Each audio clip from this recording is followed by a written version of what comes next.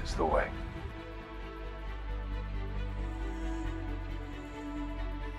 This is the way.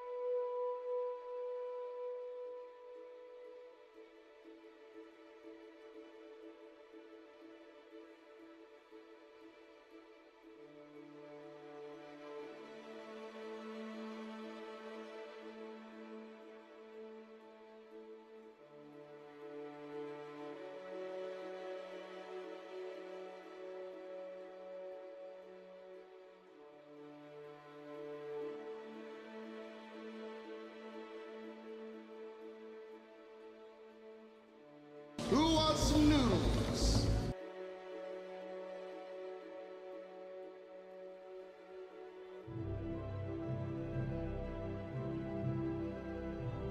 Welcome, fam, dedicated members of the Night Corps. It is a pleasure to see you on this lovely morning, or afternoon, whichever one of the things.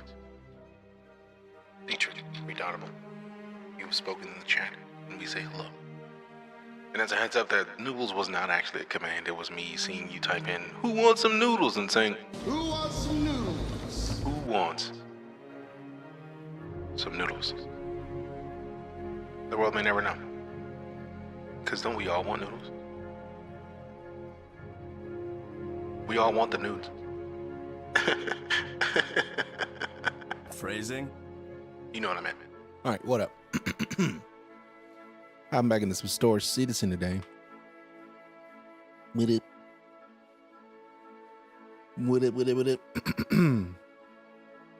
Principle of the thing, I just had to throw it out there, just in case, because we haven't fixed it. I haven't taken the time to do the thing with the thing. Make it easy for the thing, because I'm silly. Because I'm silly.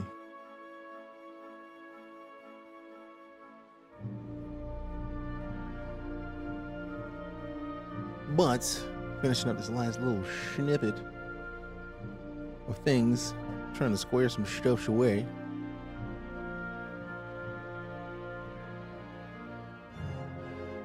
And today, I think we're going to kick off with some updates. Star Citizen. Like, let's not even wait any longer. Go away. Let's kick off with the updates. We got the subscriber sub promotions for January.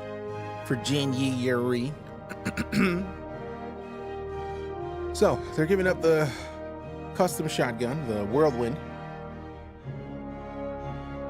for Centurion level subscribers. Whirlwind paint collection for Imperator level subscribers. And that is this blue skin right here, which is sort of paint. It's a pretty nice looking paint. It does give big Avatar vibes, if I may. So that is going to come with the... Is that the Nox? It's the Nox is some ships. Oh, and then the Finish Line Private Collection, which is the pay homage to classic racing looks and libraries with the Finish Line Complete Collection featuring paint schemes for the Apollo Nox, Temporal Cyclone, and Greycat STV, the Steve, and special edition bearing FS9 LMG. For all subscribers to pledge in for the subscriber exclusive store. So if I wanted to comp that kit, $16.40. It's not bad. And a custom wet, so you get an FS9 with it. That's pretty nice. But otherwise, we got the Whirlwind shotgun right here, the fancy looking shotty. Then we got the Whirlwind paint collection for the Steve, the Cyclone, and the Nox. Very nice. I do like the look of the Steve. Boop, next. PU monthly report that we haven't actually gotten the chance to check out yet. Happy New Year. We're rocking out 2024 with a look back to the last couple months of 2023. Read on for a full rundown of everything done for the persistent universe throughout November and December, including new creatures, vehicles, paint tech, or planet tech, and more. I didn't know there was new creatures. You've learned something new every day, fam. So, when do we get new creatures? When do they just kind of sneak that one in?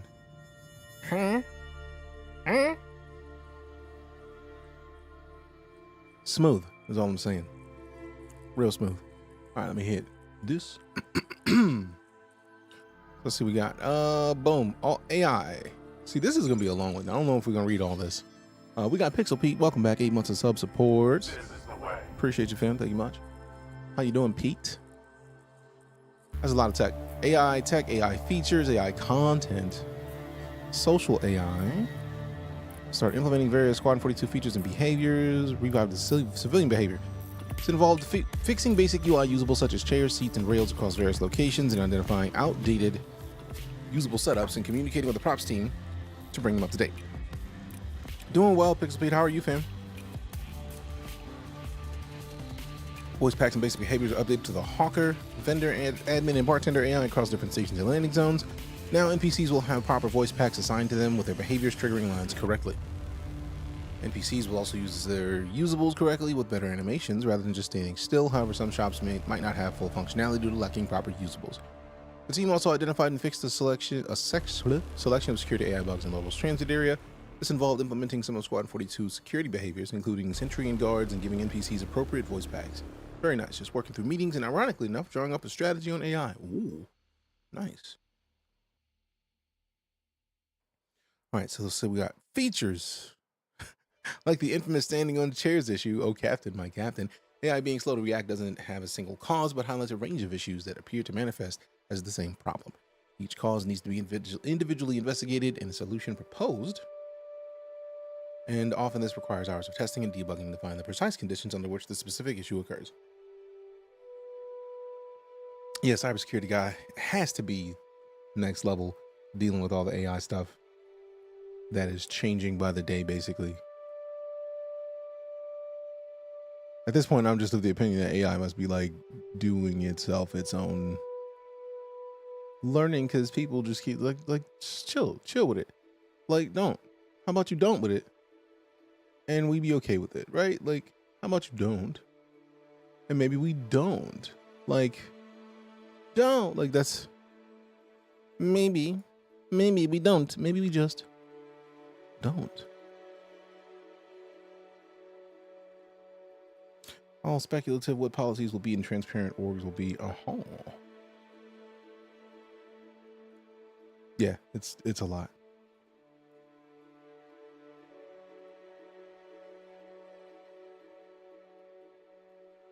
What? All right, so let's see. Identify the cause that might occur again. They'll improve the debugging tools that highlighted so they can easily identify subsequent occurrences. We skipped a bunch of this. AI features worked on several causes of slow reacting AI, including fixing an issue where increases in the AI perception meter were not being recognized in the general reaction function, causing NPCs to hang in a reaction idle animation. Fixing an issue where AI weren't exiting the investigate behavior correctly due to not checking the current target. Nice. Animation. Bring creatures to the verse, starting with a four-legged predator, a bird, and a fish. They also continue to work on facial animation for increased line count and fidelity. Interesting. That's why monitoring is a huge deal. If you set up something that can monitor baselines, you can set up alerts when something happens that is abnormal. Yerp. Yerp. Yerp. Bon. Let's see. Art characters. In November, December, character art completed the legendary Duster outfit and the Racing Flight Suit helmet. They continue working on the Racing Flight Suit itself and prepared an outfit for subscriber Flare. Along with this, R&D was done for creatures. Character concept art teams started an exploration phase on features for the character customizer and for other features. Art ships. Toward the end of the year, RSI Polaris passed its white box review gate and progressed into the gray box phase where all of the surface modeling and animations will be completed. Emphasis was on modularity for the interior to improve reuse and scalability, or reuse. Work started on the gold standard pass for the Aegis Saber Raven, which includes a component pass and dashboard polish. So it's getting an update. Okay. 3 new variants were worked on. One entered production, another continued through gray box, and last progressed into LODO or LOD0. 3 new variants of what? Their Saber? November also saw work wrap on the Gitax Sealin and structural salvage support for the Aegis Reclaimer. Community. November and December were busy months for the community team, who supported Pyro on the preview channel for the first time. Was incredibly grateful. The team was incredibly grateful for all the positive feedback and had a blast gathering sentiment around Star Citizen's second system. Alongside general housekeeping related to winding down CitizenCon 2953, the team uploaded all panels from the event to YouTube, along with chapters and timestamps, and published community pictures of the life-size Drake Dragonfly taken on Saturday and Sunday of the event. I love the fact that Dragonfly is still around. It's been there for years. I'm a big fan. Let's see. Community supported the return of the Intergalactic Aerospace Expo and associated Free Fly, publishing the IAE 2953 FAQ and Guide to Professions and Design Convention Badge contests. They also continue to connect with citizens across the globe at a variety of Bar Citizen events, alongside planning for the 2024 Bar Citizen World Tour. I'm excited about this World Tour. I need to find out when the DFW trip or stop is going to be so we could be there, cause reasons. That's awesome to see so many citizens just enjoying themselves. All right. Teamwork with the Player Experience Group to highlight its selection of Test Universe champions who contributed significantly to the recent round of patch testing. This initiative will continue in future patches with the new categories each cycle. December saw the community team embrace the tradition of Luminalia, including a referral greeting card contest with extra rewards. They also teamed up with Intel and CLX Gaming to give away Star Citizen game packages along with the exclusive Saber Raven ship to 5 lucky winners and a custom Saber Raven PC during the DreamHack Gaming Festival in Atlanta. Fancy. Oh, another website coffee. I just need to look it up and find out. What up, BG? How you doing? Life is treating me great. I hope the same for you. Can't wait for this game to get to $100 million more for it to not come out. I mean, Gus, you can play it right now. So I'm confused about the not coming out part because there's a lot of games that have been announced that you can't touch. You can play Star Citizen. Like, now we're going to play Star Citizen shortly, so whose man's is it? Whose man's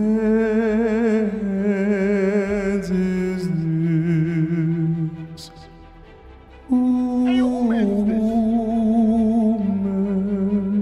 mans? One of these days, I'll catch you lacking someday. I mean, to be fair, again, I've already said it. If you catch me lacking, I purposefully did it so that you could feel like you caught me lacking. When it happens, now if it happens. Or should I say when? Because it does seem like a thing I would do. Just to sprinkle it out there, like, you'll never know.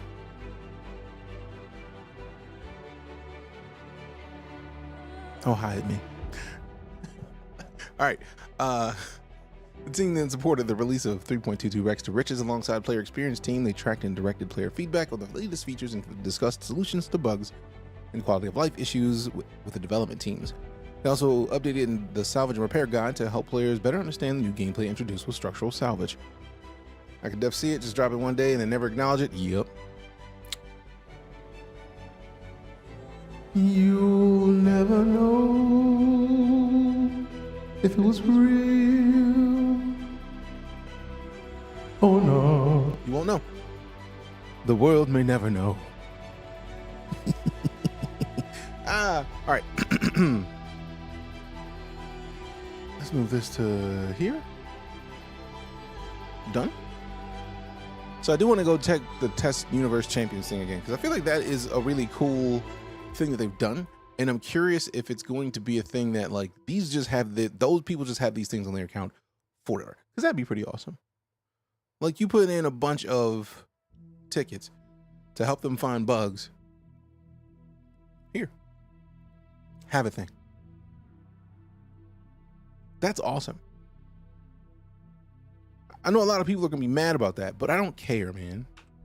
Like, this game is early access, which means it's not done. Which means that the bugs that people find and submit help them to fix the bugs because maybe they didn't see them. And the more they get with the telemetry from different people with different systems, the more they can tell which situations in which, like, that's more data for them to kind of pour through to find the problems so that they can implement the solutions.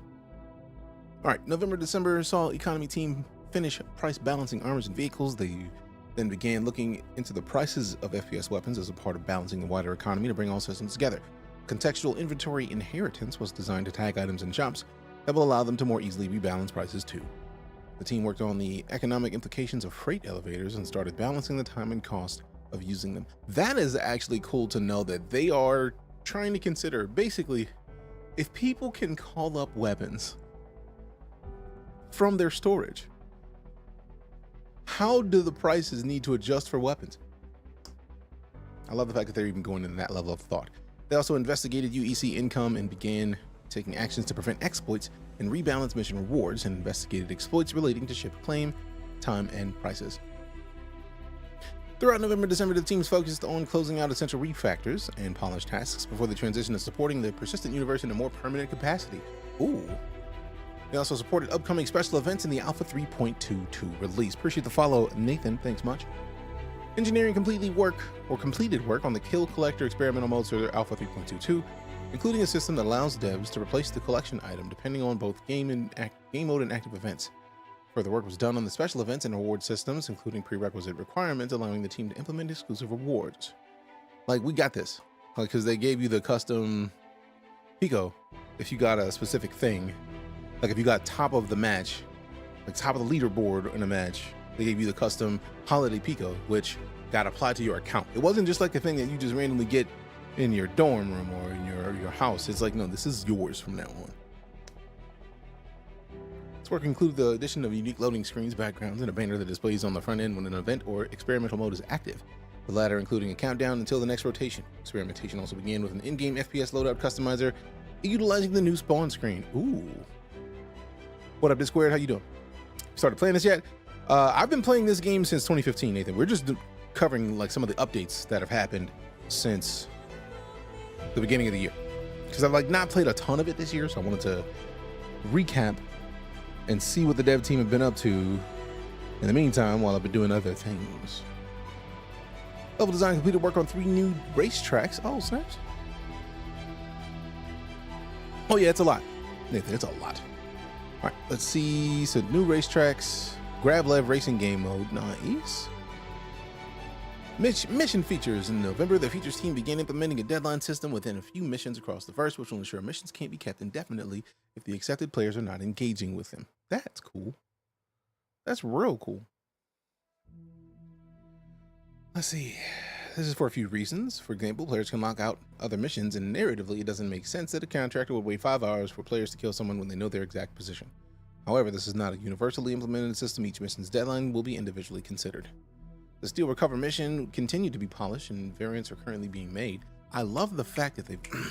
This is what I'm talking about, fam. When I say that they're the most open dev team, they are literally telling you what they're doing, why they're doing it. You just gotta know where to look.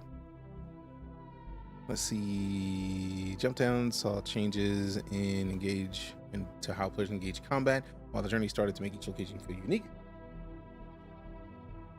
New player experience was also polished, with the team adding new parts to introduce some of the more important game systems. The team then turned to cleaning up and polishing the existing infiltrate and defend missions. And with Data Heist's release, the team kicked off a counter mission using one of the modular missions. So that's a counter mission to the Data Heist mission to allow people to take missions, to take down the thievery. So good. In December, missions features began prototyping a time trial foot race to utilize more of the ledge grab version 2 feature. So they're going to be racing in all the ways. Like, you're going to have vehicle racing, foot racing. They're going to implement like a, what's the word I'm looking for? Like not a triathlon, but like, what's the, like, Stanton Ninja Warrior is going to exist in this game. Finally converting missions to use the freight elevator again. For example, blockade runners, Xeno threat, and other missions are being assessed to determine what needs to be updated to ensure they align with the new feature ahead of its release. Let's see, graphics, VFX programming, and Planet Tech. At the end of 2023, the graphics team largely progressed with their longer-term tasks. For example, work continued on improving the visual quality of gas clouds through the addition of directional occlusion effect. Goodness gracious. Gas cloud system output is also being unified with the planetary cloud system, so the new cloud upscaling solution can be used by both. Fancy. Let's see. The Global Illumination team added support for transparency via a dense view frustum voxel grid of low-resolution probes, along with a sparser zone space grid of high-resolution probes. Work is also ongoing to improve the representation of materials in the ray tracing system. Somebody knows what that meant. Somebody knows what that meant. I know what some of that meant. I don't know what all of that meant. Vulcan is reaching the final stages of development. Let's go. With the team wrapping up on the last of their rendering tech, ongoing work is targeting reducing stutter by working on shader, PSO compilation, caching, and general performance polishing before the initial release. The Planet Tech team continued wrapping up the water feature, focusing on robustness, memory usage, and performance. Alongside this, the graphics team improved the water edge effects against both the environment and visor camera lens. Not me, right? No, definitely not me. Think it means the pretty lights are prettier? I mean, I'm all for the pretty lights being prettier. And yeah, BG, you definitely should. Bunch of bugs, but the game is so good, I almost don't care. Oh, the game is not done yet, though, Nathan. That's the key. They're working on it. I'm gonna pull up probably the 3 minutes from the last Inside Star Citizen, so that we can show the stuff that they announced that they're planning on implementing by summer, and it's a lot. So don't go anywhere yet, because we're gonna cover that. It's gonna be wild. Some of it, I'm hoping we get the hair stuff way sooner than they remotely mentioned. Global Elimination Team. Oh, we already got that. We got that. There it is. VFX programming worked toward finishing off fire hazard visuals, investigated networking support for the fire hazard system, and added support for water VFX. On the tools side, support is being added for unique IDs associated with each particle effect to allow robust referencing and the reorganization of effects. Good lord. Glad someone mentioned the hair. Oh, I'm excited about the hair. Fam, like, if you think there's not an Earth where I'm excited for them to put the locks in the game, that don't exist. TJ, what up? Appreciate the follow. All right, narrative. The end of the year brought with it a flurry of activity for the narrative team as they work to close out strong and set themselves up for an even better 2954. November was host to IAE, which featured immersive career dioramas on the show floor and new vids from security professional Garmin Humble and social media influencer Molly. For the release of Alpha 3.22, the team worked on supporting a wide range of new features such as structural salvage, derelict settlements, cargo containers, arena commander editions, and a variety of Luminalia items, including the holiday favorite biscuit ringalinks. The team also worked on the development of the Santa Kiai with a focus of Xi'an language and lore. Looking ahead, the team planned upcoming work for the PU, including new missions that will be more narratively focused, and discussed how to best to utilize guilds and factions as players progress and earn reputation. Let go. Fire coming soon. Don't know if I'm excited for this or not. I mean, we're gonna be in space. Fire's gonna be a good idea to be able to put it out. It's gonna be interesting. I'm excited about it. All right.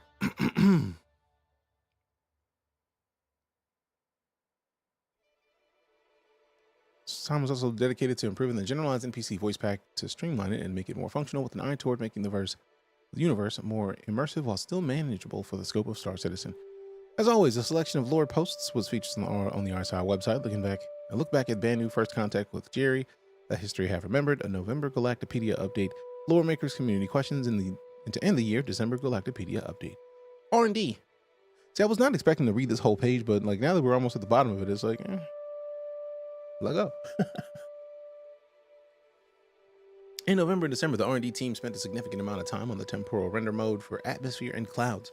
As a result, the first work-in-progress version of Advanced History Rejection, as well as the refined disocclusion detection and preparation of dilated motion vectors, was submitted.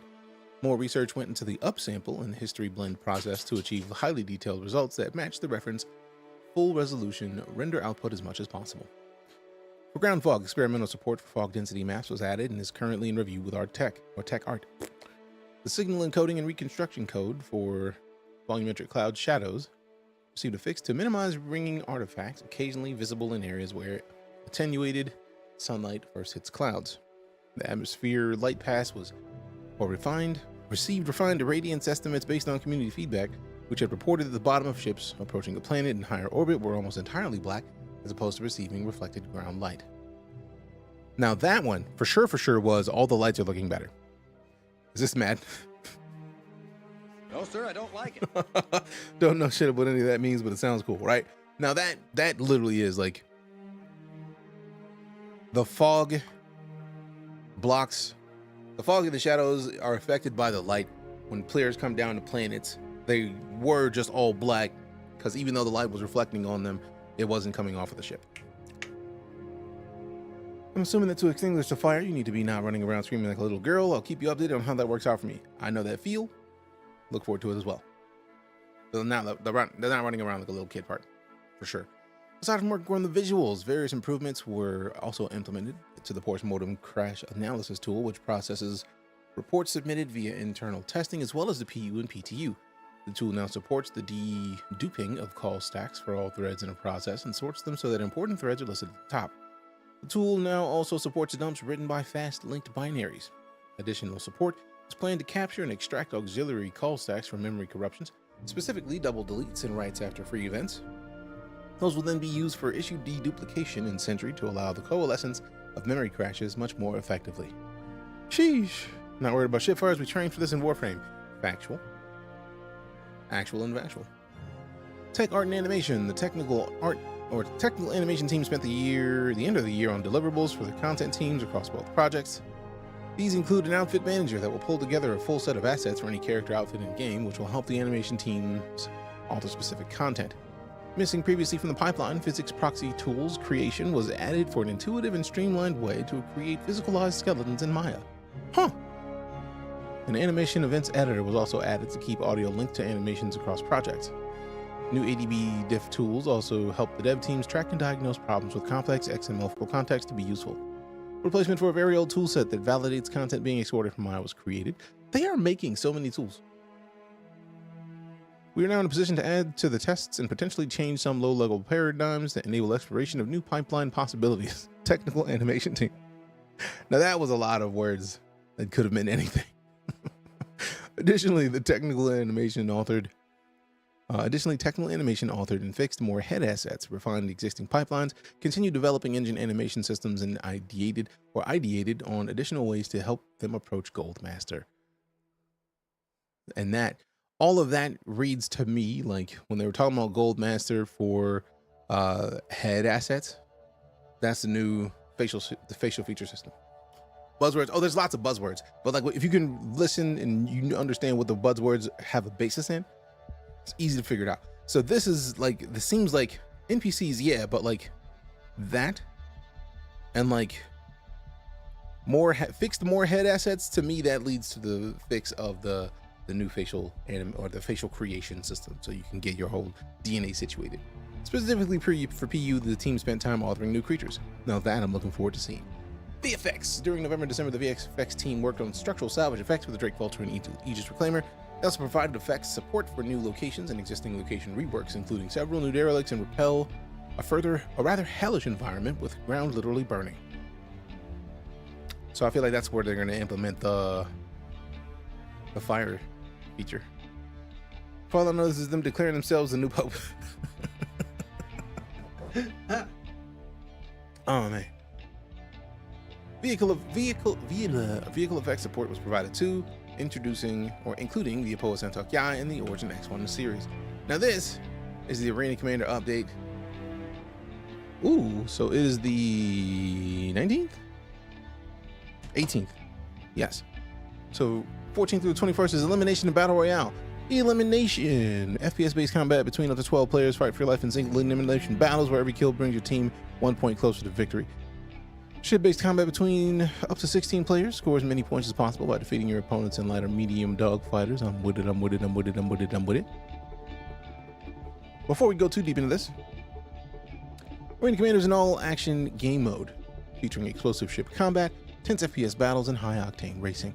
New content is added to each major patch, including maps and racetracks, while game modes are swapped out regularly. We'd love to hear your thoughts and feedback, so let us know what you think about Arena Commander's numerous modes and match types in the dedicated Spectrum channel. With it. Let go. Spectrum, do the thing. I'm with it. Just, yeah. Excitement. Excited. Star Citizen Alpha 3.2 introduced a major revamp to the Arena Commander game module, including unique experimental modes. These range from simple variants of existing modes to brand new experiences that explore new mechanics, locations, and in-development features before they are released in the persistent universe. Our intention is to rotate these game modes in and out of the game in limited time cycles. So Team Tank Battles coming back on the 21st. Team Elim and Tank Royale kick off on the 28th through the 4th. Titles or Spectrum badges are labels with associated icons usually displayed next to a player's avatar and name on Spectrum. Oh. Really now? You can change your displayed title in your account profile. Rewards are disabled in offline mode. Players can obtain titles in many ways, including backing Star Citizen, participating in various events, and by playing Arena Commander. 999 Test Squadron. A player must participate until match completion in every experimental mode during its patch cycle. Note that leaving the match before the post-game scoreboard appears will not count towards the badge. I'm not gonna get that. Master at Arms. Win a match of Gun Rush. Master at Arms. Appreciate the follow, Byron. What up, Aztec? Good to see you, fam.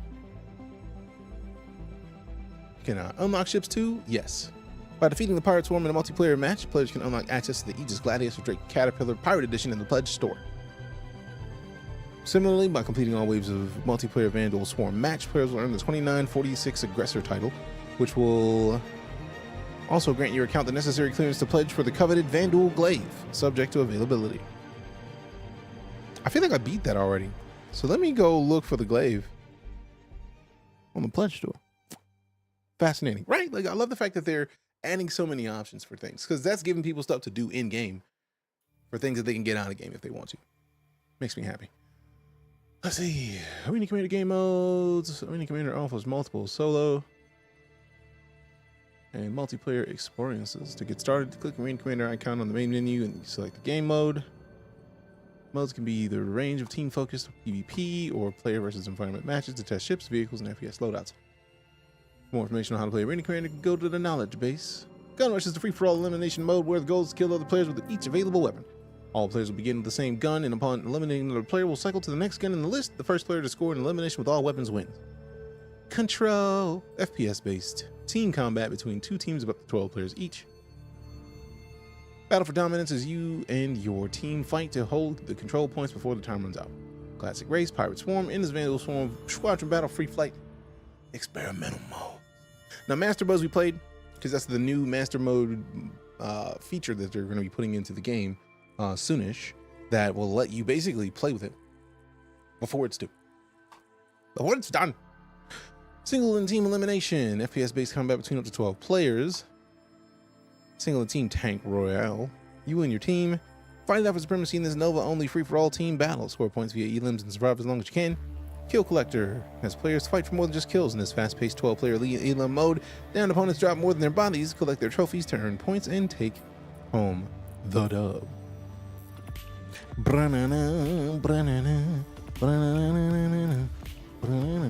Single team elim, single weapon elim. Okay. Duels, 1v1s. Duo Showdown debuted during CitizenCon 2953. When your commander introduces Dual Showdown, utilize teamwork in this best of 3 dogfighting mode that'll put more than just your piloting skills to the test. And Battle Royale, ship or vehicle-based combat between up to 6 players, or 16 if I can read words. Subject to man, door, hand, hook, car door. What? Real tight spot with the follow. Oh, that looks cool. Marine Commander's Gun Rush mode got super scary as all the player models were replaced with terrifying skellies for Day of the Vara. I'm mad I missed that. That is awesome. I want to play that. I missed the playing. Oh, man. Luminalia was fun. Luminalia had a bunch of cool stuff happening throughout, which is just nice. Happy Monday. This week in Star Citizen. Let's see what's going on this week. Teams are back in the studios, hard at work and tinkering to further improve your experience in 3.22 Rex to Riches, which is currently on our live servers. We look forward to getting some fixes and quality of life updates in your hands shortly, because why not?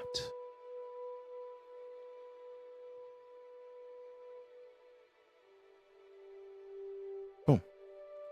Now let's see what's going on this week. Blah, blah, blah. With the continuous improvements and updates to Agreeing Commander, we published a one-stop shop for all your experimental modes information. We just looked at that needs last week, where you'll find, for example, the description of the different experimental modes, achievements that can be unlocked, as well as the requirements needed to earn them, right? The new comm link will also serve as the primary platform for our regular experimental modes rotation schedule update, so don't forget to bookmark it to stay in the loop. Mark your calendars for this Thursday, as every new ship released in 2023 will be available for a limited time for those who missed the releases or didn't have a chance to pick them up, just in case you missed it. This Saturday, we'll see the return of the biggest community-driven racing event in the verse, where hundreds of players compete in 3 divisions, buggy, truck, and hover bike, over a distance of 510 kilometers. That's right, citizens, the filthiest race in the verse, the Daymar Rally, is back. This highly anticipated annual event is a spectacular showcase of skills and thrills, but don't expect a clean fight to the finish line. This is a weapons-free race, and contestants have a license to kill. Ooh. Oh. Let's see. Now let's see what's going on this week. Wednesday. We'll repost last week's Squadron 42 monthly report newsletter as a comm link. The roadmap update inside Star Citizen, the Star Citizen Live are still on break, but they're returning soon with your favorite deep dives into Star Citizen content. Thursday, we'll see the start of our In Case You Missed It promotion, where you'll have the opportunity to pick up any new ships released in 2023 that you missed out on. Friday is National Popcorn Day, so grab yours to enjoy alongside our weekly RSI newsletter coming to an inbox near you. And Saturday, off to the races, Daymar Rally. That's cool that they even linked the page where they're going to be doing it. So no Inside Star Citizen this week. I'm guessing that's going to be next week. This game is fire. Agreed, Gio. Can I join you? I'm not even in the game right now. We're literally just in the menus. Like, not even the menus. We're on the website talking about it. Reading all the update stuff that we missed. Speaking of In Case You Missed It, welcome back, intrepid traveler. It's a new year brimming with new adventures, new discoveries, and new opportunities. And what better way to start than with the latest vehicles from Galaxy's top manufacturers, nasty fighters armed to the teeth, industrial behemoths, scrappy salvagers, and lightning-fast snubs, and unique alien conversions, just to name a few. If you're curious about the new ships and ground vehicles releasing throughout 2023, you're in the right place. Be sure to grab them now through January 29th. The universe awaits your return. Combat. The rattle of heavy artillery, the smell of laser burn, they're in your bones. You're a natural-born fighter. Oh, so it's the same page, they just updated. From mid-sized bombers to hit-and-run snub craft, alien oddities to legendary heavy fighters, and specialized assault vehicles galore. Combat is your thing. These ships and vehicles will change the game. I already have an A1 Spirit. I have Mirai Fury. I don't have the Fury MX. I'm tempted to CCU my Fury to the Fury MX, because Like there is 4 size 2 weps on the Fury. There's 8 size 1. Well, that's missiles. Also, I forgot that this one's just a missile boat. That's straight up missile boat. What up? Missiles. I'm out. Appreciate the follow, Gio. Then we got the F8C Lightning, which I also copped because reasons. It's got a golden ticket. The F8C, let me read some of these. The Crusader A1 Spirit is a 2-crew multi-purpose starship equipped as a light bomber. The A1 carries a devastating payload of 10 size 5 bombs while retaining enough versatility to tackle multiple roles and unpredictable jobs. Sometimes it bees like that. Crusader A1 Spirit, for the dubs. Mirai Fury. An alien-influenced solo dogfighter that deals serious damage with its 4 size 2 cannons and 4 size 2 missiles before escaping with sense-shattering velocity. Ooh. Mirai Fury MX. The Fury MX solo snub fighter devastates targets with 20 mounted missiles before fading away to regroup and rearm. Fancy. My new daily driver also saying, like, for the most part, if I'm doing fighter missions, I'm rocking the Lightning because it just dumps disrespect. The Anvil F8C Lightning. The F8C's superior tech specifications make it one of the most deadly heavy fighters for solo players to fly. Head into the verse and find a gold license and redeem it at any rental kiosk in Stanton to automatically unlock the ability to pick up the F8C Lightning. They brought the tickets back? That's what's up. They got a golden ticket. We got the Santok Yai. Santok Yai is a single crew medium fighter that literally flies circles around the competition. Deadly combination of 4 size 3 weapons and best-in-class maneuverability solidifies it as a force to be reckoned with. RSI Scorpius Antares. No thank you. The E-Warfare variant of the deadly RSI Scorpius, the Antares features a size 4 EMP and a quantum jammer to halt and neutralize targets with ease. Firepower comes courtesy of 4 size 3 weapons and 16 size 2 missiles. Tumbril Storm. The Tumbril Storm light tank boasts of a spoke size 3 laser repeater with devastating firepower. Its unmatched speed outclasses traditional tanks, making the Storm perfectly suited to solo ground combat scenarios. Because why? Because reasons. Tumbril Storm Anti-Air. The Tumbril Storm Anti-Air swaps out the laser repeater for a deadly anti-aircraft missile battery. No less than 16 size 2 and 64 size 1 missiles make this a light tank with a fearsome deterrent for encroaching enemy aircraft. You could try it, but it's gonna suck to be you. D-Lemon, what up? RSI Zeus MR. The security-tuned Zeus Mark II MR is built to hunt, neutralize, and secure any target. A quantum dampener, EMP, prisoner cells, and heavy weaponry ensure the Zeus Mark II MR is a formidable bounty-hunting vessel. The Origin X1 Force. Featuring additional shields for improved defense, this open canopy vehicle from Origin Jumpworks is equally suited to ground-based exploration, reconnaissance expeditions, and security operations. So we're going to go back up. Ooh, categories. Industry. Whether you're a hauler, a miner, or a salvager, this collection is something for you. Become a solo industrial freelancer or kickstart a galactic industrial empire. With these ships, the universe is your oyster. Yeah. RSI Arastra. The Arastra deep space mining platform is built to maximize its output and profitability. The 3 mining lasers, an onboard refinery, a hangar, and 512 SCU of external storage ensure the medium-sized crews can make a small fortune. Crusader C1 Spirit. The versatile 2-crew starship tuned for mid-range cargo delivery. A generous 64 SCU cargo hold. Handle goods or ground vehicles while size 3 weapons and missiles keeps the payload safe. Keep summer safe.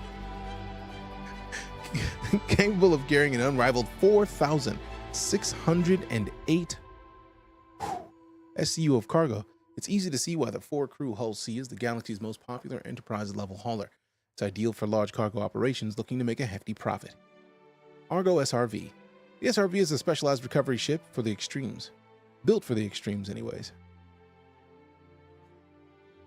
From search and rescue operations to moving cargo containers, the innovative size 3 tractor beam effortlessly tows stranded ships, wrecks, and cargo. The Drake Vulture. Get into the salvage game and become a wrecking crew of 1. The Vulture features an integrated salvage setup featuring a hull-scraping laser, tractor beam, and 12 SCU of cargo capacity. RSI Zeus CL. The Commerce-tuned Zeus Mark II CL Clipper, features a best-in-class 128 SCU cargo capacity and a tractor beam for handling large volumes of freight, perfect for small crew cargo operations. I'm very excited to see when that ship comes in the game. It's like carpal tunnel, but more comfortable. Figures aren't what they used to be. Developing. I'm sorry to hear that, fam. Carpet tunnel. I didn't even see that. Oh, appreciate the support, D-Lemon. You a boss. All right, so no, we were going back up to the top so that we can switch the category up to Venturing Beyond. And the categories is always there, so we can just like kind of scroll up. Drake Cutter Rambler. Wait a minute. Explore the universe within your terms with these recently released ships suited for medium-range pathfinding, scouting, and multi-purpose functionality. No matter where you roam, you can always count on your ship. Drake Cutter Rambler. The pilot favorite cutter chassis outfitted for long hauls and extended engagements. Additional fuel tanks and onboard food prep facilities mean you can travel further, while armor storage means you're ready for anything. Drake Cutter Scout. Built on the do-it-all attitude of the original cutter, the Scout takes its utility and combat abilities further with an upgraded scanner and missiles. Whether supporting a fleet or going it alone, the Scout doesn't compromise. I also love the Scout. We got the follow from David, appreciate you. Gatak Sulin. The Sulin... the Sulin is a distinctive cargo hauler by renowned alien shipbuilders. Crafted by renowned alien shipbuilders. It features 6 SCU of cargo capacity alongside 3 size 3 weapons and 12 size 2 missiles to keep your payload secure. RSI Zeus ES. The exploration-tuned Zeus Mark II ES features a robust radar package for making new discoveries alongside 4 size 2 shields, expanded fuel tanks, and crew habitation for comfortable long-range expeditions. Performance and what? Luxury. Maximum speed on the race course and maximum comfort on any terrestrial journey, this collection of vehicles all transcend racing and ground transport, taking them to entirely new heights. Mirai Fury LX.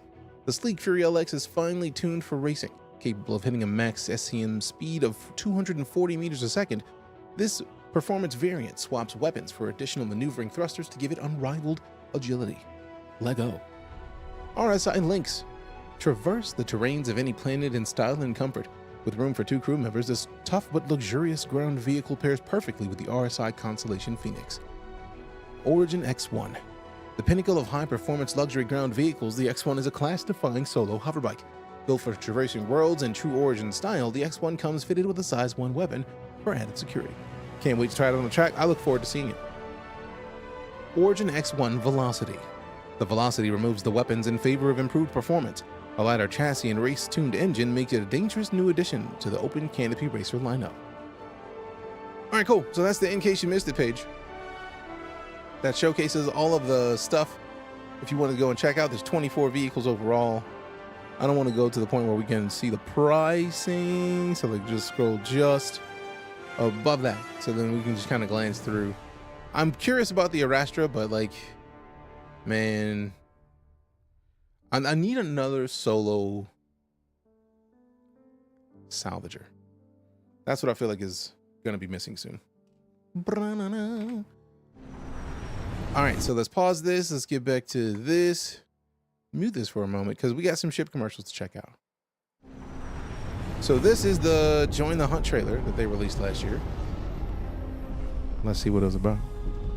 Watch your back now. He's close. Very true, Angelus. He better be. Or Angelus.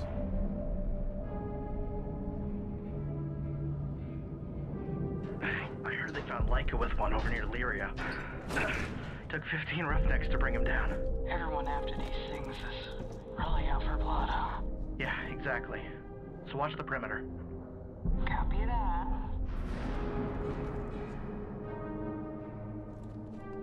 You sure this marker is accurate? Man, I gotta Should be right up on start getting out of this screen, man. Look at this. What the? Ow. You good? Is that? Holy shit. He has one.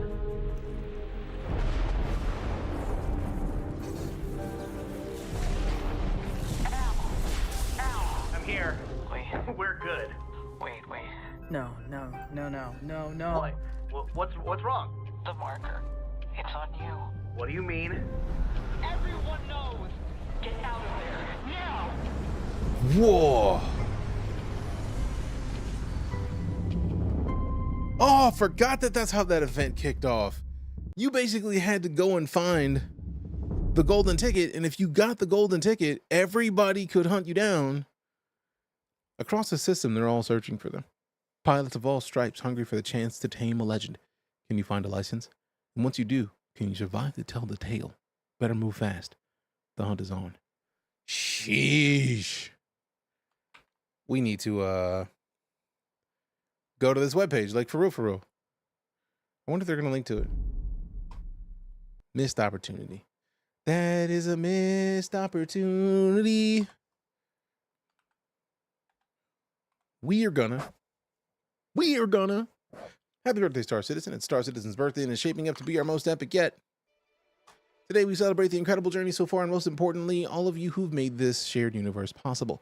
From the solo Aurora pilot all the way to the fully crewed fleet, you are the reason we're all here today. As a toast to you, we're unleashing something special. The most formidable solo heavy fighter in the verse, the infamous Anvil F-8C Lightning.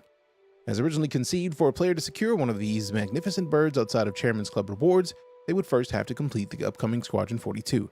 However, for the last few years, you salty scallywags and industrious ship hunters have proven adept at stealing and piloting F-8s during their appearances at Invictus Launch Week. So in a nod to your unofficial mayhem, we've decided to officially unleash this storm on the verse. With CitizenCon coming on October 21st to 22nd, what better way to count down to the big show than bringing you some good old-fashioned fun-filled action? With that said, unless you're a member of the Chairman's Club with an F-8 already snuggled cozily in your hangar, it's not going to be easy to get your hands on one. You're going to have to earn it by locating a special license. And once you get your hands on one, watch your back. This is going to be the hottest ticket in the verse. Happy hunting out there, and remember to tune in to CitizenCon in less than 2 weeks for updates on the status of Squadron 42 and, of course, Star Citizen. So they got the golden ticket. It was a great idea. Like, an extremely limited number of special licenses have been hidden across Stanton, and you have until October 23rd to find one and claim it for a chance to secure the most formidable solo fighter in the verse, the F-8C Lightning. Beware though, as some of these prizes will put a huge target on your back, and nowhere will be safe when the entire system is looking to pry your license from your cold, dead hands. Find a gold license and redeem it at any rental kiosk in Stanton for a 24-hour F-8C rental. What's more, you will automatically unlock the ability to purchase the formidable Lightning here on this very page. If you're fortunate enough to snag one of these gold licenses, you'll get a confirmation email with more details. After redeeming your gold license, you have until November 7th, 2023 to pick up your F-8C.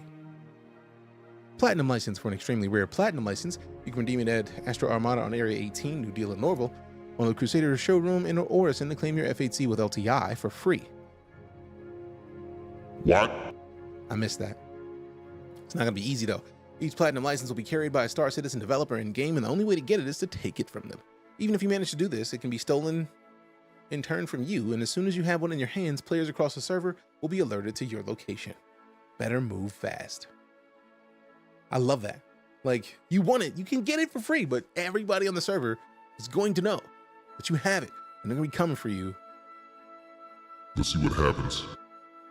Landing complete. A library for every occasion during this limited time birthday event. Pilots have the chance to pick up a base F-8C Lightning, gold license, or base F-8C Lightning with the Stormfire paint, platinum license. These are available in limited quantities and will require participation in the in-game event. Separately, 2 other versions of the F-8C remain exclusive to Concierge tier rewards. The base F-8C Lightning, including the newly interested Shockwave paint, or introduced, is exclusive to the Wing Commander Concierge level. The F-8C Lightning Executive Edition is exclusive to the Praetorian Concierge level. That thing is pretty, and it flies like a dream. What up, CS? Good to see you, fam. It was a crazy furball of a fight over those plat tickets. Oh yeah, which means I feel like they're gonna do that again. It was too successful, and I got one, so I'm not complaining. Next up, let's go ahead and mute that again. And this is the Gatex Healing Embrace Innovation trailer. So if you haven't seen the trailers for these ships, it's a good thing you're here because we're checking them out.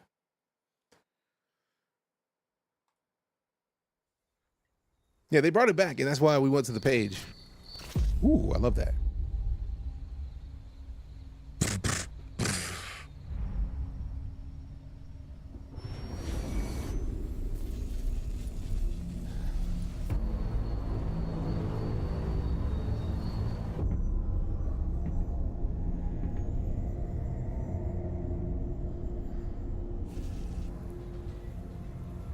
Just got a golden ticket.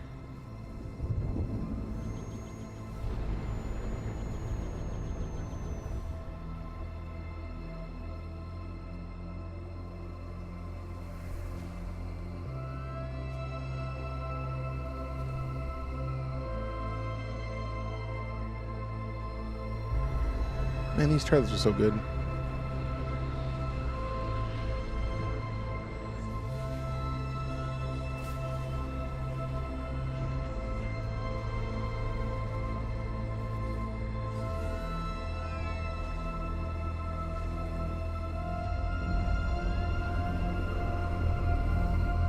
Didn't want 6 months. I feel like if you got it before that, they gave you the if you contacted support, they updated your 6 months to 10 years.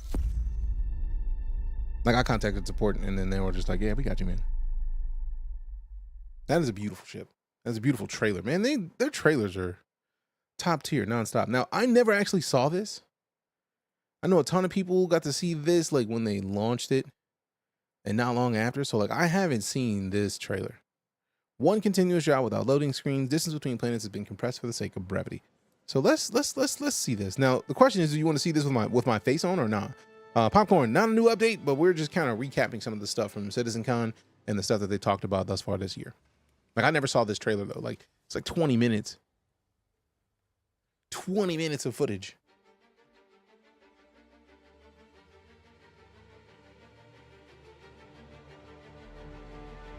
I like how they just basically put a Big Bang in there, like no. Earth, wind, fire, water, earth, go, planet. What a first chapter. You know what? I'm gonna pause it right here.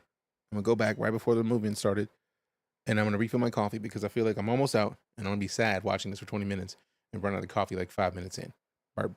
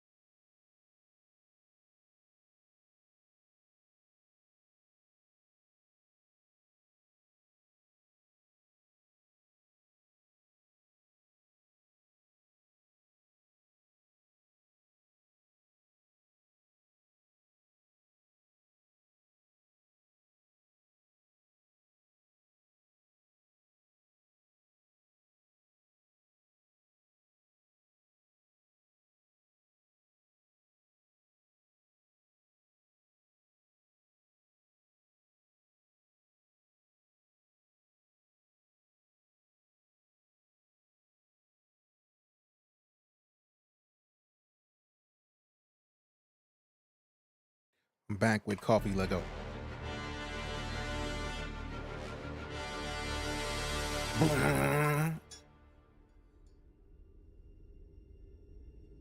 I love that relative velocity. Millions of meters per second. Goodness gracious.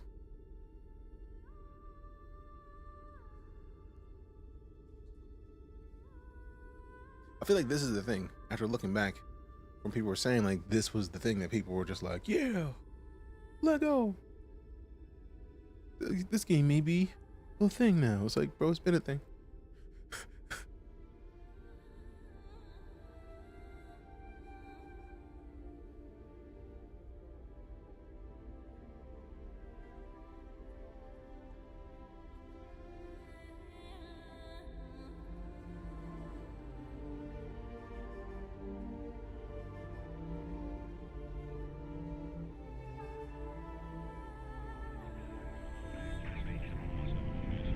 Love it.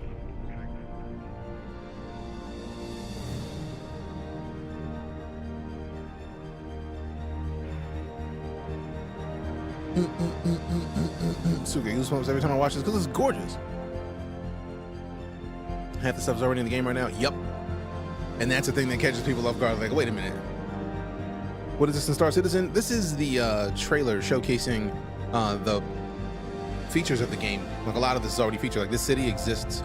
You can fly from space to this city directly. It's pretty easy, actually. These are the things where you want to go if you have, like, if you've done a lot of salvaging and you want to be able to deliver your salvaged goods. Like, right in front of those bubbles where they just kind of flew past is where you want to park to sell your stuff. It's nice. At least some of it. I wonder if it broke a record. I'm sure it did. I am sure.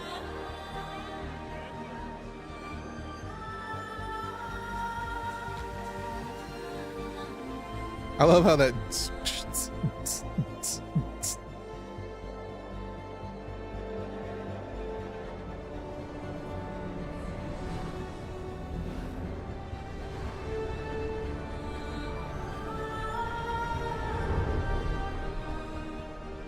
Star Citizen, yes.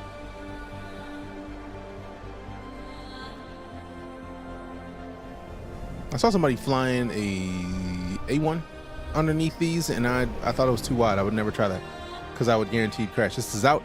This is, you could play this right now, Chris. You could have been playing Star Citizen for years. Like, this is just a showcase of like some of the features that, like, it's basically a camera that flies through everything.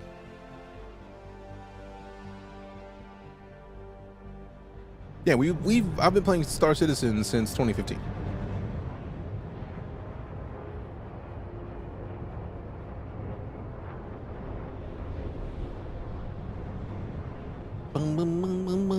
Like, yeah, this is the Carrack. I own a Carrack. This ship is in game. This is only on PC? Yes. Was buggy, wouldn't let me start the game. Ghost, what? Do you have an SSD in your PC? That to me is like one of the base requirements. You gotta have an SSD in this game. That's actually on the requirements. Chris, appreciate the follow. Long time, let's see what up. Simon says it has been a minute. Welcome back. Me.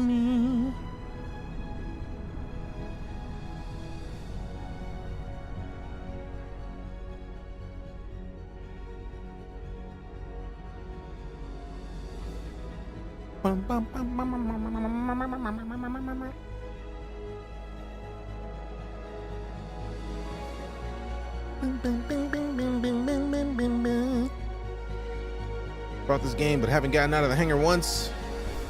There is now a tutorial in the game, BK Dean. So I feel like if you start at Microtech or not Area 18, that's the name of the city. ArcCorp. They have a tutorial that walks you through a lot of stuff. Is this better than Starfield? It's different from Starfield. This is an MMO. And yes, there are mining missions like where you can mine underground in caves. Don't think my PC can fully run it. I mean, they're implementing Vulkan right now, so I get the feeling we're gonna see a lot more frame rate from a lot of people soon. Live on Crusader. I can't remember if they have a tutorial at Crusader. I think they do. I feel like I've been choosing to start at Microtech more often than not lately. Boom, boom, boom, boom, boom. New Babbage, yeah, New Babbage, New Babbage, New Babbage. It's so lovely city. Bum, bum, bum, bum, bum, bum, bum. They do? Nice. I feel like at this point, all they need to really add is like Lorville.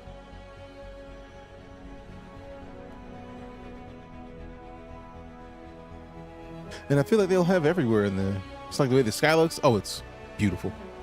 Might have to lower some stuff. Yes, I recommend it. First one was at Lorville. Okay, cool. Then, oh man, I can't wait for Vulcan to go in just because of the,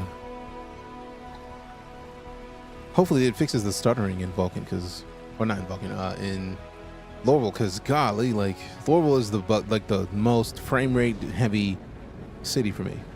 It's hard to choose between Area 18, Blade Runner, or New Babbage, Canada in space. True. True.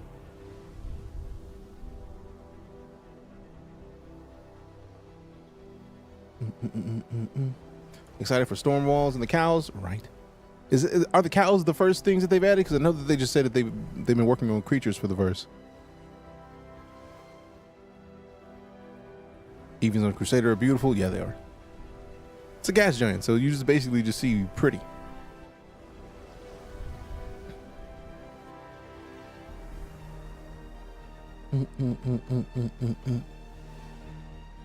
No spoilers. True. I've never seen the creatures they've been talking about, though. I'm excited for them to get into the game. Like, come on, give me some stuffs. Give me some creatures. Dean with the follow. Appreciate you.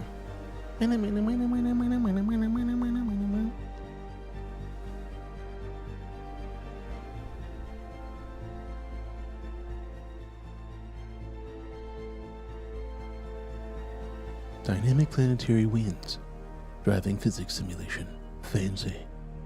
Abyssal Knight with the follow. Appreciate you. I love how they just keep putting words on the bottom left of the screen. It's like, these are the things that are happening in the game right now. Go get you some.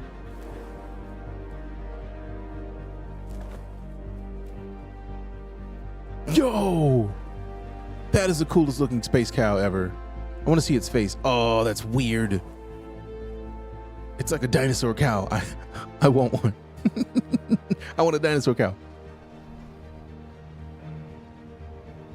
I want a dinosaur cow. I have a mighty need for a dinosaur cow. It's a dinosaur cow. Right now, Michael, we are literally just watching the was it the Future of Gaming Star Engine trailer? How are we only a third of the way through this, basically? Just over a third of the way through to see footage of what they're intending to bring to the game. The only thing that I feel like I've seen thus far that isn't in the game already or hasn't been in the game already are the space cows. DJ just wants the dino cow to have bigger brisket. Why would I not want bigger brisket? Let's go. But yeah, like the only thing I've seen in here thus far in this 9 minutes is the cow.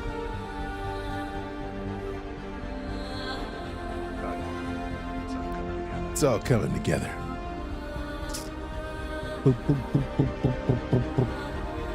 Space milk. We've seen space milk be ingested. It's not a surprise.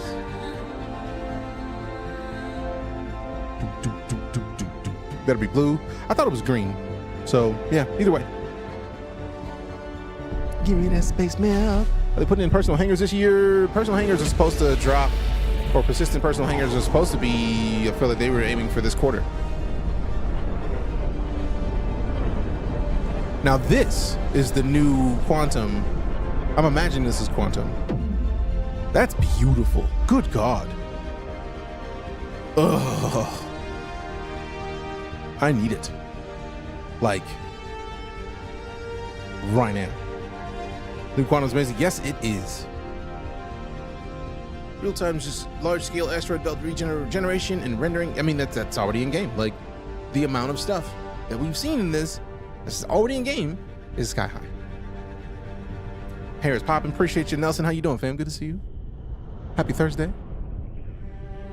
I was hoping it was Happy Power World Day, but it didn't happen that way yet. Got my Arrastra ship purchased. Can't wait for it to be added. I am jealous. That thing looks great. But also simultaneously, I don't think I want one. I want another personal level mining vessel. Like, right now we have the Prospector and the Orion and the Arrastra at this point. I feel like there's the 3 tiers of it. And then for Salvage, we have the Vulture and the Reclaimer. I need another personal level of each of those ships, because the Prospector is cool, but I really dislike the bubbly, like the bubble ship. Like, right, like give me, we talked about it during IAE, and I was wanting to get my Mole is mining as well, true, but the Mole is also like a multiple person ship. Forgot about the Mole, thank you for the reminder of it, but like even with the Mole, you need to have somebody else out there, or you have to park it and like turn the engine off to make sure you don't move, and then get up and then go down to some ladders and then get into a seat and then mine. After seeing in IAE the SRV, we need that entire ship is a platform. The SRV is a platform for personal everything. That is how I feel like they're going to make that manufacturer the construction manufacturer. Because, and yeah, I agree, there's nothing wrong with the Arrastra that you can refine on it. It's great. It's just the issue of, for me, there needs to be more diversity in ships, because right now for personal miner, your only option is a Prospector. For personal salvage, your only option is a Vulture. I want to see that I need to see the Argo platform for the SRV make everything. There needs to be an Argo version of a mining vehicle that is not a Mole, that is a little personal SRV for salvage or for mining. There needs to be one for salvage. There needs to be one for, like, they already had the tow truck. I feel like even when we were watching it, there's a bunch of different stuff.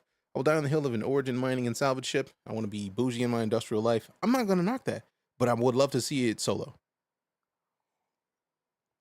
The Odyssey is a miner. Are we talking about the gigantic? I thought that was the Orion. I might have said the wrong name. Saving now for the Kraken. I want the Kraken so bad, but it's going to be a long, long time before I can afford a Kraken. I probably, if I melted all my stuff right now, I could probably get a Kraken, but it's not that serious. Not that serious. I can wait. Also, to be fair, I do have a secondary account that is going to be my primary when the game launches. Like right now, I have a bunch of ships, and the likelihood of me using this account to play a lot is not. Like, I'll hop in a DeejayKnight primary every now and then. Misk Odyssey Large Miner, yeah. I thought that was the Orion, so I probably just thought of the wrong name. Appreciate that. You'd have nothing to put in the Kraken. True, but we have the Night Core.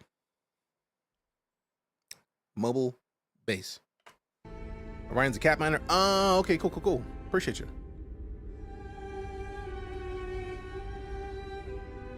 Still, more personal. Give me an Argo miner. Give me an Argo salvager.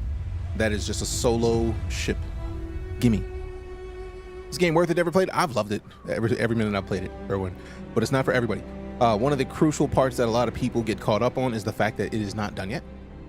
It is an alpha state, so accordingly, it is going to be buggy. It bugs out. There's nothing really to be done about it. It happens. That's a part of the process. But in my opinion, that's what makes it awesome. It is the kind of game that needs time to finish. And it's going to get developed, but like this city exists. I feel like it's probably my home right now. Like, it's great. You want a great cat with a mining laser and a small storage? That would be nice. Heard they were adding building to it. Was kind of waiting for that. Oh yeah, there's going to be the ability to build an outpost. If you're waiting for that, like, I feel like a lot of the people who are in Star Citizen now are going to be well versed in it by the time that releases. And that's where I feel like if you are interested, they have sales regularly on the game. Might not be a bad idea to get in when they're having them sales. So that way you have an account and you can get the basics now. So by the time it comes out, it's gonna be great. And yeah, the narwhals or the space walls, and yeah, the Mercury Star Runner is a beautiful ship. Crusader has become one of my favorite manufacturers. For real, for real. Like, for real. Think I'll pull the trigger and get it from the layout of it all? I mean, the only thing I ask is if you cop it, use that referral code right there. Everybody who gets a count, if you use the referral code, you get 5,000 in-game credits. I get a number next to my name that says, hey, one more person that DJ sent to get Star Citizen. The more people that I send to get Star Citizen, the more ships they give me to show off on stream. So we all win. That's just me though. You don't have to, but if you have not made an account, when you do, if you use that link or if you use that code, you get stuff, and I get a number next to my name that says, hey, DJ told one more person to do the thing. Wow. That quantum is so pretty, man. I need it.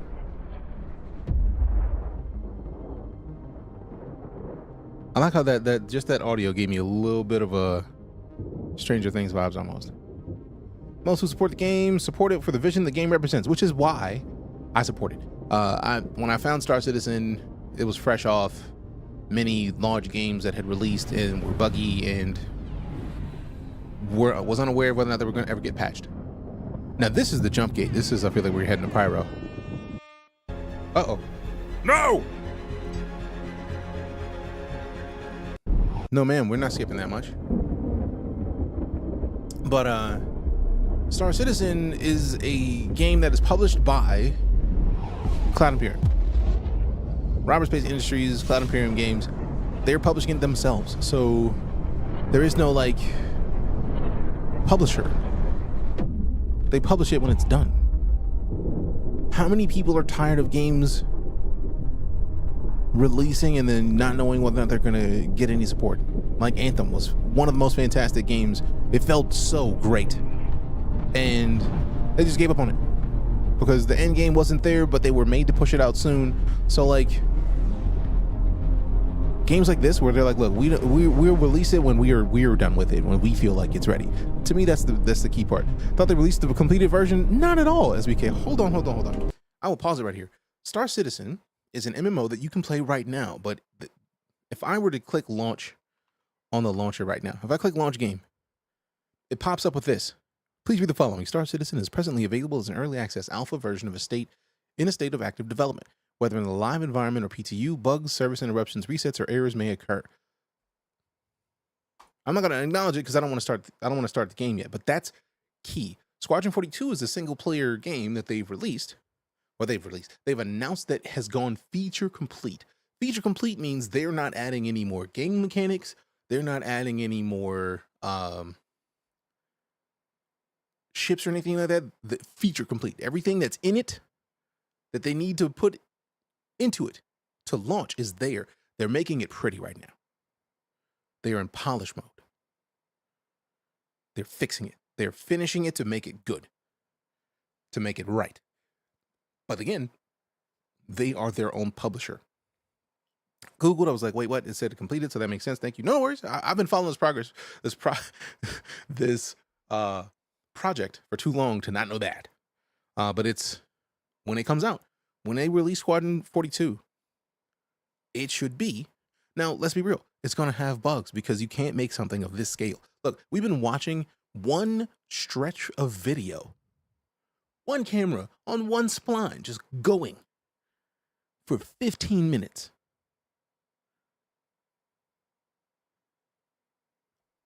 And we still have like 9 more minutes left of where it's going different places. This is Pyro. Pyro is the next system that we're going to get. They're wanting to give us this by summer, which is wild. When did people start calling Star Citizen an MMO? They've been calling it an MMO since they've been starting development on it. Because when they started the Kickstarter, they got $50 million, and we're not expecting that much. They asked the community, this is more than what we needed for Squadron 42. What do you want us to do? And the community said, we want an MMO.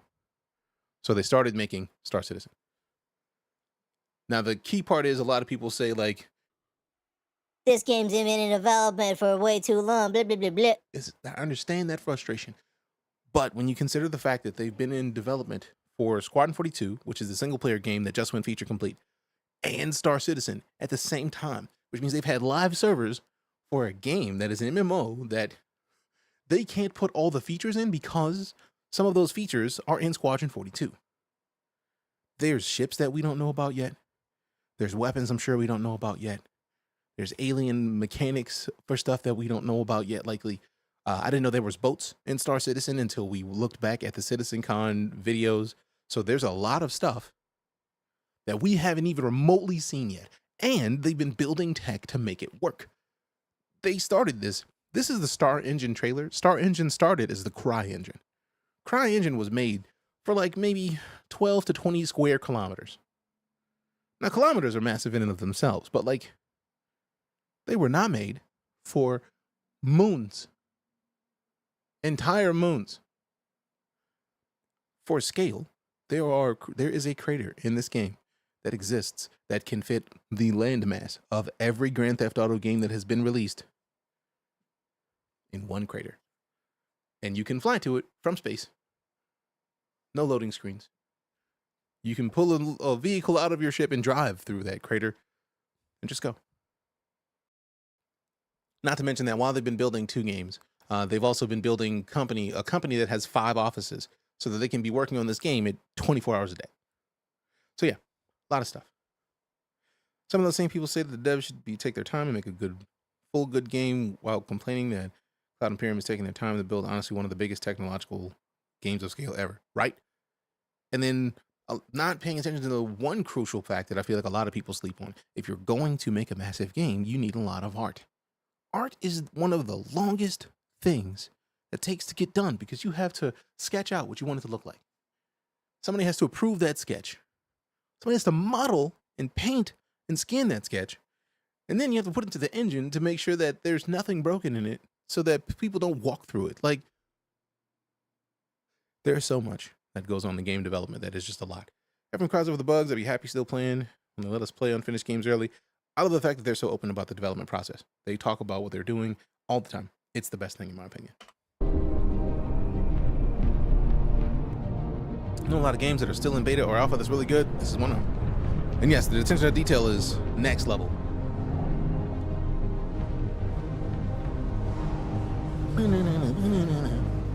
So we've been in this space station. Like, we've been here. It's beautiful.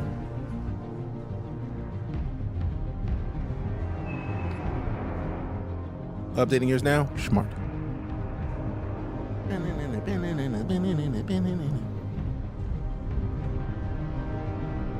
Why you playing with her toes?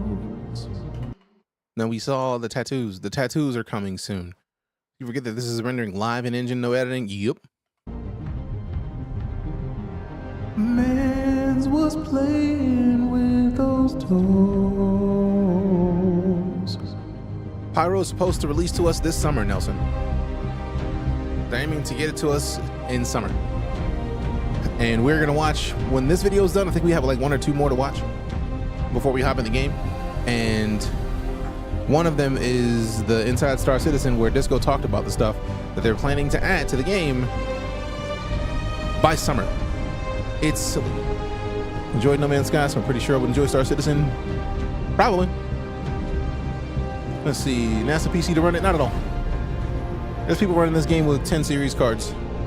Is it running perfectly? No, not at all, but it's running. Aren't they supposed to be putting in base building? Yes. There are ships made specifically for building in Outpost. Do you have an SSD, Captain Mordecai? If you don't have an SSD, then you are already at a loss when it comes to this game. Do I stream full time? That I do. That I do. If it's a day that ends in Y, that's not the weekend. You can expect to come and see me. You can't run it on normal. What's your frame rate in the game, fam? Like, because that is interesting. Because my stream PC has a card that's less than that and an i7. And my stream PC was the gaming PC. So, like, I'm very intrigued by that. I had to delete the game twice to even get it to run. Is it on the same? Are you on the same hard drive as your Windows install?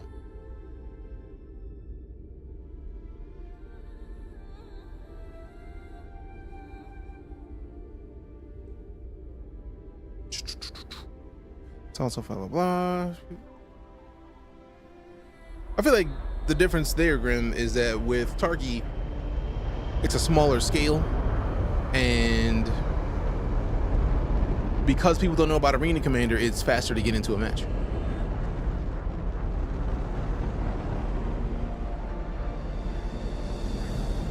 Also runs better than medium. High runs better than medium because the game hasn't been optimized that. That's actually a very valid point. Try to run it on high, Mordecai, because I don't think I've had it on normal in ever. Now, the fire system is going to come into play soon to where you can actually put out fires. They had a whole video about this at CitizenCon, which blows my mind that there's going to be, you can be a firefighter in this game. That's wild to me.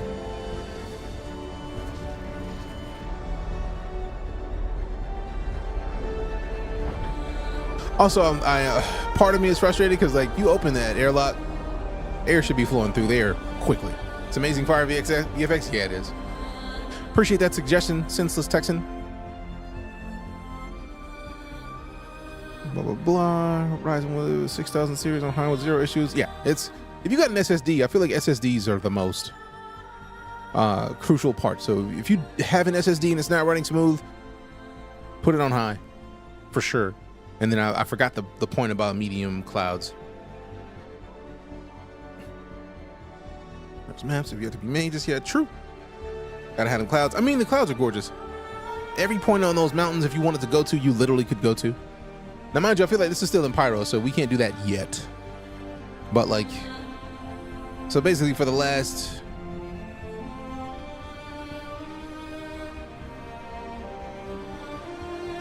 the back half of this video, basically, starting at like 15 minutes, at 14 minutes, 30 seconds.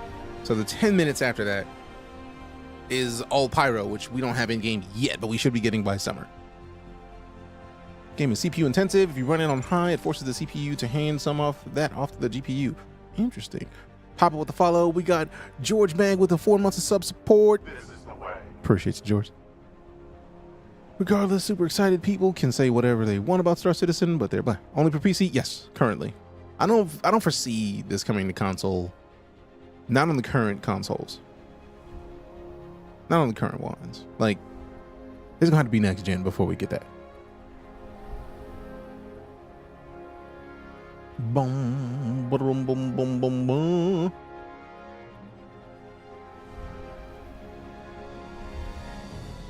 Not in a while. I would say run it. Run it, Mordecai. Run it on high, medium clouds. Come back and tell us how that works. Because I feel like if you have an SSD and you have the PC that you have, you should not have issues running Star Citizen. So base building is my most look forward to feature. If you get good now, by the time base building comes out, you'll be even better ready for it. Would that be next gen? Probably. Also, I feel like since we might, I would say we would get Squadron 42 on console before we get any of that other stuff. And I feel like we might be able to get Squadron 42 on console because it's not an MMO. But keyword there is super might, because they have the best hard drives right now. Like, if you have a console, if you have a hard drive that's on level with the hard drives in the PS5 or the Series X, you have a beastly hard drive. Appreciate the follow, Mordecai. Thanks. Try turning clouds off their hogs. True facts. Turning off clouds in the Cloud Imperium game. Jokes. I need it on PS5. Game name: Star Citizen. Now that I'm excited about. They had like an hour-long presentation on just water, fam. I would never have thought that water mattered in this game. They don't use hard drives anymore, they use SSDs, which is the point. Like, if you have an SSD of the quality that's in the current generation of consoles, they are like way higher than just like base SSDs. They are like, I can't remember what type of, like, is M2s they use? I can't remember the specific name for them, but golly, game name? The game name, after you said game name the first time, I pointed down and said Star Citizen, because it's right here on the screen, specifically for you to see, so you don't have to keep asking what the game name is, because it's right here. It's on the screen, and I pointed at it and said the name of the game when you asked the first time, so. The game name is Star Citizen.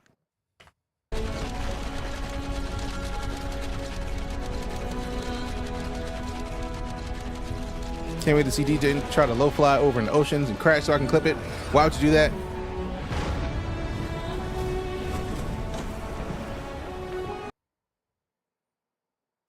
I don't think you have the facilities for that, big man. I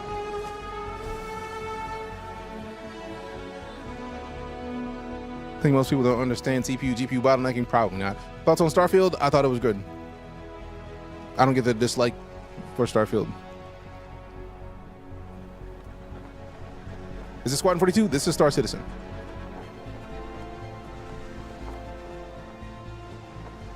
That camera shot, though. Oh, snaps, the sweat. Are they gonna make him cry for this? Man, I was waiting for him to drop some tears. You know, I'm so mad at that. I would try to do an ocean rescue and wind up smashing the people I was trying to save as I dropped my ship in the water. I mean, that sounds about right. There's a bit empty feeling in base building. I mean, I don't really feel like it's a problem in the base building as you do more stuff in Starfield, because I feel like a lot of people were just like, This game is trash. if you've ever played a Bethesda game, Starfield is a Bethesda game. If you've never played a Bethesda game, they're very word heavy.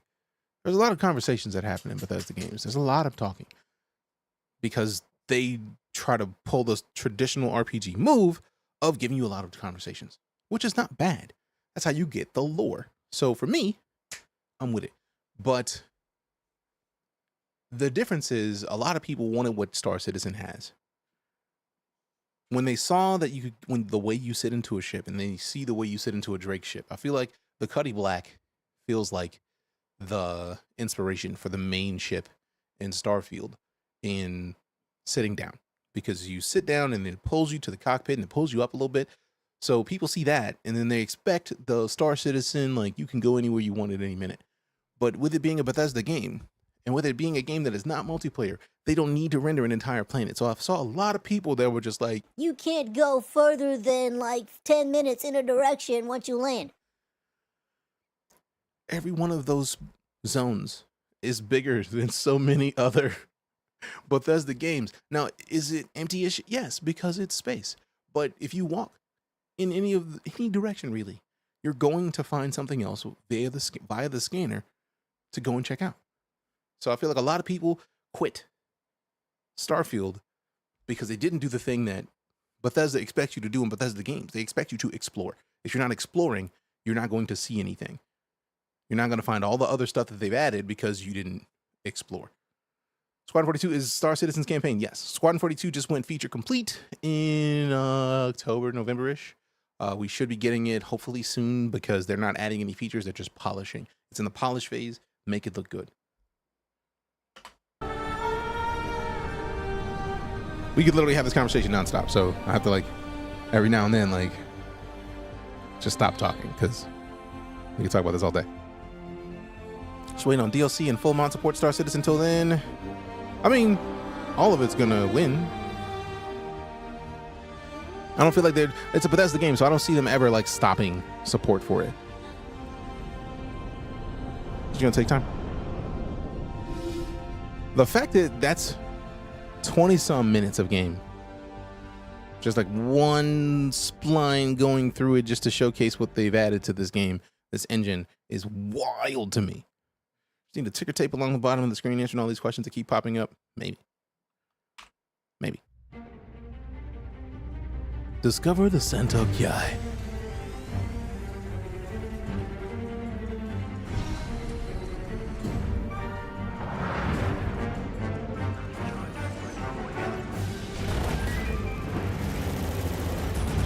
What up, Charles? How you doing?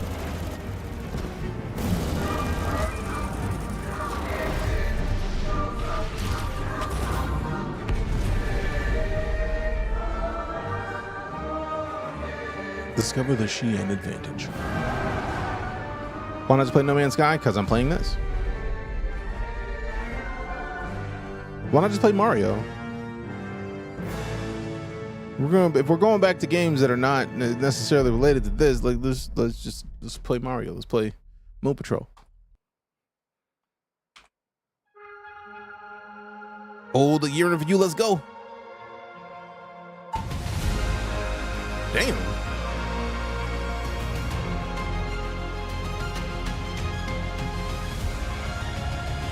Could overthrow Unreal as long as they don't pull the Unity. I don't think they'll pull the Unity. Persistent entity streaming, Gen 12 graphics renderer. Golly. Soft def. Arena Commander, 12 new racetracks, mining enhancements, Louisville City upgrades, Arena Commander experimental mode, Salvage gameplay. You mean this is gonna tell me this is gonna be 2 minutes of just like 1 second of individual thing? Golly. Do you plan to watch the direct later? I thought the direct already started. New player hair, locations. Also, I don't know if they're gonna have like non-DMCA free music. I'm not trying to get yeeted off my platform. Did not know you Star Citizen. I've been playing Star Citizen since 2015, Charles. I don't know how you've been in here this long and haven't caught us playing it. Well, glad to see you, fam.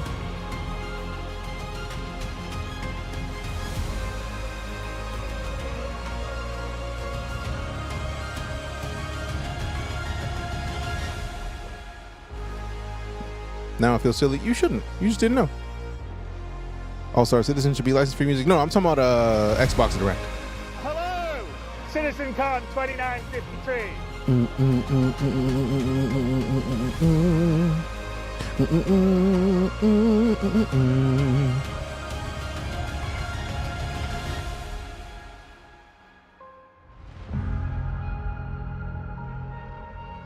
Nice.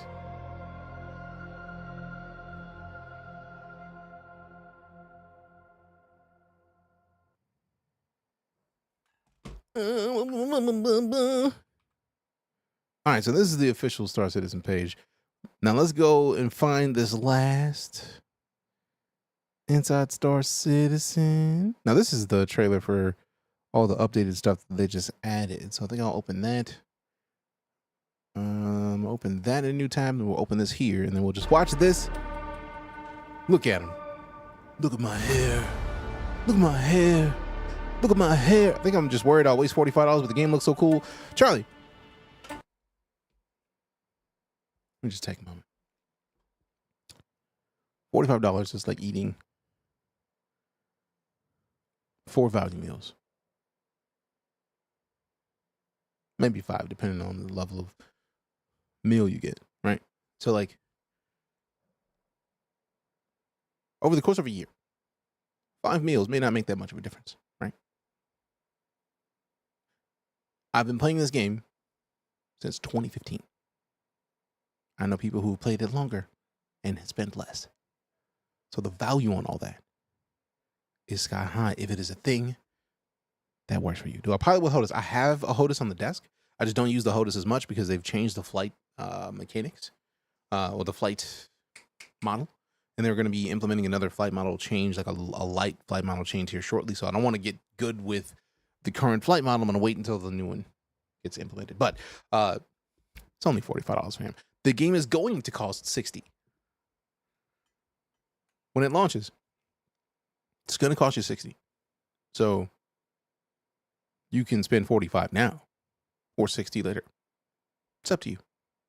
What can I expect coming back right now? It's a tough answer to that, Mac, because I feel like since 2017, they've just been piling so much stuff. Like Salvage alone didn't exist a year ago, but the Reclaimer is functional.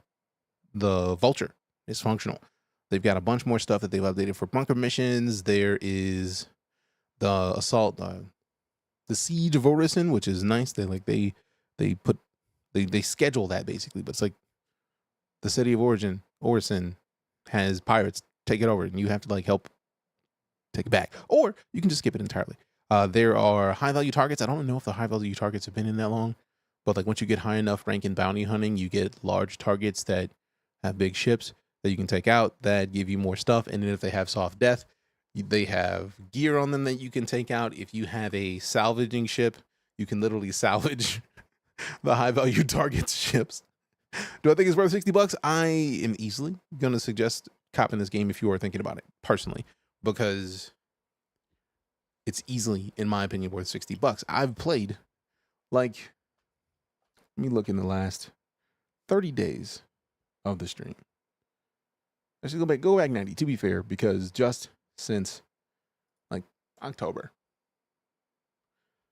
Star Citizen, we've just streamed 132 hours.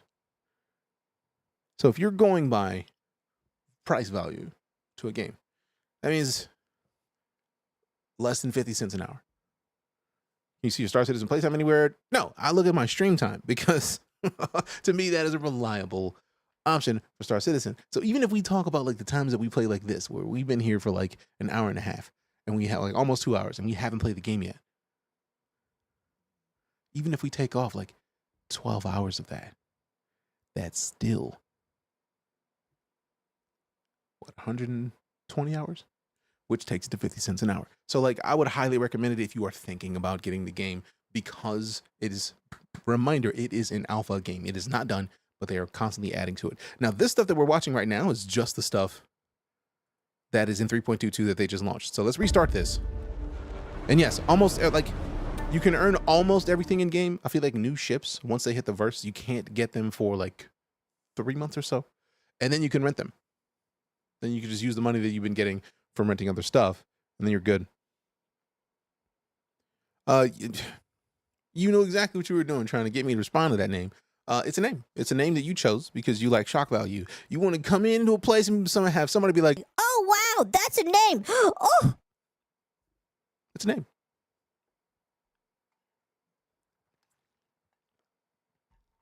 Good for you. Do I need a beefy computer to run it? Not necessarily. There is a telemetry page on Star Citizen's website where you can check for what people are running Star Citizen with and how they're getting their frame rates, like what kind of frame rate they're getting with the kind of PC you have. So the game isn't played to win. I mean, every game is played to win. It's not necessarily paid to win either, because the way that this game works is they want your skill with a thing to be the deciding factor in encounters. So let's say you want to go and say like, I'm going to get a massive ship with a bunch of turrets to fight everybody. You can do that.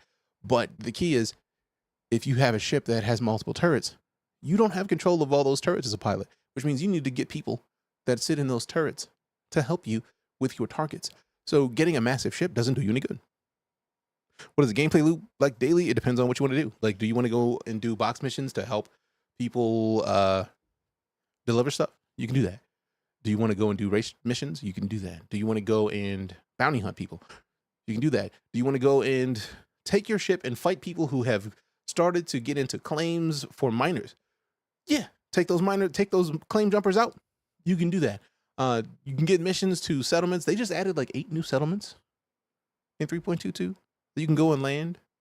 Appreciate those roses, Dark Source and Sinister. But like, there's a bunch of different stuff you can do gameplay that wise. There's like, when we go into the game, I'm going to pull up the menu so you can see the missions. There's a silly amount of missions. Let's see. Hammerhead solo is not a thing. I mean, you could fly the Hammerhead solo, Wolf, but I wouldn't recommend it because you're probably gonna get started up a little bit. If you think you would really want to play Star Citizen later when it launches, then getting it for $45 now is a deal. Plus, you can play it now. But if it's not fun for you because it's not done, at least you got a deal on it. This is true. That's actually one of the things that a lot of people do. Like, a lot of people have just in here have pointed out, like, yeah, I got the game ages ago. I haven't played it in a year. What's it like? If you don't want to pay $60 and you want to pay $45, it's a great time to get in the game. You get in the game for $45, then you just come back later. Let them keep working on it. Because they're not going to not work on it when they have 5 studios across the planet working on this game at all times. So do it. I have lots of ships, but I don't know how to start a ship, so my ships mean nothing. Jokes. I have Reclaimer. I just need a crew to use it. I feel like you can solo with a Reclaimer. It's just going to be slow going. You sell health insurance to people. No, but that would be great if you could. Oh, appreciate the follows, fam. I see a bunch of people hitting that follow button. Thank you very much. I have 3K hours in this game. I always find it funny how surprised people act when I sneak on their ship. I mean, sneaking on the people's ships and taking them is one of my favorite things. Those settlements are bad FPS. right now, but should be fixed next patch, I think. I actually haven't gone to a settlement yet, so I need to go in and get one of the missions to take me there. Thank you for being so informative. I feel like I played this game long enough that if I can't help enlighten people about it, I feel like I'm failing. Can I solo this game, or do I need friends or a group to play with? You can solo. It's just Star Citizen is a game that exists in the Wild West. So when you think about the like that, right? You can go and salvage a thing, but if somebody can find you, now that's the key. If somebody can find you, you can get served. Like it's like in the westerns, if somebody showed up, that's a nice ship. Yes, that's a nice horse you got there. It'd be a shame if something were to happen to it. How about you just give it to me and just be on your merry way? You can do that. It exists. But then there's also, yes, you can join orgs and hang out with people if you want to. We have a community called the Night Corps. My org is going to be security providing and bounty hunting. And the lead for that right now is Black Wolf, who is in Twitch chat. So you can come and hang out, chat with Black Wolf. And Black Wolf has been doing a lot of stuff. Ship loss is not permanent. There is a thing called insurance in game. It's, if you've ever played Elite Dangerous, they had a rule of do not fly, but you cannot rebuy. I mean, I don't think they put it in there, but I feel like the community made that. But basically 10%-ish, a percentage of your ship's value is what you pay. If your ship blows up, you pay it to get your ship back. And the way that the in-game solution to that is basically the NPCs in the background are doing a lot of mining, because players are only going to be about 10% of the economy in Star Citizen. So the NPCs are working in the background. Like if the ore costs more, you might pay a little bit more than that. If the ore's been cheap lately, you might pay a little less than that. But the key is you pay a little bit to get your ship back, and you get to keep pushing around. And then there's also going to be like taxi services. So you'll be able to, there will be player taxis and and NPC taxis that will exist in the game. So there's a lot of stuff that we haven't gotten in the game yet. And I feel like a lot of that is because Squadron 42 hasn't been dropped. Mark my words, I've been saying it for years, and then they showed that the way I had been describing it was spot on. I've been saying for years that once Squadron 42 launches, they're going to be putting a lot of developers from Squadron 42 over to Star Citizen, and we're going to see a lot of growth in Star Citizen. That happened. They announced feature complete, and then they already announced that like 80%, I feel like, of the stuff that they announced at CitizenCon this past year is they're aiming to have in the game by summer of this year. You will do no such thing. Now, mark this. Actually, in accordance with that, when Squadron 42 drops, we're going to see a lot more stuff in the verse that they couldn't show us because of spoilers for Squadron 42.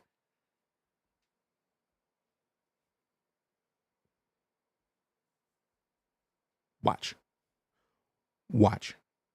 Getting ships in games isn't super hard either. If you get in the game, I would grab the Aegis Titan package. It's a great balanced ship. That is actually my favorite ship to recommend to people, Wolf.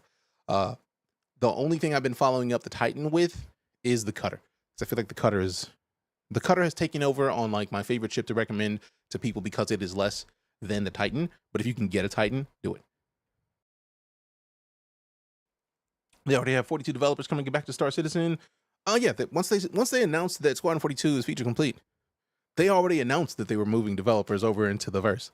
So once we get done with this, we're literally like, let me shut up for a minute and 40 seconds so that we can watch this trailer. Because for people who haven't been in Star Citizen for a while, this trailer shows what they have just added to the game recently in 3.22 that just came out. That 400 I let go.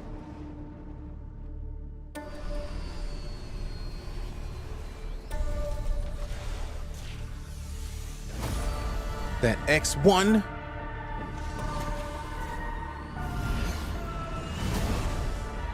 Exploring style.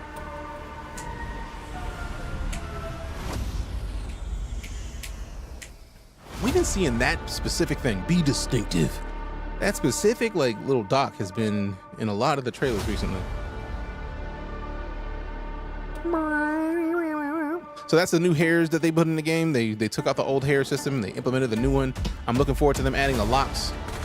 Dive into derelicts Lego. You can have bottomless bank accounts of players just gonna play and buy and build up.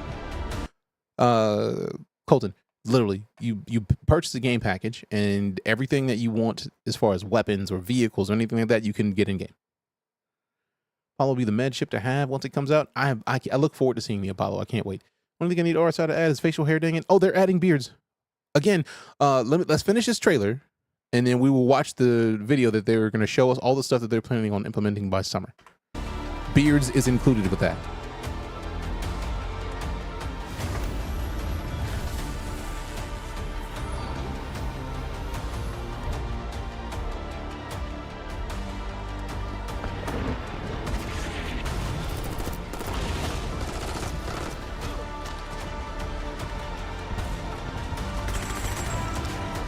Look at it.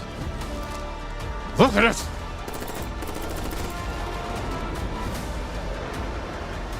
Let's send talk. Yeah, let's go. All of that is in game right now and right here. Like, look at that. Look at that. Look at that. Let me pull back a little bit.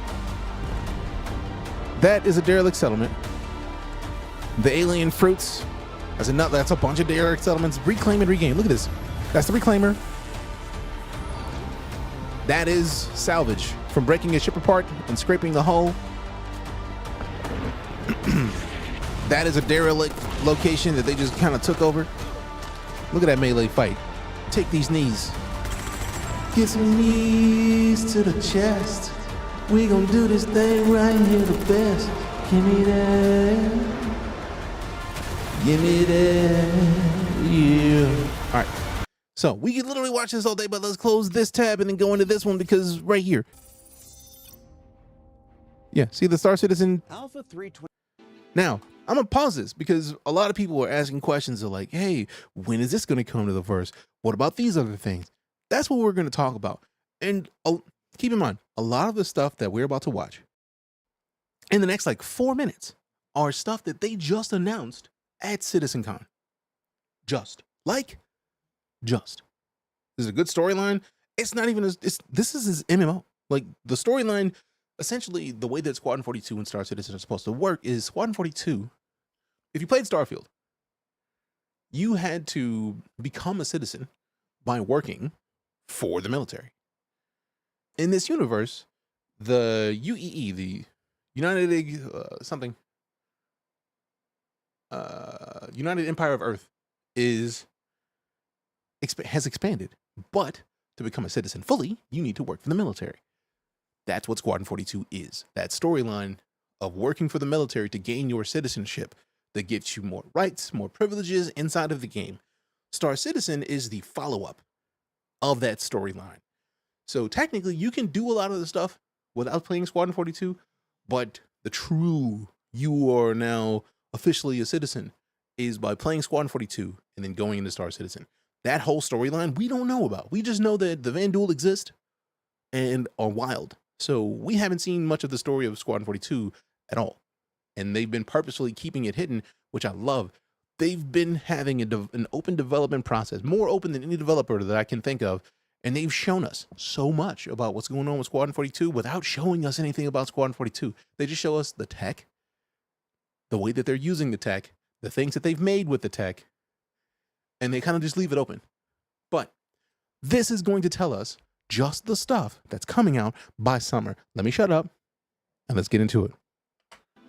Now, of course, Alpha 322 comes with more than just vehicles. There are structural salvage, openable cargo containers, new derelict settlements, new hairs for players. Squadron 42 carries over. It does. Commander, and more. Like as Sykes pointed out, you will get a ship that you can use in Squadron 40 in Star Citizen. ISC of looking back at everything that's happened the last 12 months and reliving some of our favorite moments.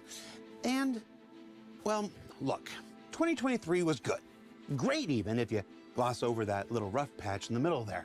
But heading into the new year, all that I can really think about is everything that's on the horizon that's about to make 2024 the biggest and baddest year of our project yet. So if it's all right with you, I'd like to indulge myself, maybe switch out my CIG cap and put my backer hat on and tell you what has me excited about this next year for the Persistent Universe in a segment that I'm calling Disco Lando's Star Citizen 2020 Forecast. Now I feel like we gotta do that right. Hold on. We gotta do this right.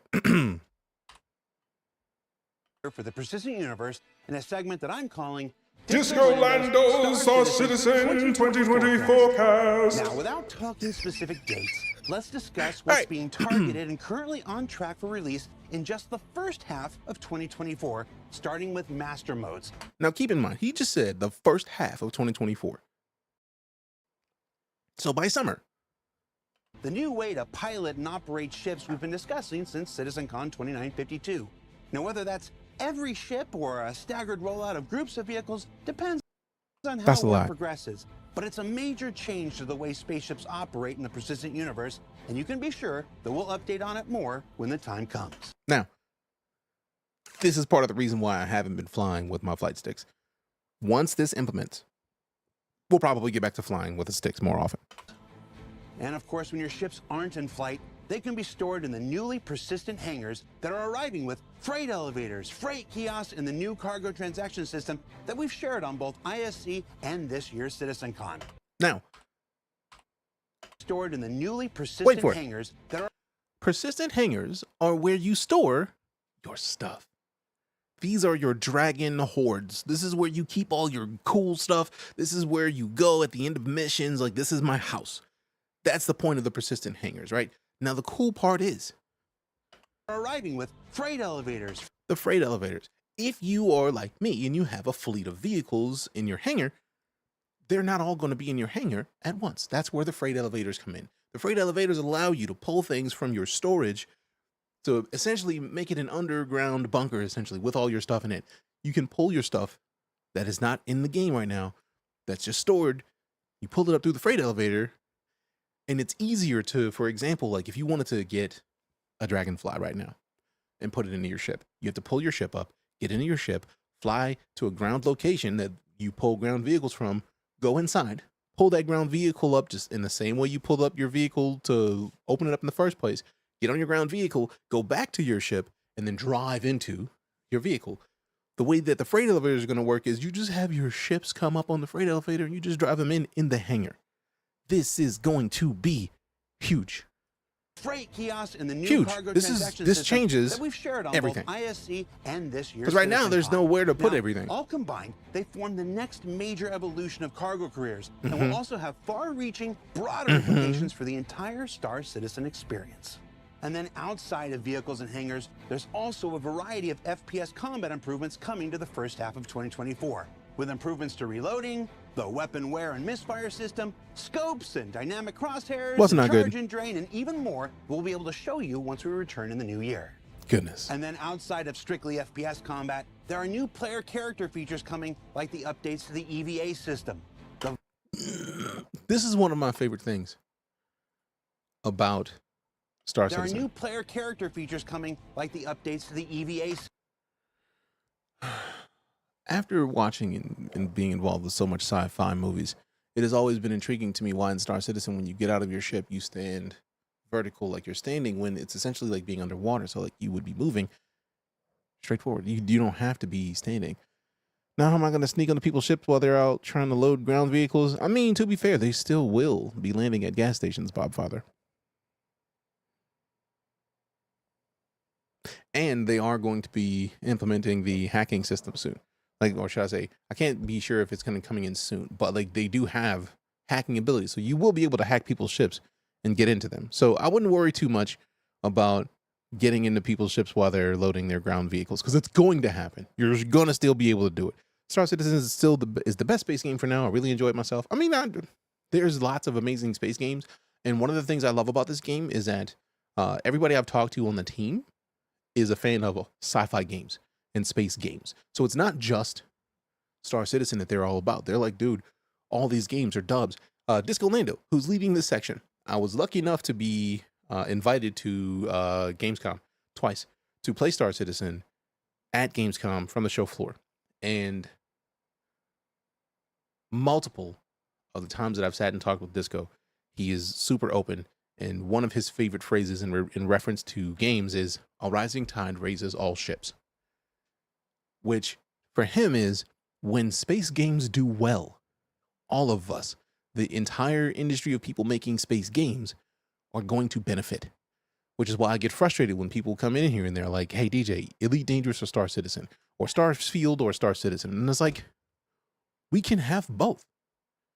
If you have Xbox Game Pass, you can play Starfield without having to spend any other money. You can buy Star Citizen and be good. T. Cleve, what up? Appreciate the continued support, Arenos. This is the way. Damn, show some love in the chat to T. Cleve. Good to see you, fam.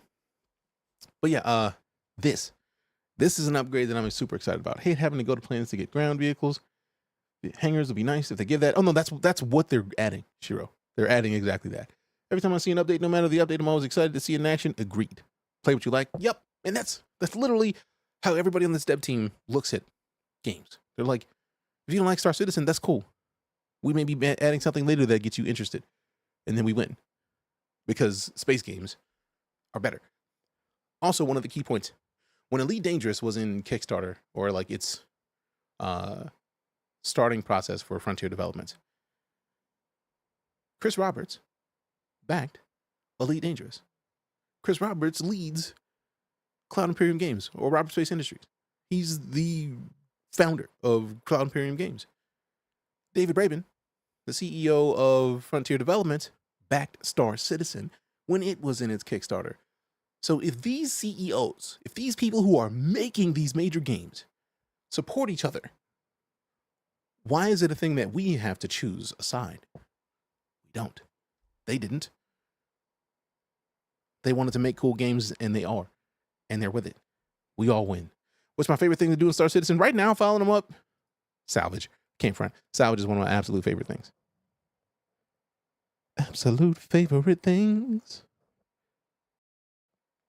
But yeah, there's a silly amount of missions. So once we get into the game, we're going to open up and show the amount of missions you can do. But I digress. EVA system is going to be great. You solo claimer. I do not. I don't have a reclaimer. I love how there's so much in this section that it's really difficult, because like we could pause after each one of these and talk about the thing that's happening. The visor and lens system. The new visor and lens system is the new overlay, is the new UI. It is so much better. Star Citizen or Starfield? Yes. I have both installed. Whole gaming industry should aspire to be like that and not at each other's throats. Right. It is the best thing. Got a C2 and a Vulture for it. Smart. Smart.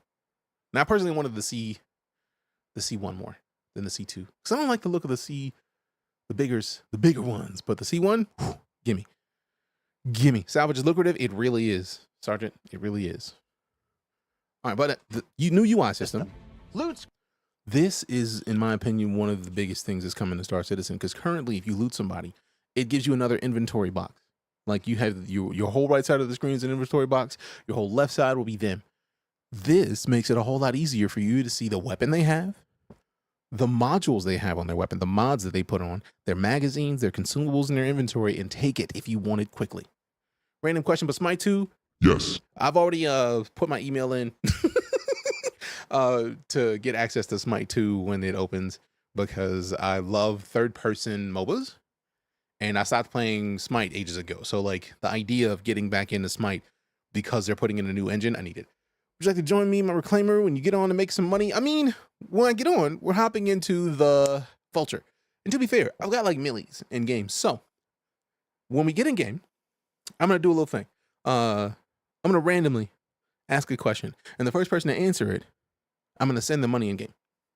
Because somebody sent me money via TikTok. They sent me like 50 mil ages ago. And I was giving away millies then. So I'm going to continue that and then give away some more. Have they said anything about adding a night vision mode to ships? Right now I'm having to use reshade to not planet slam on the dark sides. Ooh, that's a valid question. Somebody sent me something about that. You gonna make me re-download it? Do it. Have an A1 and C1?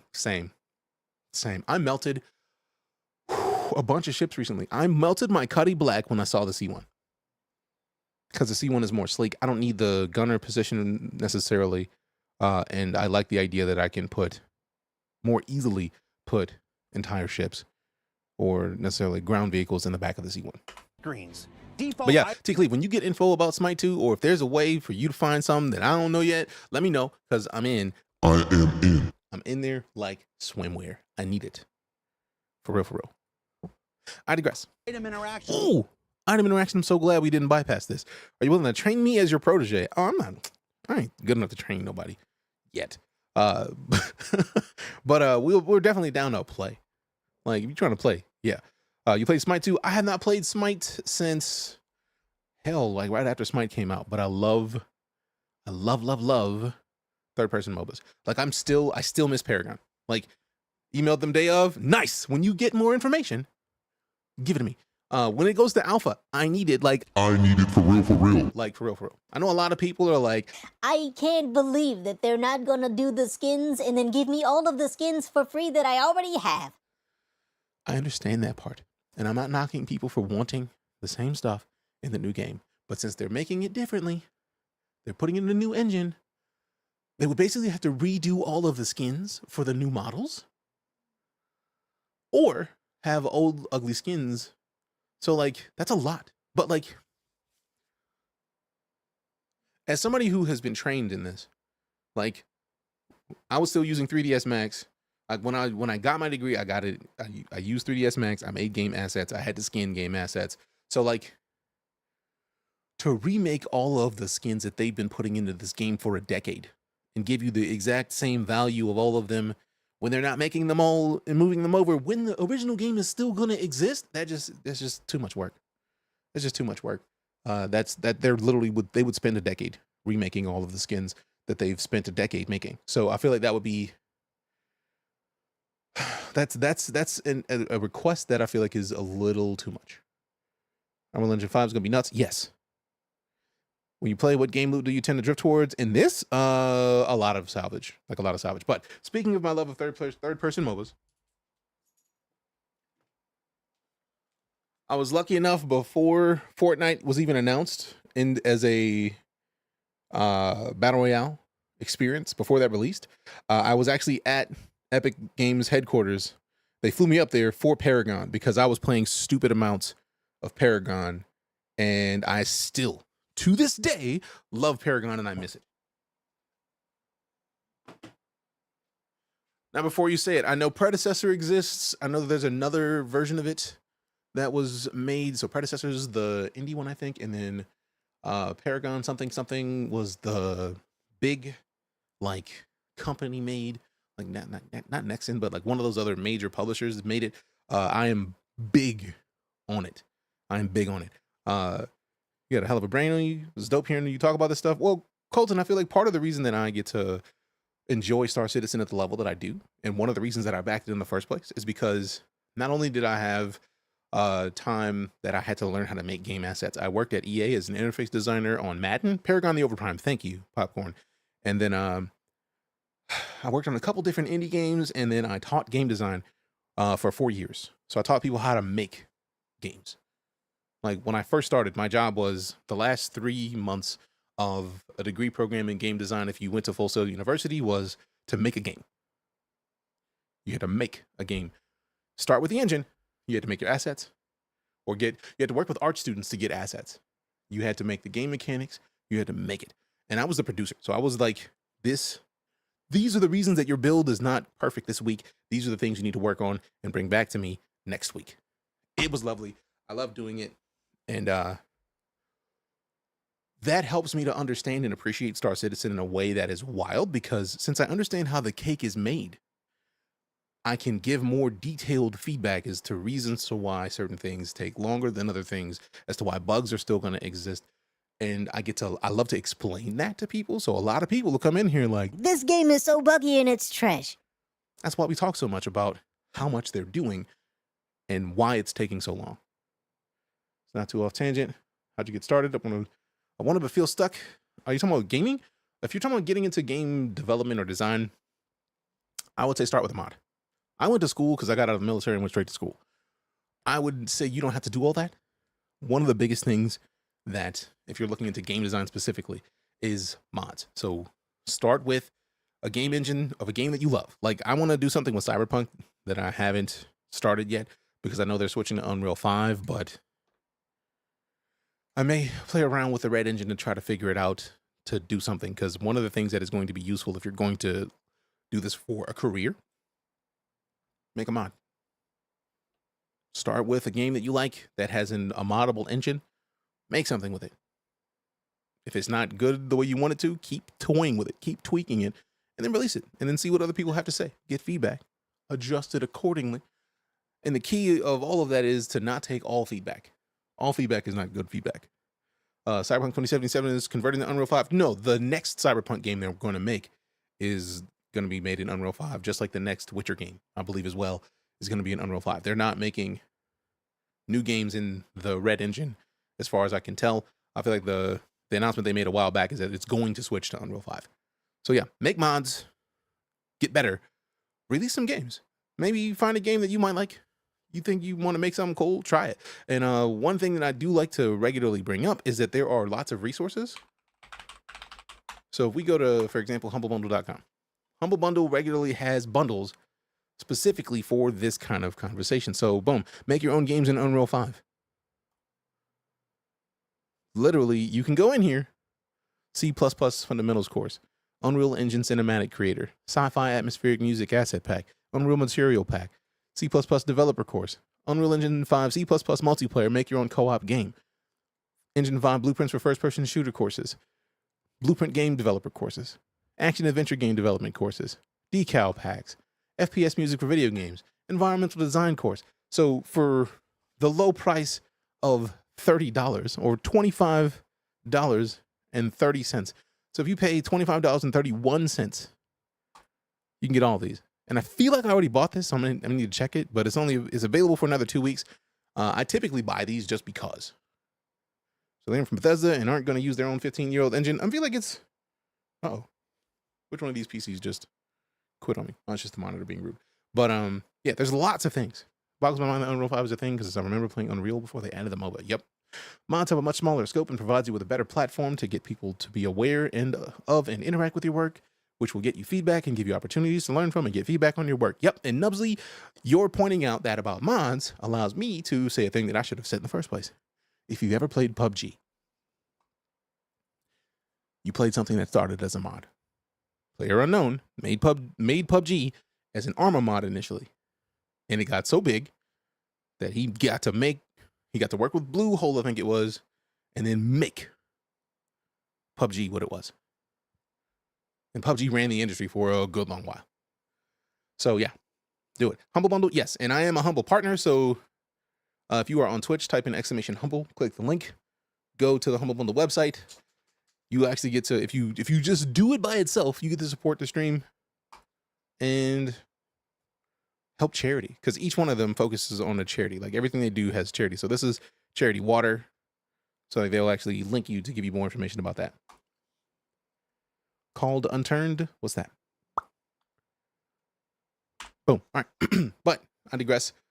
I paused at this screen because of the personal interaction system. Right now, you can see that this carry is the option as a default. Right now, if you want to do anything in Star Citizen, you have to hold the F key to activate the inner thought system and then click the thing that you want to interact with. In the future, they'll let you choose whether you want to pick something up to carry it, pick it up to inspect it, or just put it in your pocket. So if you have seen Rick and Morty where the character just walks in, he's just like picking stuff off, putting stuff in his pocket, you can do that. You can just grab this chip, put it in your pocket if you want. But also, you can still hold F and get the inner thought system to choose which one you want. So if you don't want to just carry a thing, you can just store it. Or you can inspect it. And inspecting it is literally just like holding it in your hand and doing this. Like you can actually look at all the sides of it. It's nice. Did one of my messages get hidden from filter? I'm not sure. What I saw a Humble Bundle and I saw Called Unturned. What was the thing? Kid named Nelson became a millionaire, turning Roblox into a game he made into a standalone. Yeah. Proving once again, mods are valuable. Get your hands wet or get your feet wet. Get your hands into making something out of something that's already been made fully. And then do work. Also, don't forget, Fortnite is a platform now. You can literally go in to Fortnite and make a whole new thing. Like when they announced it, they had like a hardcore shooter mode. They had like a little story-based thing in Fortnite. Like there's a bunch of different stuff you can do in Fortnite alone that will grow your capabilities. Mining Skyrim still a thing decades later. Yep. Which once they unleash the tools for Starfield, I feel like Starfield is going to get the same kind of treatment. A lot of people give Starfield flack. I feel like one of the few things that I feel like they could have done with Starfield to make it not as problematic for people is to give some sort of ground vehicle. Like you get out of your ship and you don't have to walk or run. That would be one of the biggest things. So I feel like that's going to be one of the first mods that somebody's going to make. What's interesting is that with the end thought pick, it looks like you can favorite either the carry or store option. So maybe change the default action to interact with things without using inner thought. Exactly, Mathar. That's exactly what that's going to do. You get to choose. So maybe you want to just put it in your pocket. You literally can just select store, favorite store. So by default, when you hit the F key looking at a thing, you just put it in your pocket. Or if you want to inspect, you pick it up to look at it. Like, let me find more information about what we're doing here. So that way, less clicks. And the personal interaction system. That alone is, in my opinion, going to be one of the biggest things to be added to Star Citizen. Not having to hold the F key to open a door. Not having to hold F and click to get a door. Ugh. That's going to be so big. Once mods get a hold of it. Oh, no. Starfield is already glorious. Once mods get into Starfield, it's going to change everything. Ground vehicles will be a blessing in high G places, but otherwise, I fly with my jetpack 4. Yeah? System, and there's even new shopping and The mission jetpack apps does in make it easier, but development still. now. And while we're talking about apps, the first half of 2024 is also currently scheduled to see the arrival of our new character customizer. I can't with wait for things this, like at all. tattoos. The idea of having tattoos on my character in Star Citizen is glorious. And so exciting. Cannot wait. Piercings, scars, and yes, Virginia, it's true, beards. Y'all already know we want these beards. Plus the way you can actually see you're interacting with the buttons on doors in your ship. Yep. All of this. It's all of it's coming. It's going to happen. I'm very excited about all of it.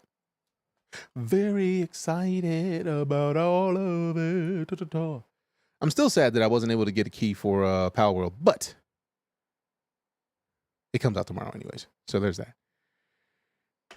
And as for how Damn, many those and beards of are what going kind, down. Just only Andre redownloaded knows it for last sure. night and I can't But get you can consistent bet we're frame gonna rates still. ask him It'll sometime happen. around March. It'll happen. And then, of course, Taking if a lot of you're our money. in-game, Same. There's also a little thing called Mobiglass. The Mobiglass alone, the update is going to be top tier. They showed announced Indiana Jones game on Xbox Direct and showed a lot of the games looking good. 2024, nice. Plan to have a full fiery orange red beard. I look forward to seeing it, Nelson. Also have some of the best looking dreads I've seen in any game.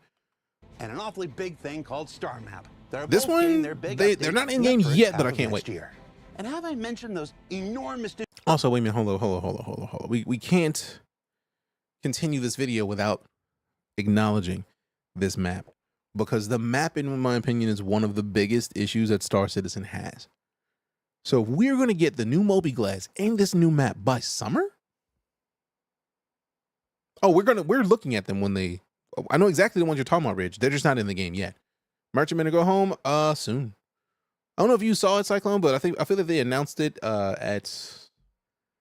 in one of the Inside Star Citizens or at CitizenCon that the people who were working on the Merchantman left. So they had to get new people, had to get them up to par on the whole system. And then once they got ready, they could get back to work on the Merchantman. So the Merchantman isn't going anywhere. It's going to be nice. It's so challenging being patient for the new star map, right? Literally, like, the most of the reason I don't want to touch this game is because, like, this map. The second this map comes into play with this Mobiglass, fam, do you understand that just those two updates are going to change everything for this game? It's going to make it easier for people to get into the game. It's going to be easier for people to find stuff. And then look, just this, boom. Set a marker. That alone, of being able to set a marker, if you can quantum to your marker, that is everything. That is everything. So much frustration and delays in the game loop due to it in its current form. Yes, because the second we can go to a place, we can get a mission to go and find somebody, and we get their last location. But their last location doesn't have a point that we can select and quantum to. If we can set a marker at that point and quantum directly to where they are, it's going down. I can't wait. I can't wait. Judo Man with the follow. Appreciate you. I'm so excited. Also, Sam Wise, I see you with that follow. Thank you very much. Appreciate you. All right, so let me fly back here and then let's continue. Both getting their big updates in the first half of next year. Now, they finally updated the star map, or is it just a picture? No, like that. This what we're watching right now, Dark Angel, is stuff that they're intending to have in the game by summer. Distribution centers. That'll be the. It's not even that they're not making the 6 jumps to get there. It's more like making a jump to a point that, like, if you zoom in on Chellin, you can't get to this point until you go to the base that's here, and you have to fly like multiple 100 kilometers for like multiple minutes versus just like jumping straight to where you want to go. Shaolin Crunk with the subarino. This is the way. Give me some love, hype and salutes in the chat for that sub from Shaolin Crunk. Appreciate you. It's in the first half of you. next year. So And like it's haven't like samurai. mentioned Yup. those enormous distribution centers. That'll be the new Also, this is a thing that I didn't even know they were working on like this until CitizenCon. microcosm homes for every gameplay and mission feature that exists in Star Citizen, Ugh. as well as the 4, 5, 6, Yeah. and let's just say several new and updated vehicles that are making their way to the persistent universe in just the first 6 months of 2024. I did. Just now. Oh, you can check those off. Love Once Human. Yes, Nelson. Once Human is great. Gonna be made at a hard wipe, which I can real tell talk. what ships are mine and which I bought in the game. I feel like hard wipes don't happen very often, so I wouldn't worry too much. What's the video name? This is the Inside Star Citizen shipping out, and this portion started at 9:57 of this video. We've only gone to 13, so like 4 minutes. Probably looking at your screen and saying to yourself, what about Pyro 4 minutes of 4.0? this 16-minute video Well, don't is just fret. the stuff that we just got done things that we covering, and it just took that covered long to are do those it. that aren't Appreciate too the dependent on continuing foundational follow. tech work like Nuclear server Vet missions. also, can we get some So we feel salutes in the pretty chat to confident our in fellow targeting veteran? everything that we just shared for Please the and thank first you. 6 months. But when it comes to something as enormous as the complete Pyro system in Alpha 4.0, well, that's where the new preview channel comes into play. Now that said, Alpha 4.0 is currently targeting a summer 2024 release, but that won't mean that you have to wait until then to play it or learn more about it. That's because in 2024, we'll continue doing play tests like the one we just completed, and you'll be able to follow along with its development firsthand on the preview channel. That's the planets, moons, space stations, settlements, and outlaw lifestyle that comes with Father with a follow, appreciate you. but also an entire host of additional new features, content, and quality of life improvements like, oh, I don't know, fully functional jump points, the new quantum travel system, new vehicle HUD and MFD work, resource management, hacking, and much, much more, all being worked on in tandem. The preview channel will let you and us test 4.0 together while maintaining the stability of the persistent universe with all those other great additions we just discussed. And then, in the summer of 2024, 2 become 1. And we can avoid that thing that Yes, didn't quite Genji. go the Summer, way that we they're aiming for summer for Pyro. And then, just because we're cheeky, there are still some things better left for you to discover on your own. And don't forget, we haven't even talked about the back half of the year yet. Now, that was 4 minutes that really turned into like an hour because we've been here for a solid minute talking about this 4 minutes of info that they're intending, or more like 5. But like, that's just for the next 6 months. That's just by summer. All in all, That's a lot. 2024 is shaping up to be the... Also, I love how low-key he's been getting silly with his hat. Like, he took his hat off at the end of the forecast. Oh, you can check those off. He took off his backer cap and put on his SIG cap. Whew. Okay, so, real talk. CIG hat back on. And then... New vehicle HUD and MFD work, resource management, hacking, and much, much more. Because we're cheeky, there are still some things better left for you to discover on your own. And don't forget, we haven't even talked about the back half of the year yet. All in all, 2024 is shaping up to be the How you take off a hat and there's still a hat on? If we've learned anything this year, Disco is a beast, man. No, Stellar Mass. I don't think there is one today. This is the one from last month. Before that, and coming up next, Star Citizen is a I feel like they project just that got back to the continues offices for sure, like to on evolve this past into Monday. a So I don't body think we're and going to get an experience episode you this week. simply I feel there's going to be can't next find week for that. anywhere else, whether that's in the universe or within our community that makes all this possible. So thank you for helping us. Yeah, I also have a Zeus Mark II. I got a Clipper. I didn't get the fighter one. I got the Clipper because I was curious if Star Citizen, I'm Jared Huckabee. if I was going to like the Thanks for letting Clipper me or share the process combat of one game more. development with you, and we'll see you all here next year. Oh, hi. What is it? Next year? Right now? Perfect. All right, so let's double check, make sure we don't have too much going on. We already looked at in case you missed it. All right, so I think that's everything that we wanted to look at in the verse for the day. I would put it on the wrong camera. F11 it. Get out of this. Stop it. Get out of this. Quit playing. Move. Boom. All right, and then turn off the Windows button. There is no... See, I'm impressed that there's still a PTU. Because there's no reason for it. I don't think. But... all that to say, it's time to get in the game. Patch tomorrow, next week? I don't know. Like, people have been coming in the chat saying that there's supposed to be a patch tomorrow. I haven't heard anything that led me to believe there's going to be a patch that soon, but I mean, anything's possible. Have you made Concierge yet? I made Concierge years ago. Oh, speaking of that, let me pull up my, I think it's Space Marshal right now. Because one of the things I'm going to start doing is, like, specifically this week, I'm going to start, this month. We haven't done it for this month. Sig gave me a bunch of ships to give away in the community over the Luminalia holiday. But I think I'm going to get back to, like, I used to give away a ship, like, once a month. And I think I'm going to start. You pledge on the 890 jump? Nope. The 890 jump is too much ship for me. Now, mind you, I say this wanting a Kraken. So take that how you may. Or take that how you will. But, like, I still want the Kraken, mostly because it's a mobile base for the community of the Night Corps. Made it last year and was excited but embarrassed about the money spent. I feel like you shouldn't be embarrassed, because the reason that I back Star Citizen is because I want to see a developer make something that is different than we've had ever, really. This is something completely different, and they're following through, right? Like, we have so many games that launch and they're not done, or they're way buggy, and it's buggy to the point of the game being broken. So this game I wanted to support because, one, again, I understand how the cake is made. I taught game design.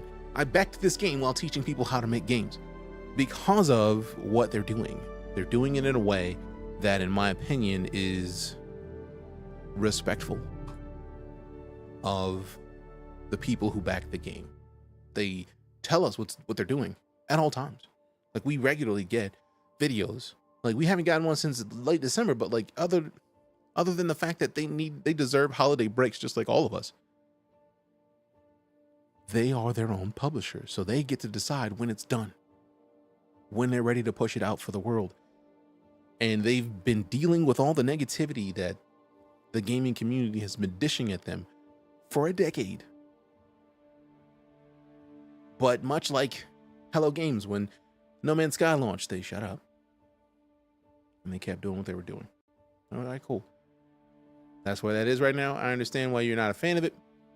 Let's keep doing it. And they kept doing it. They kept making the game. They kept adding things. They kept on pushing. And for me, that is more than anything. Any pointers for someone just starting out? Do the tutorial and play as many box missions as you can.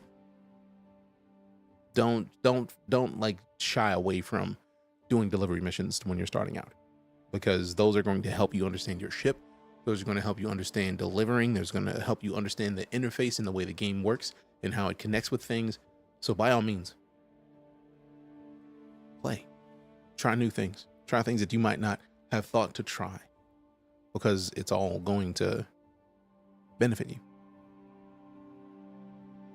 Back then, before the game was playable, box missions are fun. Yeah, they are. And it's, if you're in a beginner ship, box missions will get you some money that will help you grow and get other ships. Find orgs for your gameplay. I mean, you don't have to find orgs, but if you want an org, we have one. !SC org on Twitch. We'll give you the link to the organization. Best advice is to find fun people to play with. The experience will be frustrating and or slow from time to time, and having fun people to hang out with will help you power through those moments. That's fair. Also, show some love in the chat to Black Wolf, who is our resident leader of the org.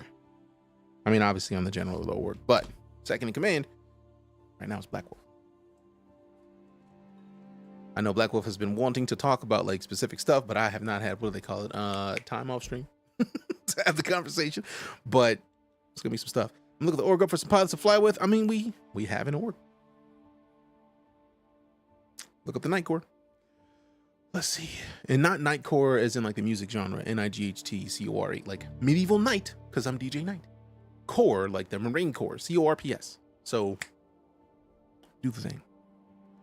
All right, so let me see if there's a CCU, since they did just add so many new ships. I'm not gonna be able to buy it because I'm broke, but I'm gonna look to see if we can CCU the Zeus Clipper to the Zeus MR. That's a $40 CCU. Not bad. I'm not getting it right now, but it's not bad. We are medical org. That's what's up. Medical. Anybody who plays medical in video games deserves every medal that exists. Cause come on now. That's glorious. It's just as glorious. All right, cool. Game's up. What up, the Heidi Ho? Or die Hideo? I don't know why my brain said Heidi Ho. All right, so again, we talked about Arena Commander earlier and how they've updated Arena Commander. These are the modes. Right now, they're giving. Ooh, badge unlocked. What's the badge unlocked about? Oh, badge locked. Okay, cool. So I unlocked the Squadron Battle badge. Unlock the Elim badge. Unlock the Battle Royale. Which ones did I have? Which ones are still locked? Pirate Swarm. Endless Vandal Swarm. Master Modes Endless Vandal Swarm. We got the Gun Rush unlocked. Classic Race. Oh, that makes sense. I won't be racing like that. Master Mode Squadron Battle, got it. And the pre-flight, got it. Medical is awesome that some people still choose to be good people when they can be anything. Exactly. And the fact that when you go down, you can put a beacon on yourself to say, hey, please, if you got a minute, please come help me. if you wouldn't mind, can you please? Could you please come help me? And somebody will do it. Hey, I'm gonna pay you a little bit of money to come help me. And they help. It's lovely. But those are the modes right now. Just in Arena Commander. So if you want, as a matter of fact, let's do a quick match of something. I want to do. I like the Elim idea. Okay, what's my kit looking like? FPS loadout. Okay, cool. So I still got my Luminalia. That's not an SMG. That is a LMG. Got my sniper. I don't know why that sniper is there, but it's not there. Like, it's a little frustrating, but it's cool though, because we could just pick another one, because why not? Oh, it was rented. That makes a lot of sense. Be warned, not everyone that responds to those beacons are looking out for your health. This is true. Pirates exist, but the idea that you can put a beacon out is still tight. You know what? I'm gonna put the FS9. I do like the FS9. It is nice. Oh no, I'm gonna use that fancy new Devastator. Let go. I'm with a shotgun with a reflex on. And then the barrel. Do we need a suppressor on a shotty? I don't think we do, but at the same time,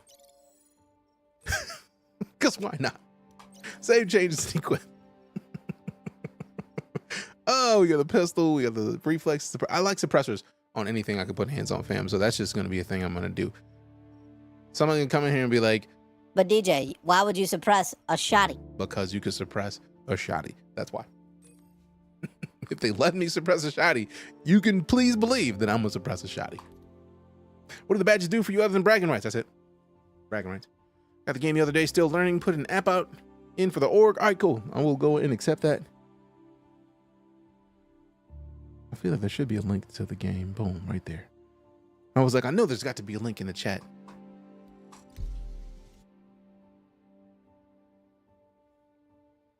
So let's see. We'll see about some of this Elam.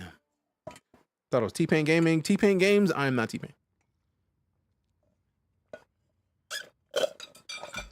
I would like to have T-Pain money for like a day or two, but like, we ain't there yet.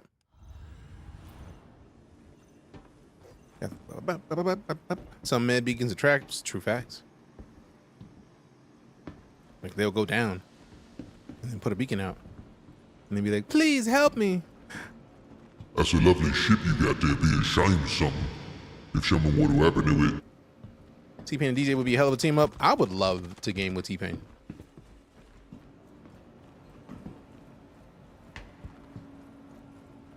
Would love it.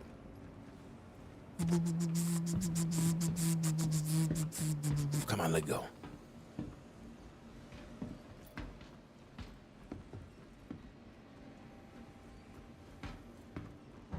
I think I'm doing too much with all this jogging because that's how you get served, running too fast.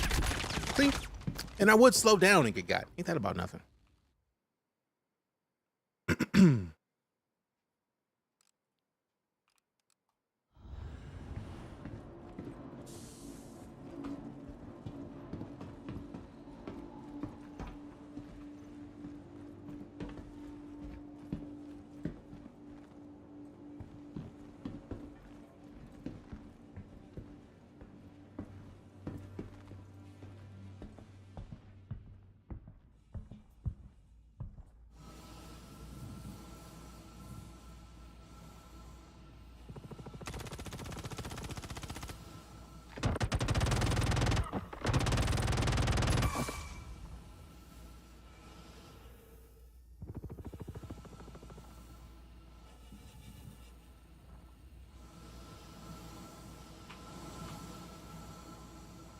That's why I had the sniper.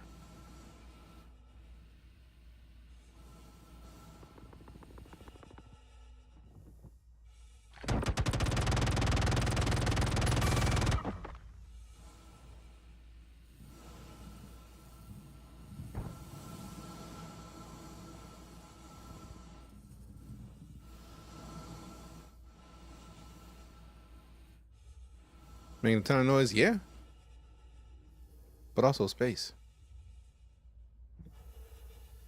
So they may not hear my bullets. Because the way that they've explained it is that in-game, the helmets generate the noise. So that you aren't like completely confused about where you are and what you're doing. And what you're hearing.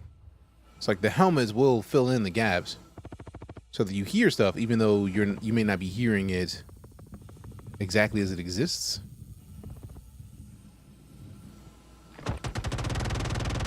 Ooh, that's not good.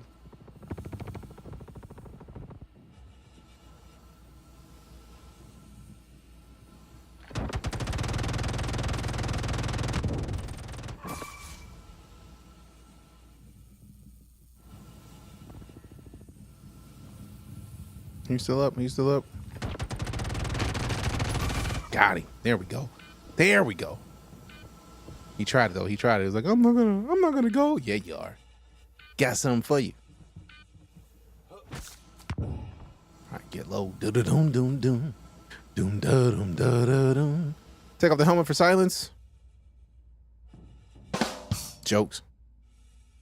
I feel like T-Pain could make a hell of a character in Star Citizen while we're on the subject. I would love it. PvP, yes, that click though. I decided to go to a little bit of Arena Commander before we go into the verse. Warm up, as it were.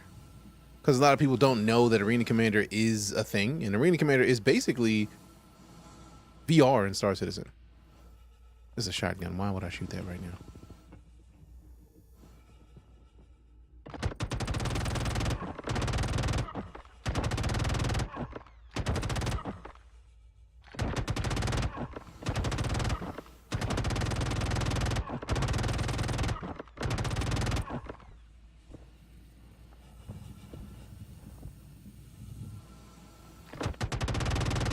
All right, they're going.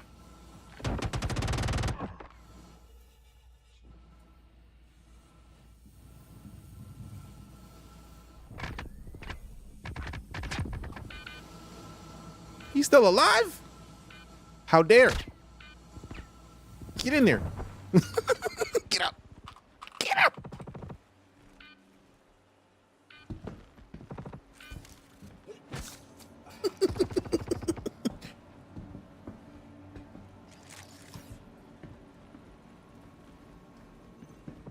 Let me refill these. See this is what I'm talking about, the holding F to do things. So once the game gets the UI update for the inner thought system, that's not going to be a thing. It'll just happen. You'll just press F and then be good. This is Star Citizen Tiz. We're just in the Arena Commander mode, which is in early access. Well, not early access. It's basically a way to hop into Star Citizen and get into some gunplay real quick, like if that's the thing that you want to do, instead of like taking time to do stuff. It's like, let me just hop in and actually be shooting some people. If that's the thing you want to do, you can do it. Some man's back there still. Okay, don't see him yet.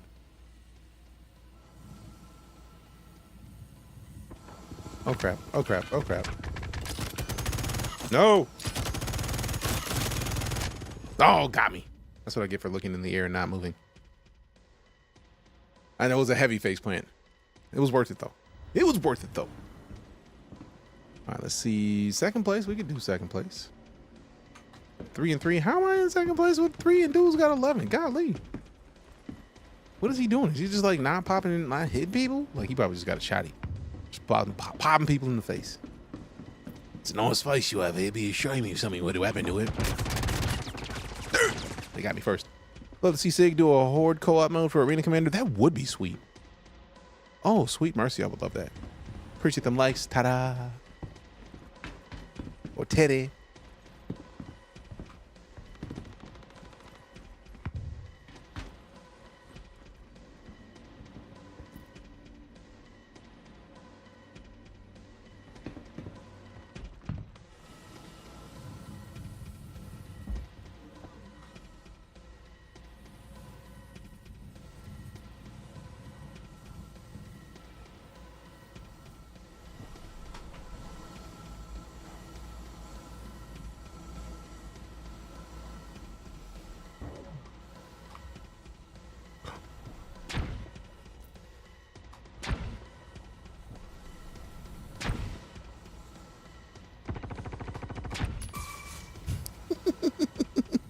I'm mad that it didn't charge after that first charge went too long.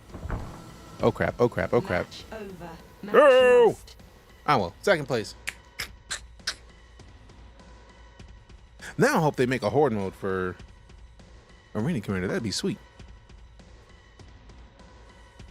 Ooh, almost came up and took that first place.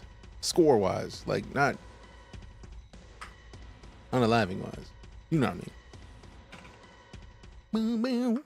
All right, this is the only thing I'm sad about. It's like I would have loved to just like be able to dip right there. Like, come on, let me out. Let me out. Let me out. 5, 4, 3, 2. Exit the menu. Actually, let me see what this is about here real quick. Is anybody else even here? Okay, we still here.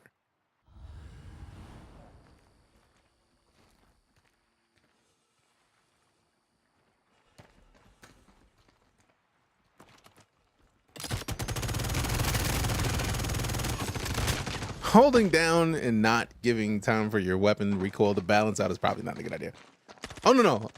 We're talking about for like, I thought it was more like a horde mode for like ground wars.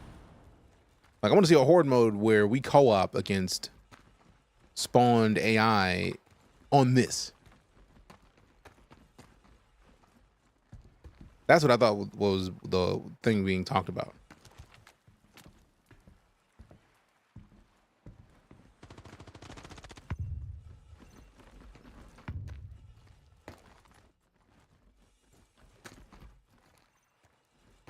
You can do that for Star Marine. Exactly. Like, let me get some Star Marine endless swarm with enemies. Let's go. Give me that. I feel like that's actually the next mode that needs to exist. So then people get used to long form battles that just continue for a while. Like, let me get used to being in a battle for 30 minutes. You know what I mean? Like, that's... I would love to see it. I would like to see that. All right, cool. Now, do away with the face because reasons. Y'all are those of you who are regulars understand what I'm talking about. What I'm talking about. All right, who's in the game? Oh, Slaps, Nubsley's in. Oh, Nubsley's in a full server. Can't even hop in there. I was gonna sneak in there. Swamp Thing. Let's see if Swamp Thing's on the good server. Admin. Let's see, because we got an application. Blackwell, did I give you the ability to approve people? I feel like I did. What branch was I in? Air Force. Air Force Security Forces. The Star Marine's part of it now. True. True. It is interesting that it's not like an individual thing. You gave it to war. I thought I gave it to both of you. All right, cool. Cool. All right, accepted you, Hideo.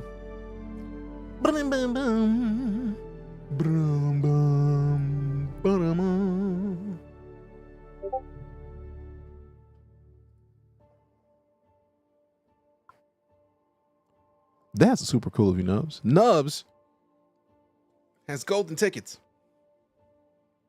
If I was on Nubsley's server, I was trying to join Nubsley's server and it wouldn't let me. The server was full. But Nubsley has some golden tickets that they are willing to give out to some of the fam, which is bomb, in my opinion.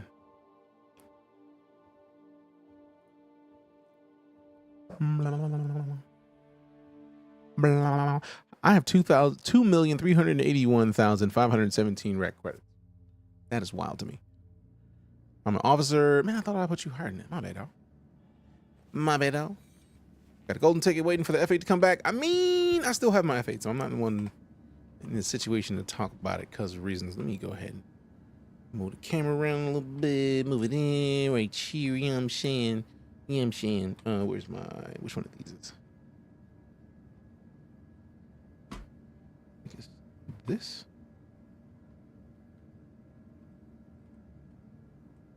All right, so this keyboard doesn't have a numpad, so I don't have as much control over the FOIP movements as I used to. So, I mean, it's just gonna have to be a little bit different than normal, but it's cool. I think the training we can do on the Vandal Swarm in the org, true. F8 is back right now. It is. They did like everything. Like, they were like, everything is available in case you missed it. Like, that is, I can't remember the dates that they put on there saying that it was for. So if you were curious about why I took my camera off, this is why. Like, the idea that I can have my face on my character, be shown off in the game, I'm kind of with that. It's kind of nice. Like, got an inventory scene. Boom. Look, see, now I can have a conversation with you. We can talk. We have some words and then tell you about what's going on. Like, I'm having a good day. Like, look at my haircut, though.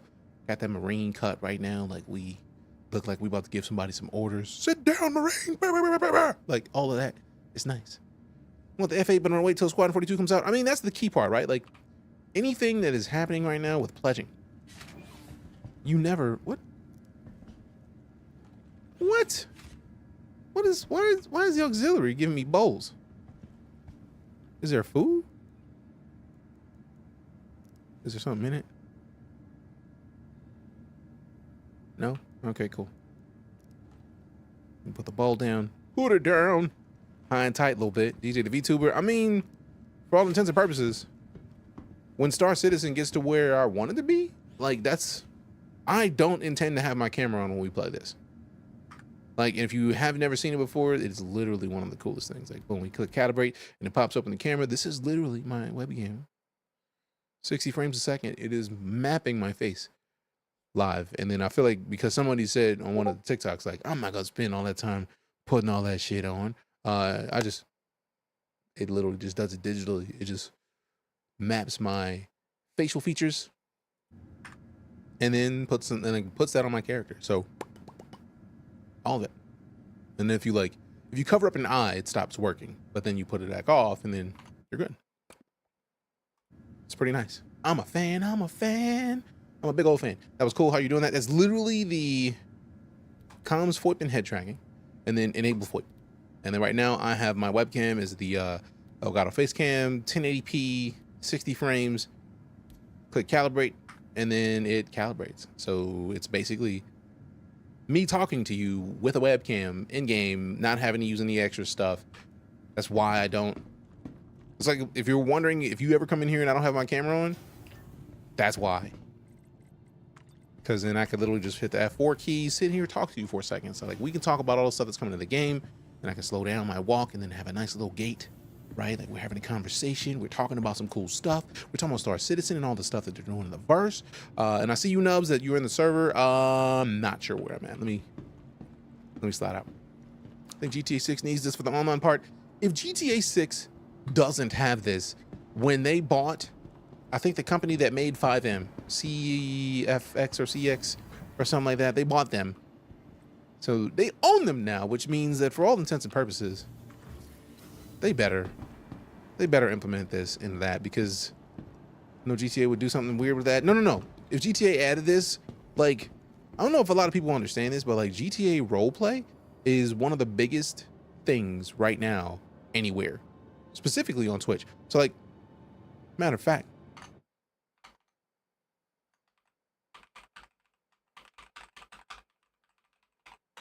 so if we just go to the directory of Twitch, GTA is the second highest game. Let me move this camera real quick so I can just like show this right. The second most watched game right now on Twitch. What's new? Depends on since last time you played 6. They've added a stupid amount of stuff. Just not GTA, not just GTA Online. Oh no. Five is very cool. Yes, but like this face recognition had me laugh when I view myself messing with it. It's great. GTA RP is literally just barely not passing. Like if one major RP streamer hopped on, they could bypass just chatting. Just chatting is always number one. But GTA RP, if we scroll down this list, RP. There's a handful of people who aren't in RP. Like I have access to NoPixel. I'm a NoPixel whitelist member. It's just the issue of getting to NoPixel. Like that server, since they announced 4.0, is super difficult. Because everybody wants to hop in and play. Because what they're doing is fantastic. So about a year or so, oh, there's a lot of stuff. 3.2 just came out. If you haven't seen the Salvage, you can basically...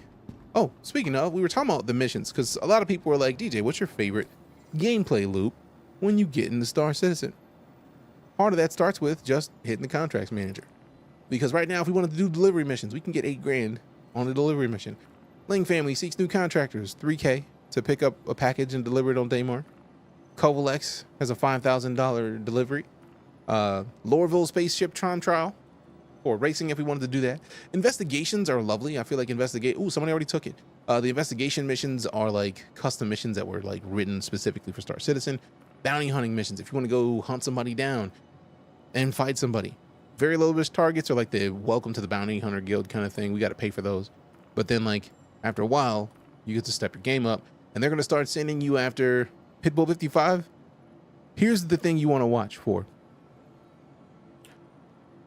This would signify that you are qualified to track and apprehend wanted suspects who have proven to be more elusive than typical bounties. They often have advanced piloting skills, difficult to predict behavior, and more resources than your average target, making them a real challenge. That paragraph alone is what lets you know that that's a player. Like, we can select these other ones. They got full names. Drang Batia, and then we got whoever this is. That's a player. This is a mission to go and fight a player.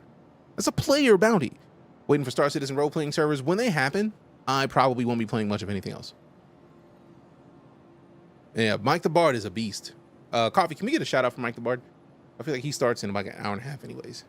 Mercenary missions, if you want to do some of those.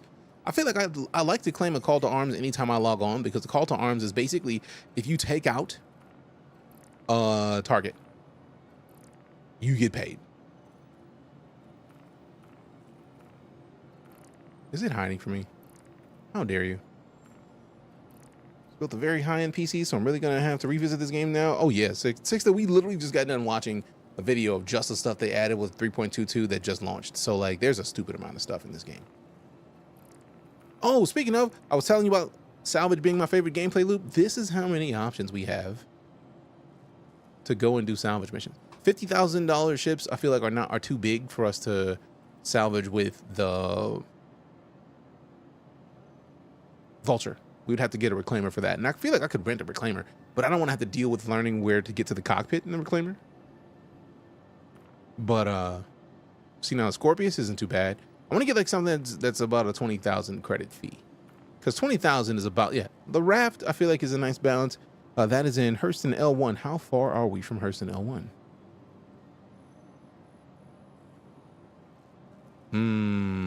That's on the other side of the planet. Also, let me go to where we pull up our ships to see what ship I have here, because if I have to like scrap a ship to bring it here, then that kind of kills the point. I feel like I thought this was the hangar. Where the hell is the hangar here? I don't know where I'm at. I always normally go to the elevators to get to the hangars, and I feel like they're normally on this level. So unless they're not, ain't this about nothing? I passed it like 6 times. All right, let's hop in here. Can't wait for them to add the science and exploration loop. Same.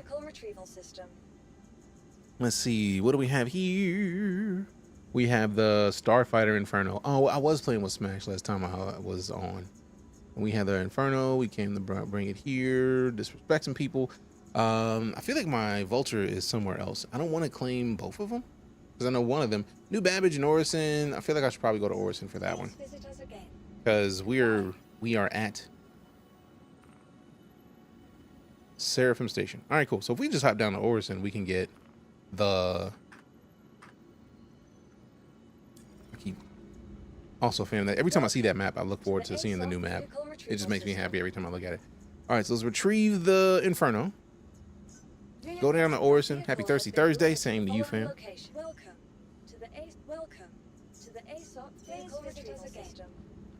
This is actually one of the things I like about Star Citizen, so we can actually watch and see what they're pulling up. They changed it to where you can't see where they're going, but you could previously see what hangar they were going to. So since we know ours is in 2, can we be silly and like try to take theirs? Yeah, that's not me. Although it's gonna be difficult to take one of these because we can't get in it yet because they haven't unlocked the ability to steal parked ships. And I feel like this one is a single seater. So let me just go and hop into my ship. If they didn't have the F8, I would probably have tried to figure out a way to get into it.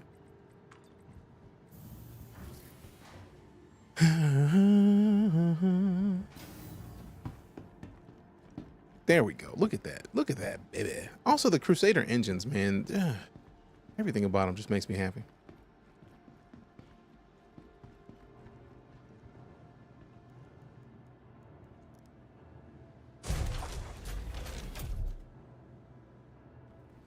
All right, the first person to put in the name, the words rubber baby buggy bumpers in chat.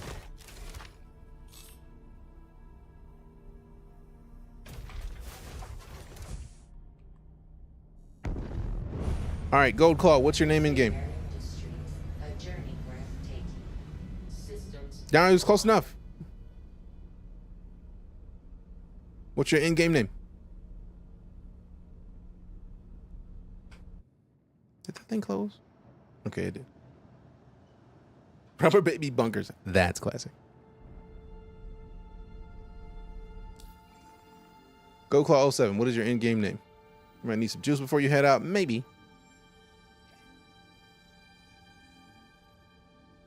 That's the... Oh, Black Wolf is literally somebody who can get cash from me just for the asking. Black Wolf is the leader of the guild and is going to be running the org. So, like, by all means. Matter of fact, I'm in a good enough mood. Gold Claw, Black Wolf, and Sergeant. Put your in-game names in chat.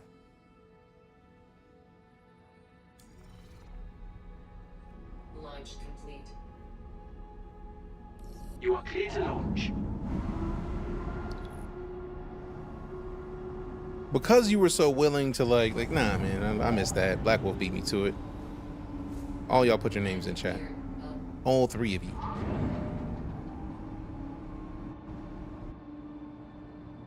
Give me some juice. Doomagama juice. And I know you meant juice with like drink, but like still.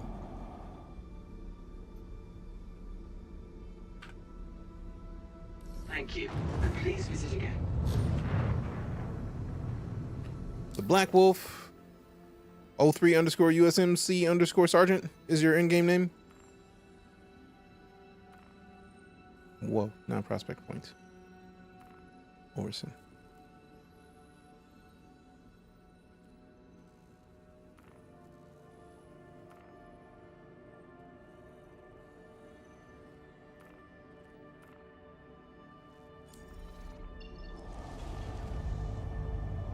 I knew it was on brand. Yeah, but you didn't put the rubber baby buggy bumpers in there, so can't do it in elect. Also, good to see you, fam. I mean, if somebody wants to shoot me when I'm sitting here in an inferno, the king of the... By all means. I dare you.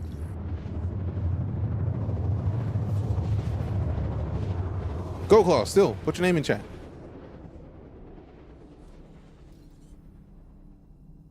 I haven't done a thing yet, but I'm about to in a minute.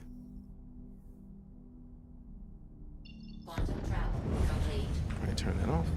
Like that's where we're gonna go. We're already on cruise. While we're waiting for that to get bigger. Hit the trader. Begin! The Black Wolf.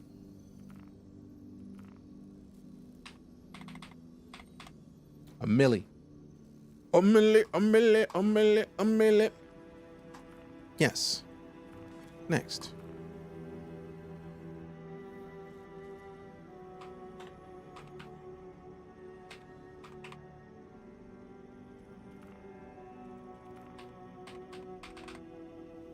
A milli, a milli, a milli. What? I wonder if it's maybe that they're just like, bro, you just sent the mail. You got to calm down. Let me try one more.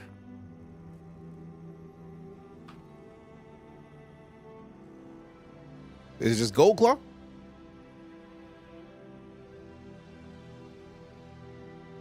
right, let me test. Let me try 500,000.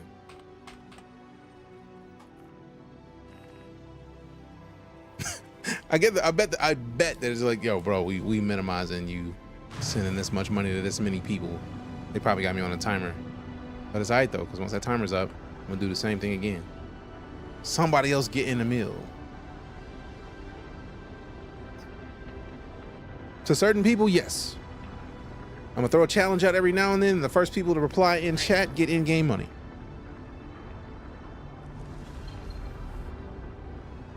Please proceed to assigned landing. Please proceed to assigned landing day. Oof. Join is my in-game name. All right, cool.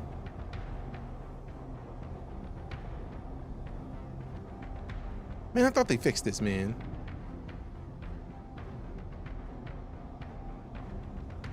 Watch it be in this.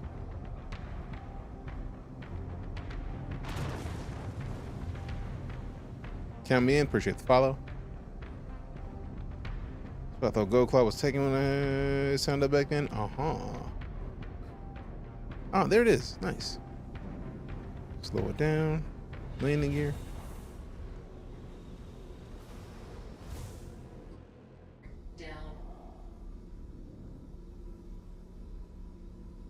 This is the Daymar rally this weekend. Tis. It is this Saturday.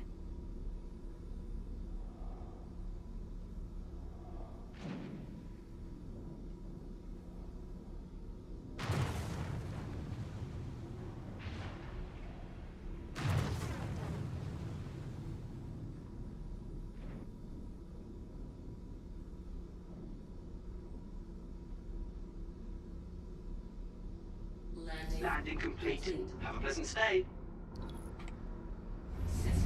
All right. Love to see Night Core team in there in a year. Nice. Favorite ship? Ooh, that's a toughie.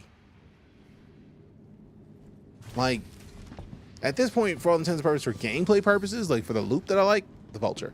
But aside from that, I'm a stickler for the Avenger Titan. Like, it is one of my favorite ships in existence of the thing because that gives early game players the opportunity to not only have a ship that has a pretty sizable cargo compartment, you can load up the cargo bay entirely, close it, and then still be able to get into the cockpit without having to walk through the back. To me, that is crucial and such a big deal. Such a big deal. It cannot be slept on.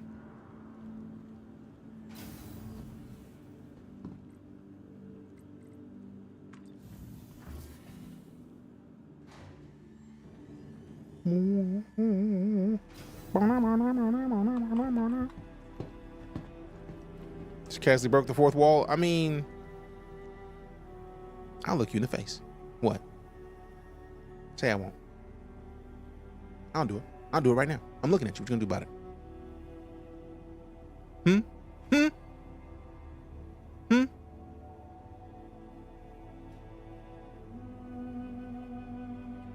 I'll wait. I will stare you directly into the ocular porch to your soul. Yup, I'll do it right now. I'll do it again. Say I won't. Say I won't. I dare you to say I won't, because I'm doing it right now. Do it. Didn't realize this was a VTuber channel. It really isn't, but it's like in Star Citizen, it might as well be, because this is life right now, fam. This is just, it's how we operate. Yep. With the teeth that was scary, right? To the ASOC vehicle retrieval system. All right, so yes, I have a lot of ships. Story. Let's pull my baby out. The Vulture. Oh crap. I don't even know if this got the right livery on it. Let me double check. I think it's got the green one on there, and I don't want the green one. Let me go ahead and store it. Let's fix this. Let's fix this. Also, not Skyline. Hit the trader up real quick. Begin.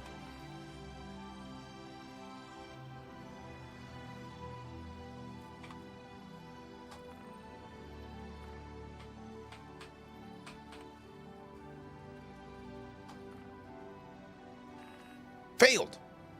They gotta be blocking it because of the amount of money I'm sending. Let's see, about 100 grand.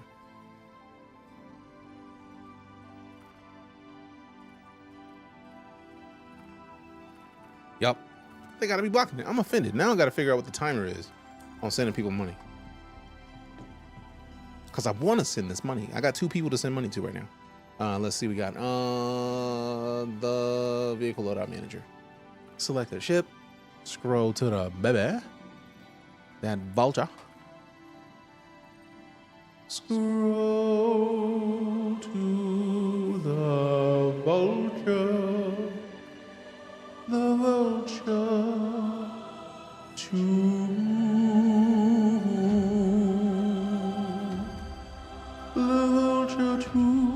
Also, I did forget that I took the baby scraper off.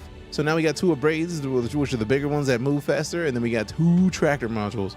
I forgot that I adjusted this one to do that. And now, since we're not at my home base, I feel like my home base is still in Microtech, which makes sense as to why my stuff is not here. Matter of fact, let's check it. Let's verify this. Yep, my local is empty.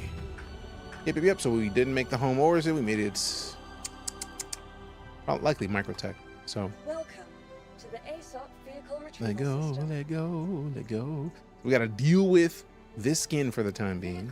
Your vehicle has been delivered to the Hangar 5, Lego.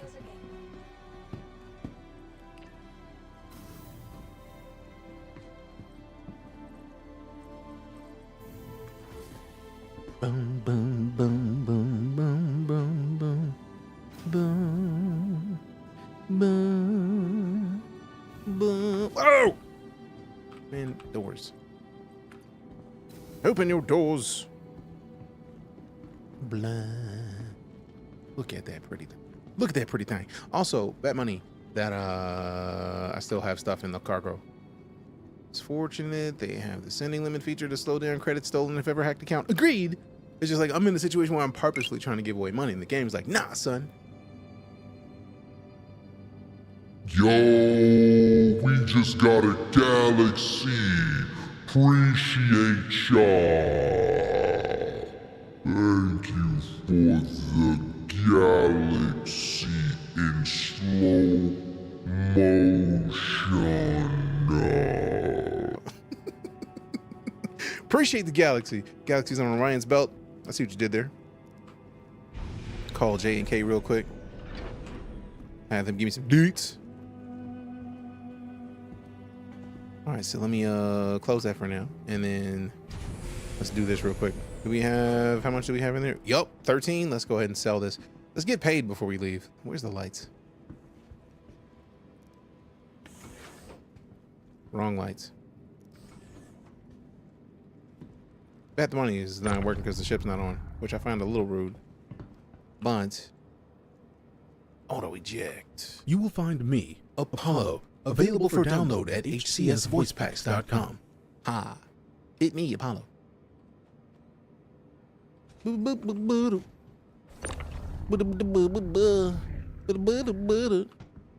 HCS voice packs.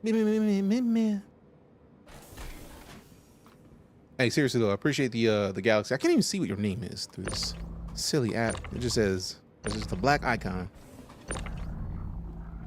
for your user profile picture.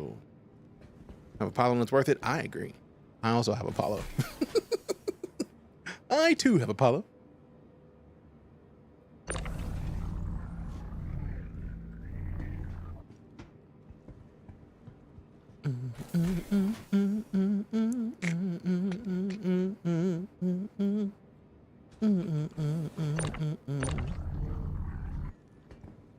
Come on, come on, come on, come on, come on, come on, come on, come on, come on, come on, come on, come on. Fulfilling box in progress. Fill that box. Fill that thing. Fill it. To the 30K, let me check chat real quick. Same price as C2, but slower. Death trap, less cargo, crappy guns, no maneuverability. Rather doing the C2 fair, but also nah.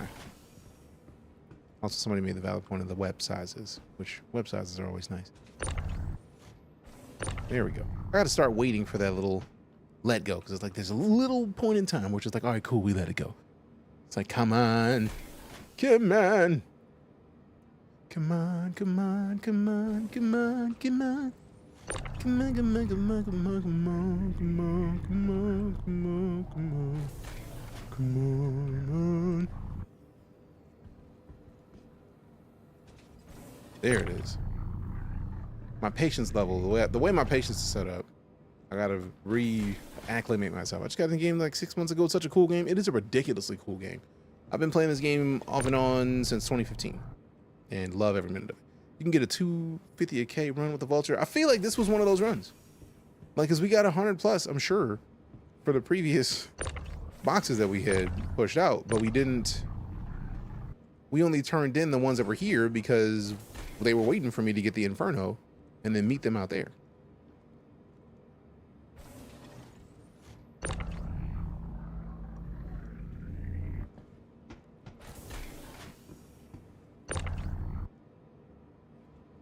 Also, that one's not.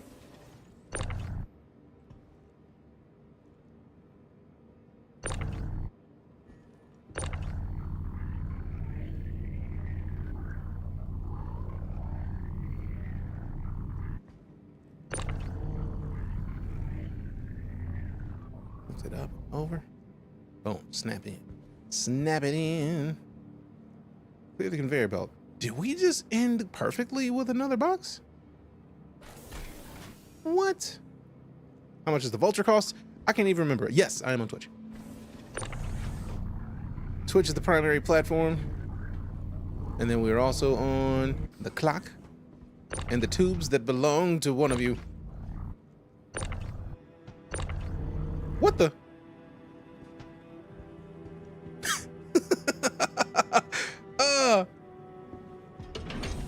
1.2 million game. Appreciate that. Did it literally yeet my box outside of the ship?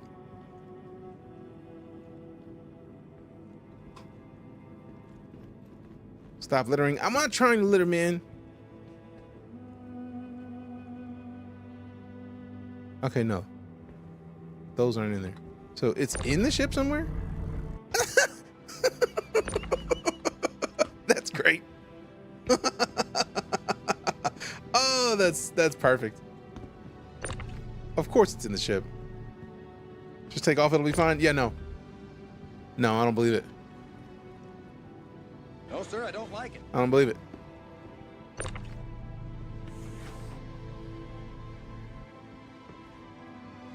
Where's the box? I will.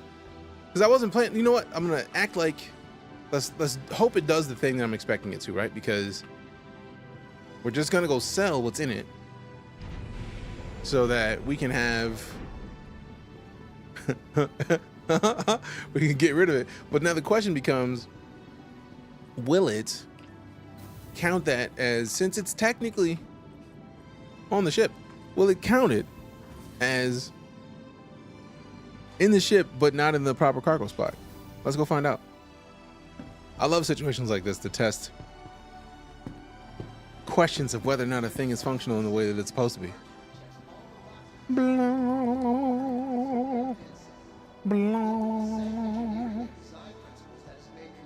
All right, so I think we gotta go this way. I'm also so sad because I wanted to be playing Power World today. Nothing wrong with Star Citizen, Black Hole TV. Welcome back. Appreciate the 2 months of support. Wait a minute. What? Whoa, hold on. Time out. We gotta go down. We got a proper salute. Appreciate the resub. Let me go for it because I feel like it's a weird angle. It's like, why are you looking at just the chest? Like, that's not how that's supposed to work. Hold up. No, not the business. That's the cash and prizes. I'm not trying to put the cash and prizes on display. Also, since it's a salute, we can use the right arm. We gotta put it on the right side, right? So then we pop that salute. Appreciate the continued support. Welcome back to the Nightcore Elite. I don't know why it's doing that with my teeth. I feel like it's looking for a raging club. Somebody understands that reference, I'm sure of it. Somebody gets it. Speaking of the voucher, it's not gonna be available here. I think it's only gonna be available. Is it New Deal or near New Deal? Appreciate you, Black Hawk. Welcome back. Thank you very much.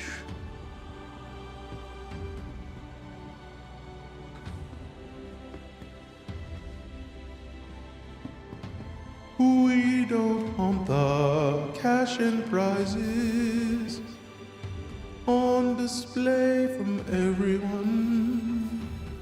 No cash and prizes. We are the church of every time. And yes, the Hardy Boys. See, now that I love it that y'all get my references, fam. Thank you. Means a lot to me. Ain't that about a dirty?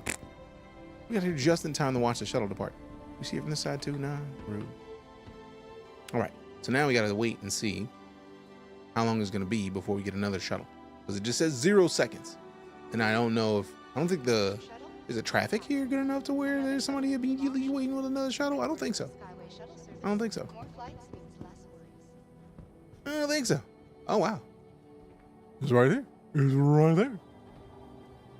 These picnic biscuits.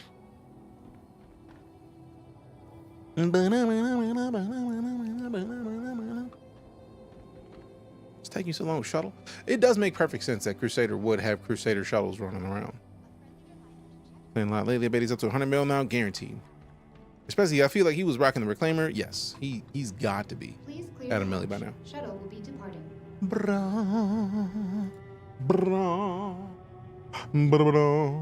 Bum bum bum bum. Bum bum bum bum bum bum. Bum bum bum bum.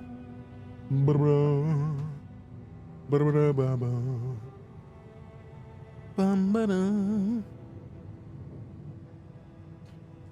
Wouldn't trust those flimsy things. I mean, true. Same.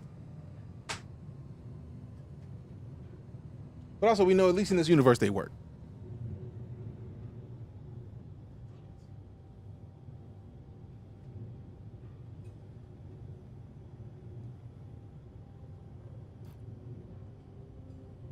Can't wait till we're allowed to build bases. I want to make an outpost in a cave. That does sound like some Batman. Please prepare to shuttle is approaching the station. Black Wolf wanna be Batman. 0.3 FPS is tough, I'm sure. I'm super sure. Such a raging clue.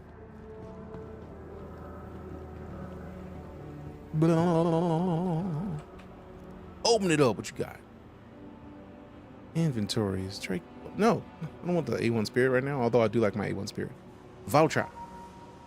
1.0 in 2 years. I don't know.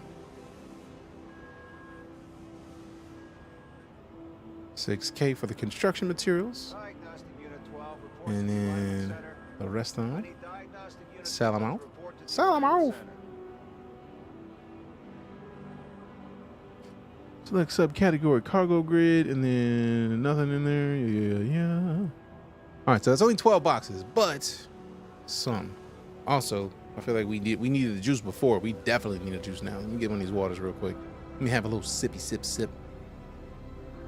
I just hold that water, man. Quit playing. Carry that. What you playing for? What you playing for? Let me separate it. Maybe it's just being disrespectful. Let's split it, right? And then carry. Because maybe it's just like you can't carry 2 waters at once. Now I gotta put it on the ground. Put it on the ground and pick it up. I pick things up to put them down. How dare you? Did you lose my water? Self?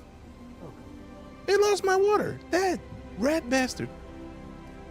Drop item. I don't even pick it up. Oh no, it didn't drop it. Ain't that about nothing? Split it. It just told you to split it. Quit playing. What? Just drop one of these, man. Just drop one of them. How do I have 3 waters now? Found a dupe. Found a dupe. And I don't have any more water. And I'm out of liquid. So we got a Whamburger Deluxe, no liquid. So let me just run back. Since we got to go back to the main thing anyways. My water just gone. I'm offended. Doesn't seem to include the one spit out by the processor for some reason. It did not include the delinquent, sadly. Okay, drop place store. Bed is empty. Yep, had that feeling. Oh well, at least I get to pick up somebody's litter. Alright, so let's head on back. Oh, and I just missed the tram. Sorry though, because one's gonna be here in any minute after the next one. It's not gonna be very long. Plus, if we take that one, we go back to the space station, which is not what we're trying to do. The next shuttle is approaching the station.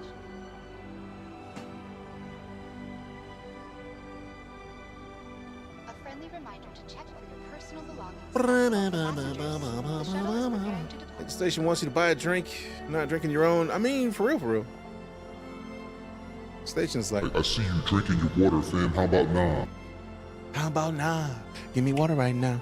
Go ahead, give me water right now. Give me water right now. My dude, how about nah?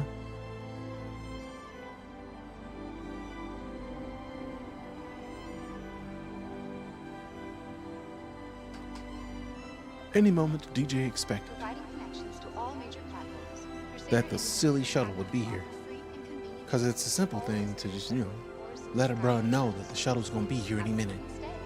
So he stood there patiently waiting, hoping that it would show up.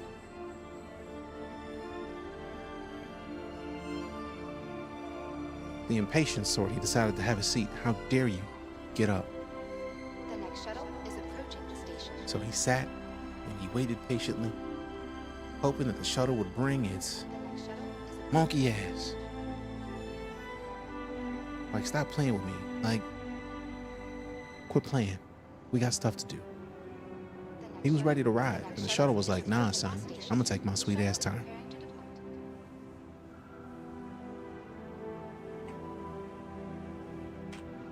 When it was time he found the dip, he popped himself up in a way that doesn't even seem like it would make sense for human beings to be able to do, and he just jogged on real quick so he didn't get left.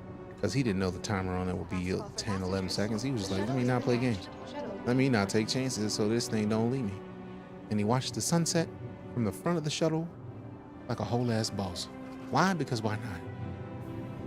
He felt like he was a whole ass boss, so it only fit.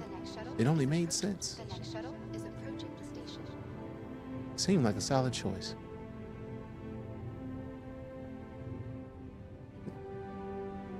And now he was on his way to finally get the water the station decided he didn't need. They were like, nah, son, you ain't thirsty. You thought you was thirsty. How about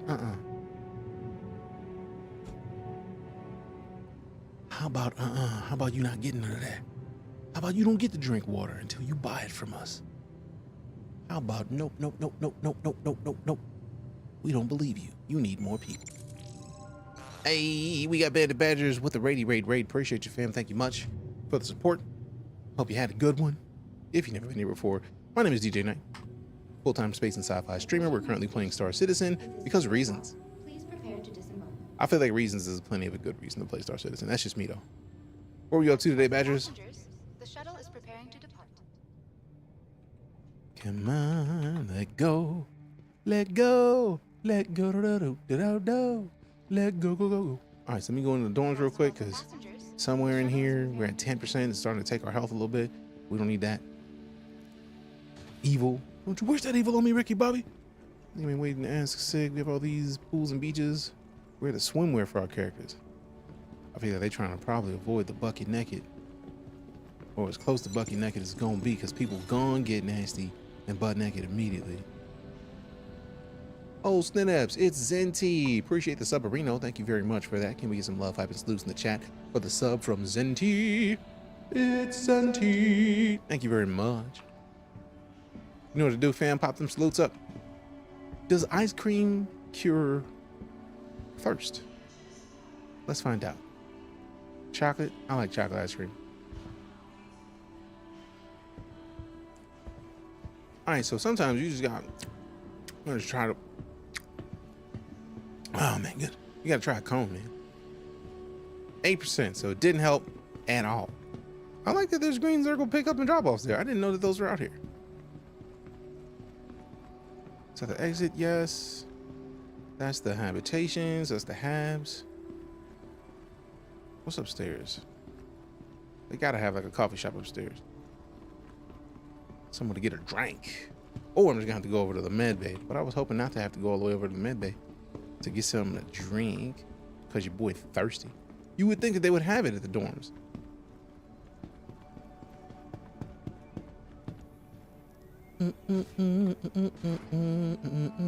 Oh, snaps. Let me find. I can't even like practice because I can't press the 0 key to pull up these dukes. I want to put up the dukes. Selling salvage? No. I mean, technically yes, because I sold it off at the other location, at the industrial area. But I'm trying to. I was gonna stop over at the other one just to make sure that I didn't have anything else hiding itself from me. Convenience store strategy across the way. I thought so, but I was just hoping to see if there was something here. I had high hopes, man. Like if you wake up here, it would be nice to get the thing.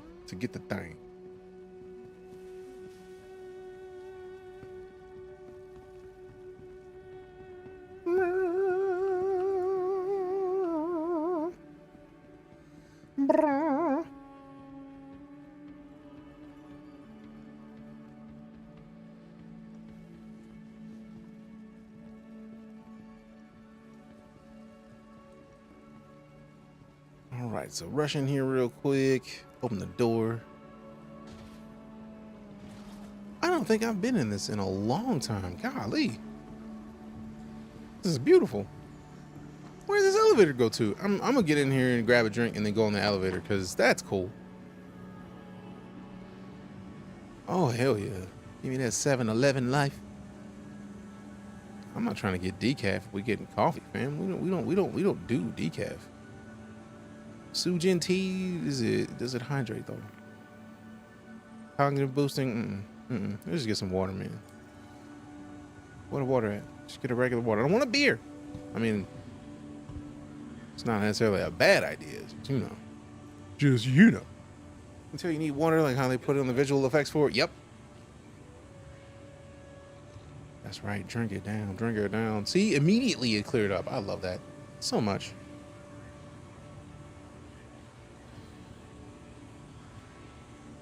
All right, so let me find a trash can, some litter.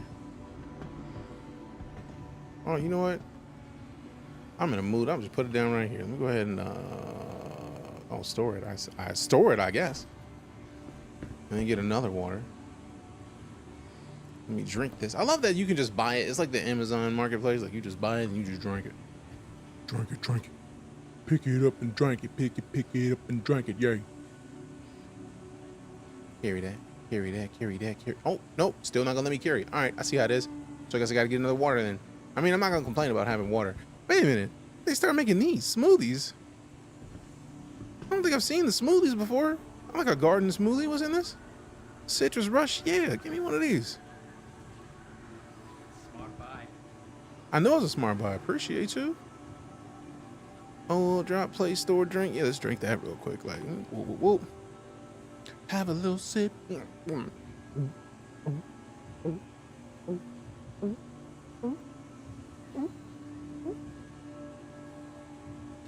That was great. Goodness gracious. I don't think I've been in this place. Right, Crawl. It's that Stratus. When you get up at a Orison, instead of going across the bridge and going straight to the right-hand side to cross that secondary bridge to go to the hospital, just go to Stratus. Hey, we got Electro General. Welcome back to the Night Court League. Appreciate the continued support. They won't let me do it until I put this bottle up, because let me store that real quick. Now we pop a salute up. Appreciate the continued support. Let me do a thing real quick, like fam. Let me do some. Let me do some. Refresh. Quit playing. Go to this. Play one of these.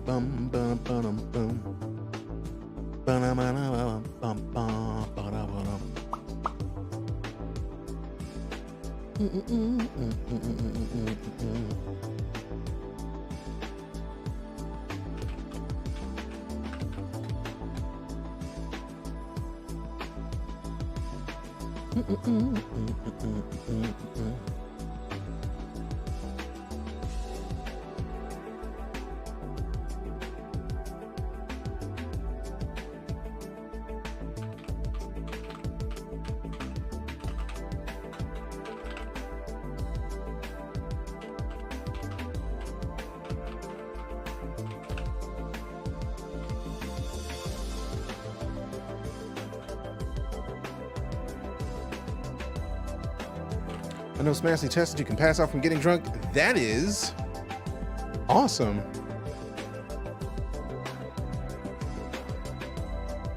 Did not know.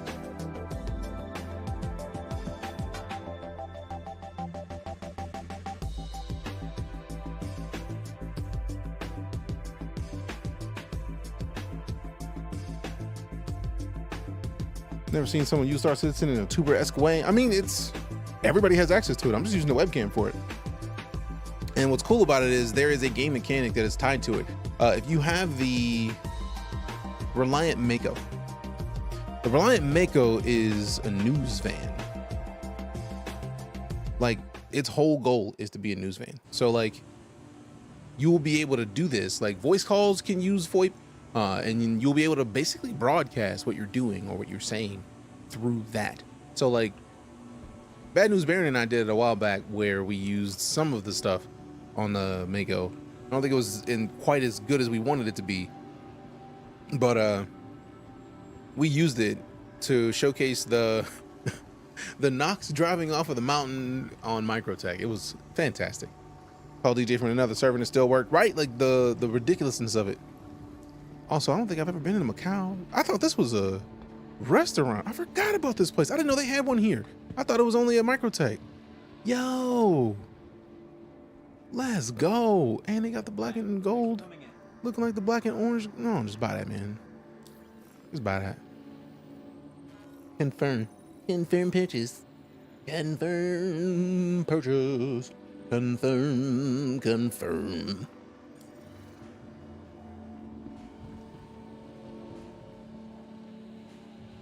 That looks like some Jedi type shit. Like, that looks like an Obi-Wan type vesty vest. I don't like the shoes personally, but I like most of the fits.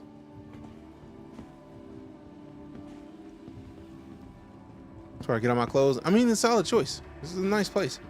I did not know that this whole building existed this close to the dorms. I'm looking forward to hitting that elevator to go up too.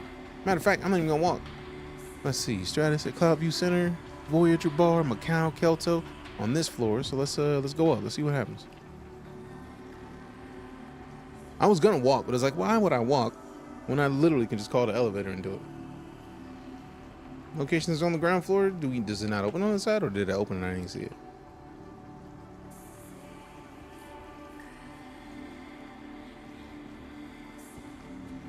Maybe that one's broken. Also, why is your man standing in water like that's? Unless it's not water, in which case that's interesting. Oh, sorry, ma'am. Miss Mamas.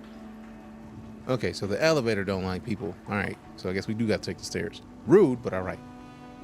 All right, all right, all right, all right, all right. What is that?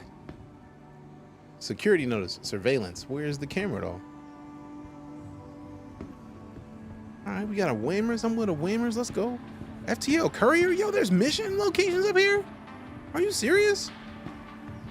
That's what's up.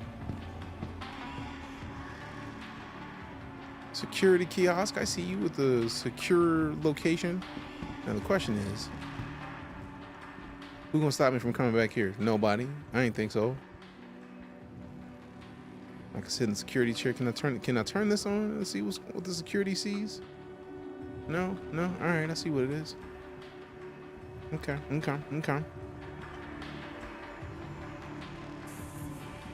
Do something about the security. Bet you won't. Opening 2952. I think y'all a little late for that.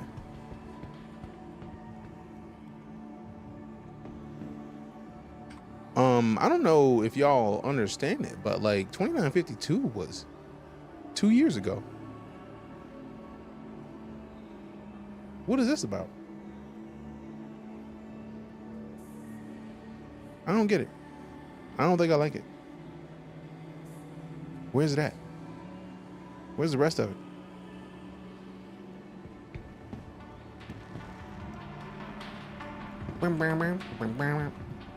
All right, so it's got to be another upstairs, or is this upstairs? There's stuff on the roof sir, I don't like that we can't get to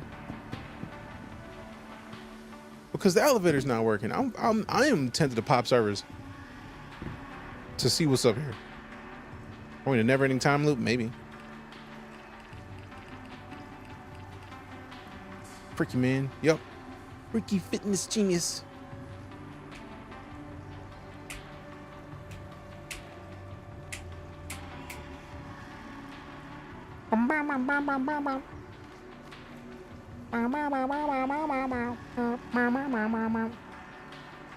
There's an upstairs, but I know that you use this. I remember seeing someone posting on Spectrum that the lift was broken. Aw, man. So then that saves me time of hopping servers to come back to get on the lift to go up there. Because I want to see what's up there. It looks like an aquarium. Like, I would love to see an aquarium here, man. Come on, let's go. That sounds like dubs. All right, let me double check and make sure I still have my gear in my pocket. So we got at least one water. Ooh, we got 80% left of that smoothie. Let's go. And then we got empty bottles. We got a Whammer Deluxe. We got a Buster's chocolate bar. And then we got a Godmother sandwich. Matter of fact, let's get one more liquid. So that way we have 2 of everything. Probably use the free can to check it out. Yeah, but like, it's not the same. I want to explore because I bet something awesome's up there. I want to see it. Let me get one of these juice. Give me this juice. Dumagama juice.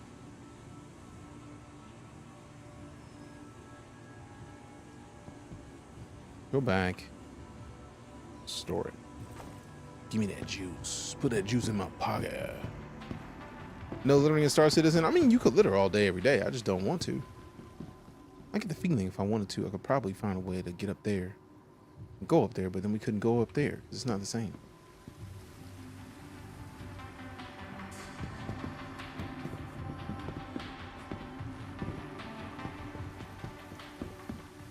As we go over here, we could probably get right here, and I don't think it's gonna let me get far enough.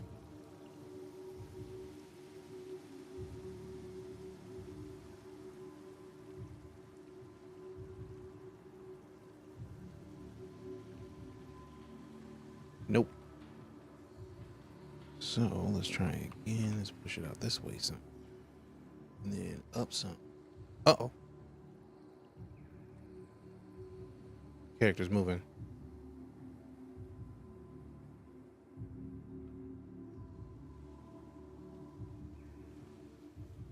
So it's supposed to be moving, but it's not letting me move. Because, yeah, it's at its limits. So now I want to go to the dorms. There's like a party up there now. Like, I want to go to the party. Hey, what a party at? All right, can I go back this way further? Yo, that's a party. They clubbing up there. All right, so let's try something real quick. Let's look down. Let's turn it. Oh no, turn back. Here's a party, here's a party, here's a party.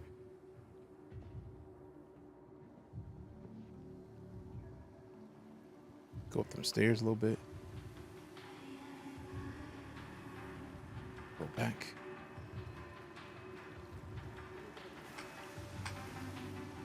All right, go this way, son. See if we can get in here. I wonder if we can put it through the middle. Let's try. Let's see if we can go into the lift.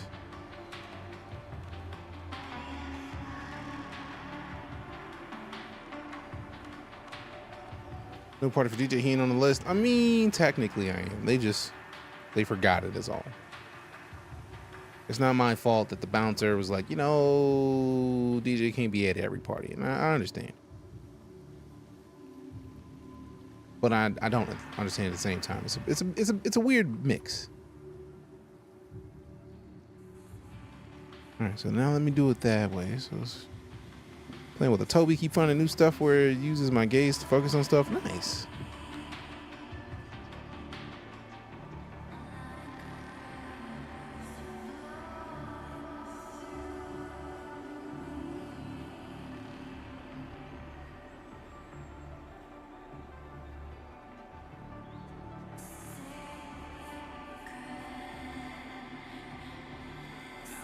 Let's see.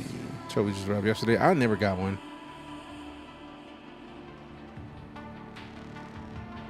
I'm living the broke life, man. Like, y'all might think I'm joking. Like, nah. Broke life is real. Who that?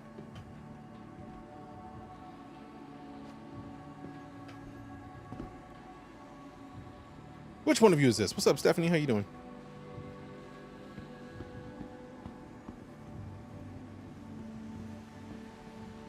That's me. Okay, that's what's up. I see you do your shopping over at the one place. 'Cause I like that top. It's nice. Follow me. I'll show you the bar. All right, cool. Lead the way.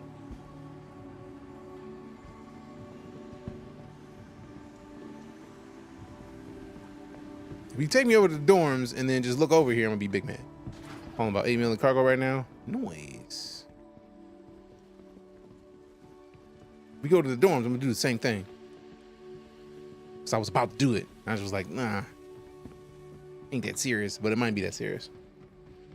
You know what I'm looking for? Hopefully like a skydiving suit. Like, since they put in the EVA options to where you can be like flat, horizontal, I look forward to seeing if they're gonna add like a squirrel suit to where you can like base jump off a building and still kind of glide. That would be fantastic. Good, glad to hear it.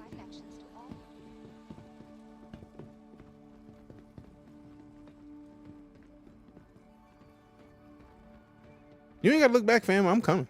I'm right behind you, bro. Don't worry about looking for me.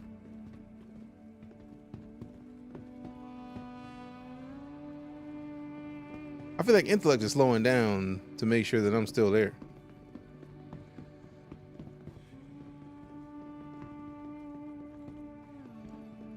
Can you discuss the subscription packages? If you can subscribe to the game, but it's like, the only reason that subscription exists in Star Citizen is to support the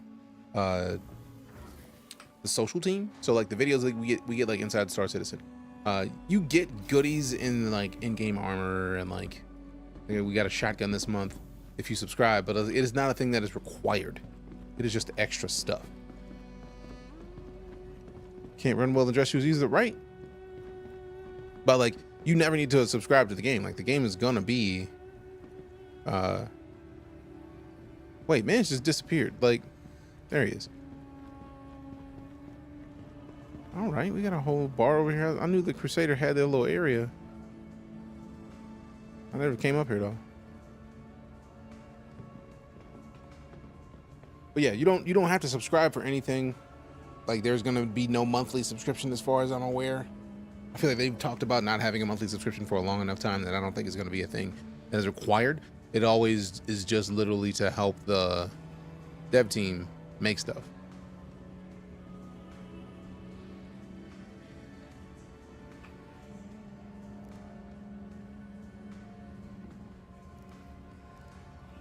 Just give me a drink, bro.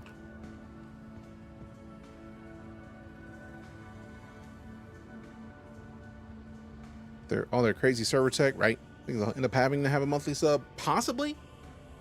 But I also feel like they might be aiming to have their game sales handle all that. Wish they could get the bartenders working again. They literally had something about that in the monthlies that they were just talking about, where that's the thing that they're working on, is making the bartenders function. Like a bunch of them just got new animations and like, speaking of, oh snaps, I want a whiskey. I want a rum and cola. I like whiskey, but give me a rum and cola. Liter of cola. He's looking dapper as F. Yeah, he is. Dapper AF. Out of the game packages, which is best to get Star Citizen and Squadron 42 access? I feel like they took away Squadron 42 access previously. Oh wait, is he gonna make it? They stopped giving people the ability to get Squadron 42 a little while back, because I felt like they were doing work to make sure that it got further along, and they were just like, look, let's not even sell this until we're in a better position.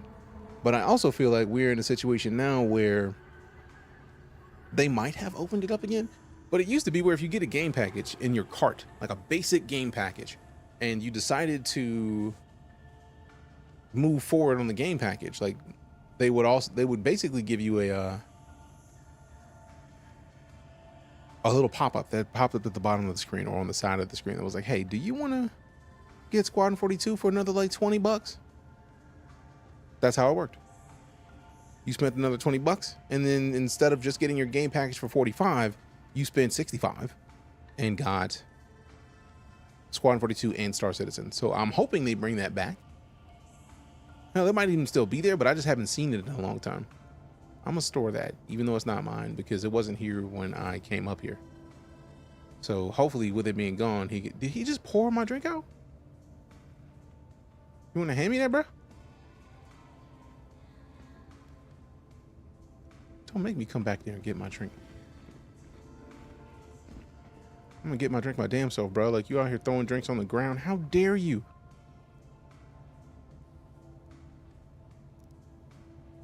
He been cut off. I should not have been cut off. Also, he ain't even finished making my drink.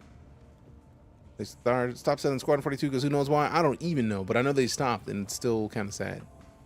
Also, was that even rum? Welcome. Great to have it was. He made me a rum and coke like I asked for and then threw it away. Wait a second. Maybe the one I picked up. He didn't even let me pick it up. I'm offended. Wait. We got the pint glass. We got the highball glass. Large drinking vessel, label the whole liquid, and then this one. Both of them still got drinks in them. All right, cool. So we got 2 drinks. Let go. Oh, Nubs, I'm sorry. You know the bot is disrespectful. Sorry, dog. All right, let me get another one of these. Let me store that. Sulin package of shit looks amazing. The Sulin is fantastic.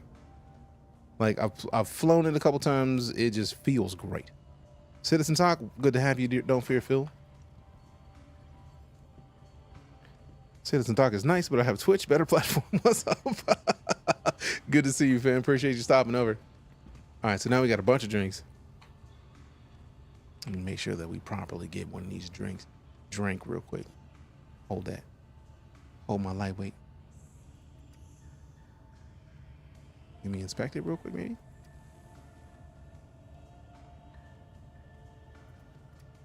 I don't think they're gonna let me inspect it. I'm kind of sad about that part.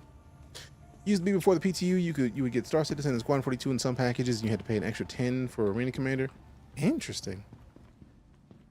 Now this one, my baby right here. I love the Star Runner. Now, since Black Intellect brought us over here, maybe we can get a better view of what's going on at the bar on top of the other thing across the way. Doubtful, but a man can hope.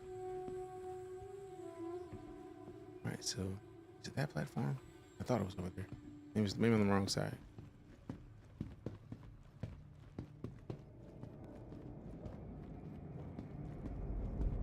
I feel like it was that way. But also, this showroom throws off my perception of location. So I feel like that might be the hospital. If that's the hospital, then we'd have to go around to the other side if they have it. Right now, Rainy Commander comes with its own thing, and Squadron 42 most likely won't be available again until the release date to satisfy some EU laws. Really? That would make a lot of sense. If there's a law that made it to where they couldn't put out sales without a release date, if that's the case, then how are they even remote? Well, technically, Star Citizen would make sense because you can play Star Citizen right now.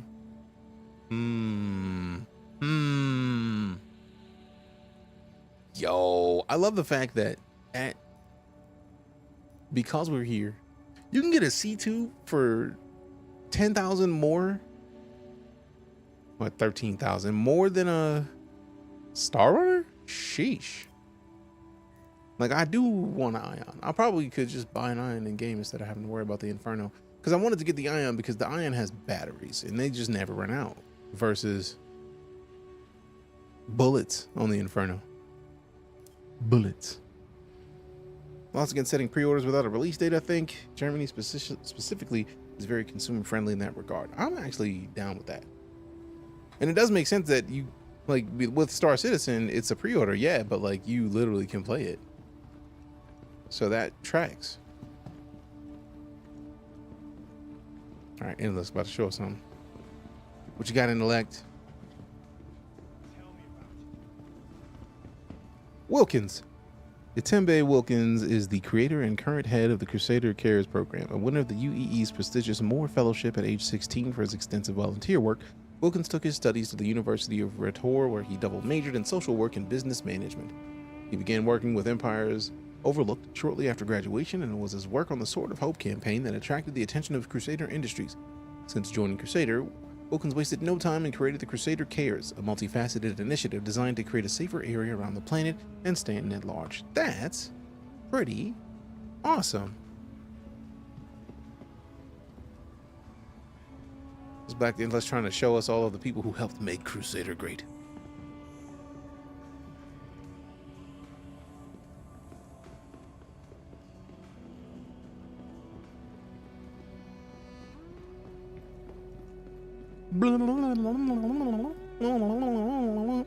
Oh yeah, I love when this opens.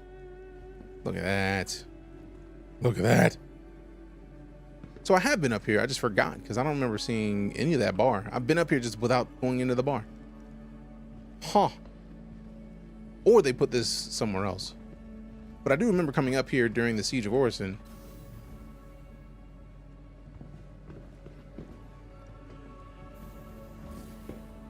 Appreciate your Black Intellect for bringing us around these parts. Bringing us around these parts.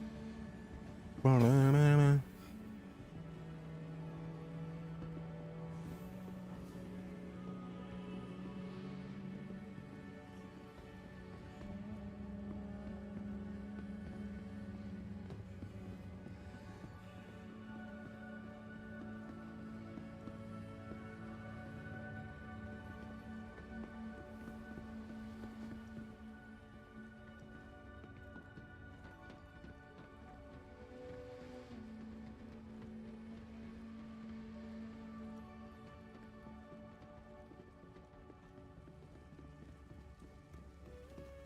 Last call for passengers. The shuttle is preparing to depart.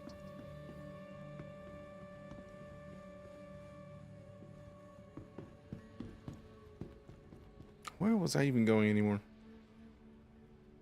Oh, I was going to go check the... I know the TDD's over there. All right, I'm going to catch up with you, Black Intellect. I forgot about checking the TDD to make sure I didn't have anything else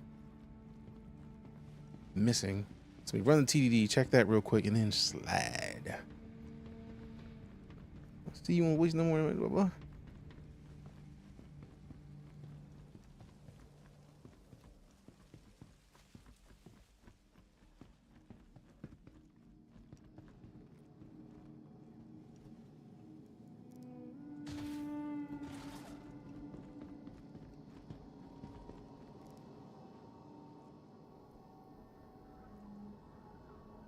Get so stressed holding that much cargo landed, ship stored. Nice. Congrats on the hull. All right, so okay, cargo grid. Make sure there's nothing else. All right, cool. So I think that one box that we had out, that John, is just gone. But it's only 6K, so we'll be all right. It's only 6K, so we'll be all right, all right. All right, where we at?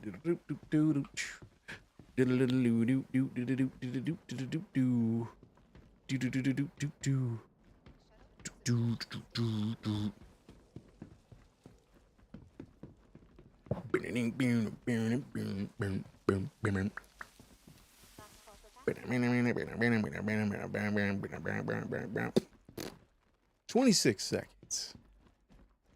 Next patch, they announce those screens will have real-time trading prices at all TDDs. Damn. That is gonna be fantastic.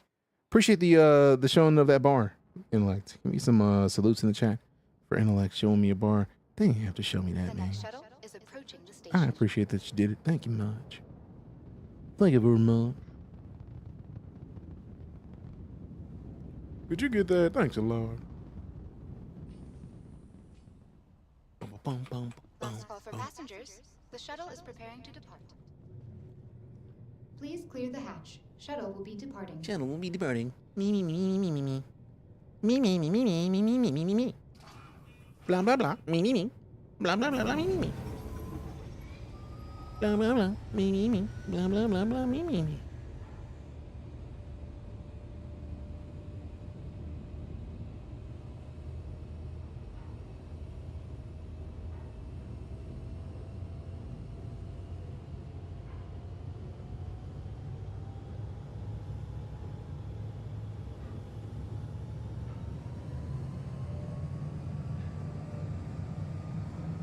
Boom, boom, boom, boom.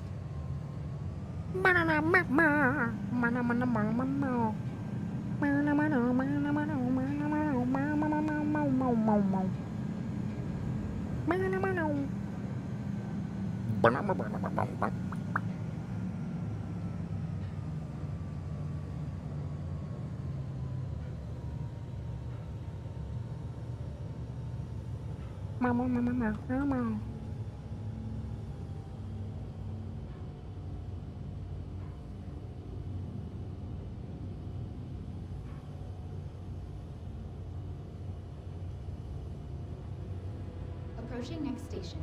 If this is your stop, please prepare to disembark.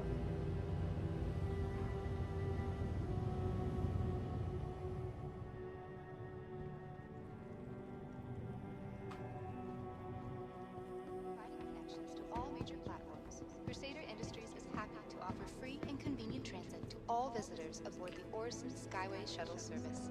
Have a pleasant stay.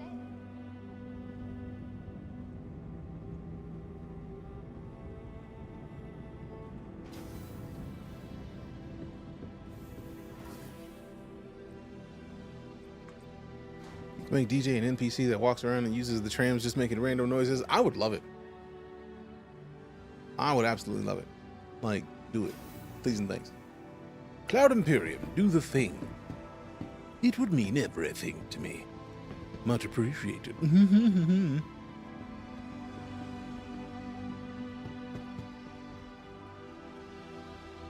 Blah.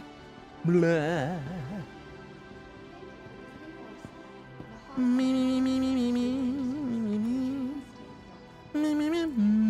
Alright, so we should probably do one of the salvage missions. I thought I accepted one, but I think I was about to, and it was like, let me double check and make sure we got everything we need. Intellect!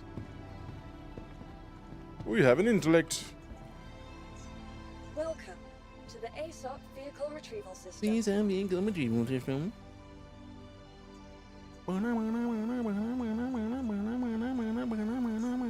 I like how they stored the vulture. They were like, bro, no. Your vehicle has been delivered to the following location. Hang a fool.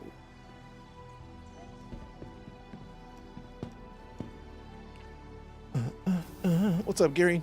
And yeah, hell yeah, Star Citizen, hell yeah. Boom, boom, boom. Hey, Jay with the lightning bolts. What?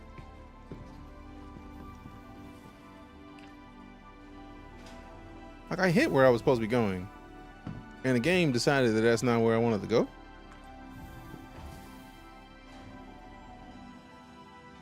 What is the game? The game we are currently playing is called what the?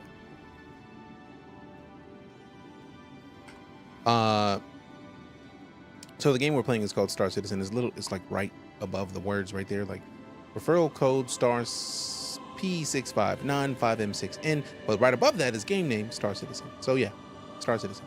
Yep. I mean, did somebody leave me a ship? Like, is it a free Buccaneer? Like, I like Buccaneers. But I also am concerned that maybe that person is still in there and I don't want to have to deal with them. Let's go ahead and close that. Yep.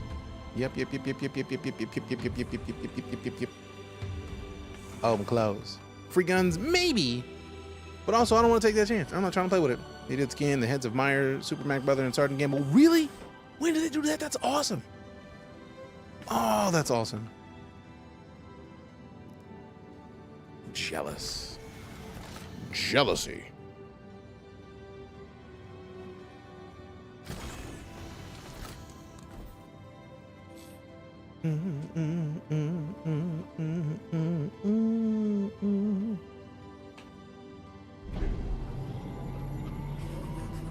That's it. This kind of years ago. Nice.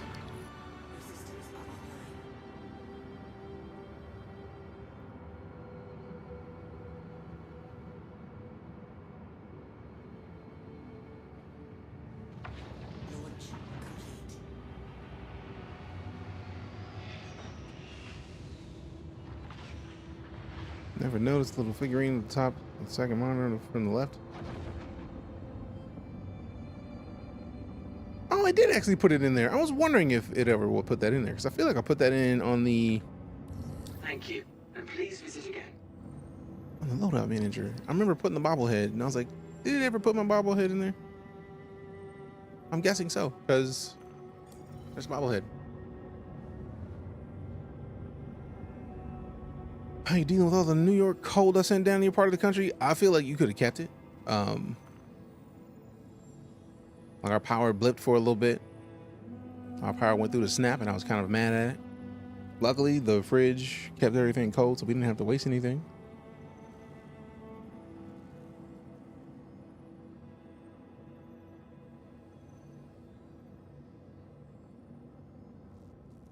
Let's see. So let's look at the salvage.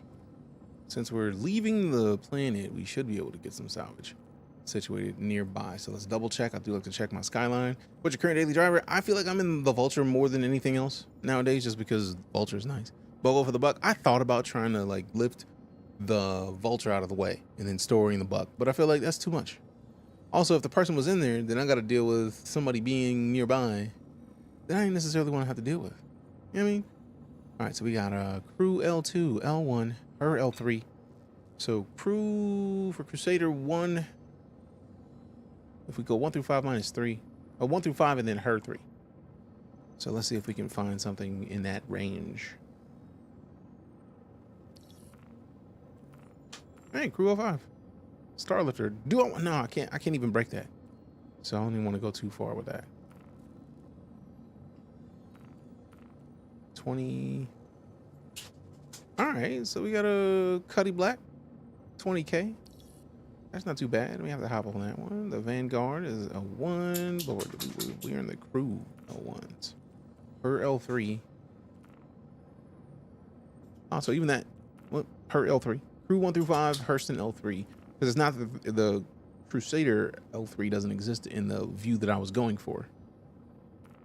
But the Hurston took that. So that's an L5. Let's find ourselves. Arc L4. I'm not going all the way out there. Okay. We got a Vanguard Warden at Crew 05. Let's accept that. I'm with that. Track that. I'll do that. Very nice. Currently been doing a lot of Reclaimer runs, but otherwise it's the Corsair for me. I'm torn because I had a Corsair. I melted my Corsair. Because I truly wanted to I melted my Corsair to get hands on the F8C. I feel like that was a worthy trade.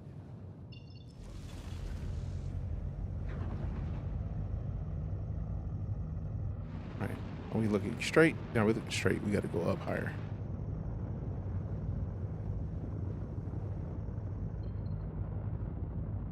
Do not miss shoveling snow. Also same. It did not snow enough for it to be shoveled, but it was snowy for a little bit. High of 75. Wow. Wow. Wow. Jealous.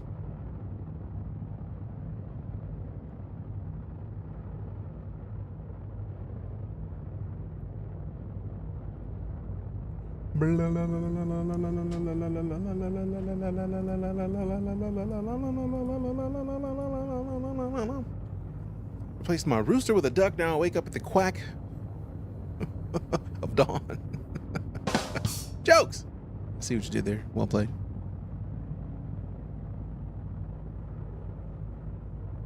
All right, so I feel like we might have gone out of the. Yes, we did. Let go.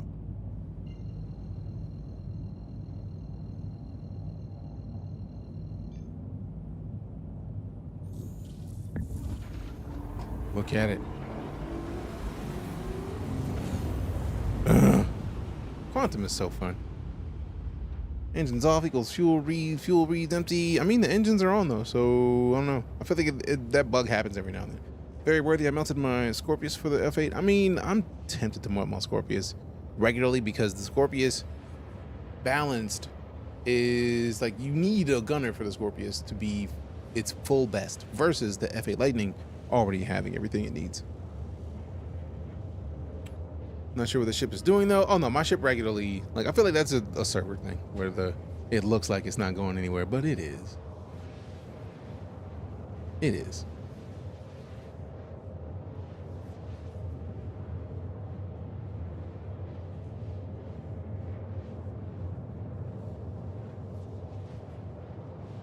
If you have an F8, there's really no need for the Scorpius. This is true. But the question is, what do I melt my Scorpius for? Like, I could melt the Scorpius and then basically CCU to... I could CCU my... what's the name of it? My Zeus Mark II Clipper to the disrespectful one and then still have a bunch left over for another ship. Considering there's so much other stuff happening with the Missed It, in case you missed it event, I might make a move. I might make a move. I might make a move. I might make a move.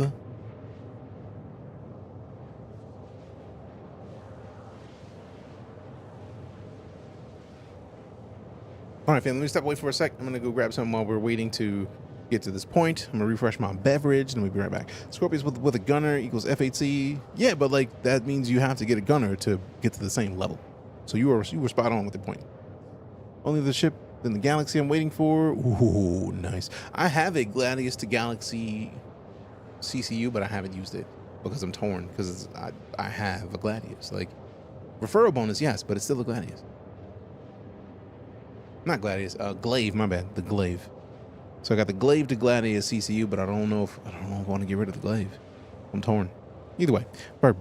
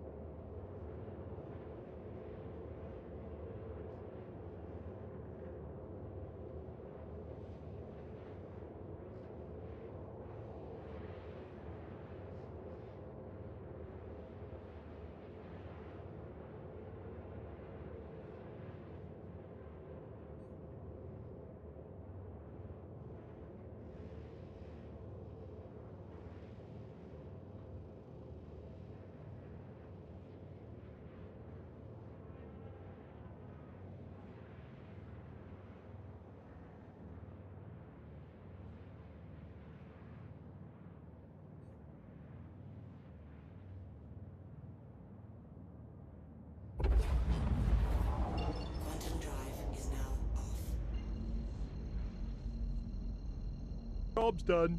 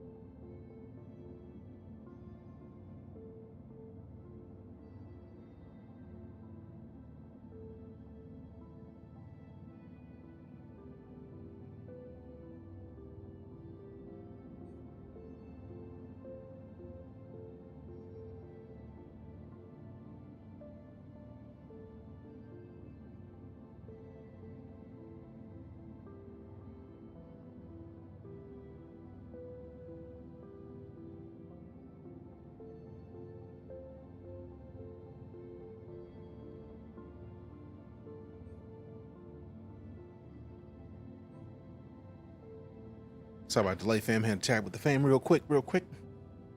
And now we slide on over here. Go with the two F8Cs most of the time. Turret guns have a big capacitor.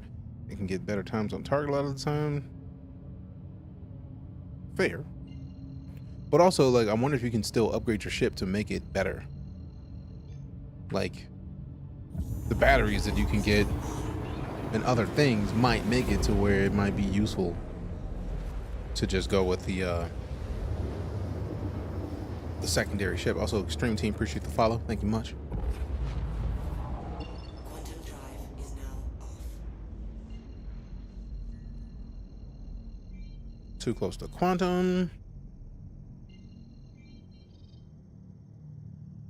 I don't really want me to travel there. I just like when this happens.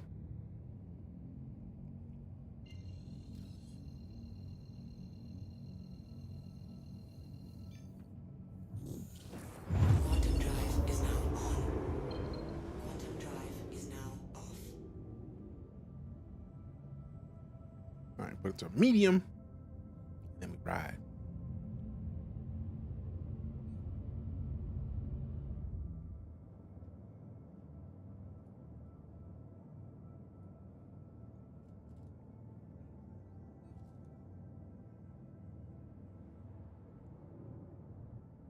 Bethesda released a trailer for a new game called Indiana Jones and the Great Circle. I heard about that. I was just not seeing it, but what's your Twitch? DeejayKnight. The same as the clock, just with no space.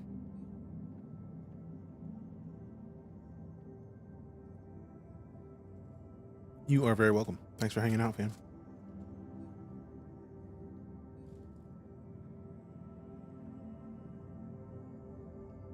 Watch, it looks interesting. I'm excited. I keep hearing it's supposed to be coming out this year, which is nice.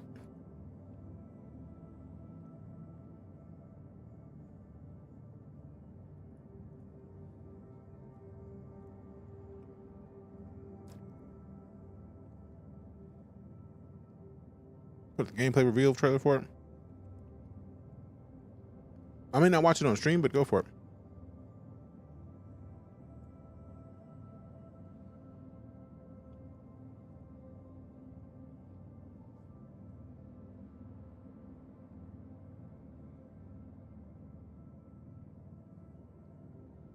Oh, and it's on Steam? And it's a Microsoft published game? Dang. They're not playing.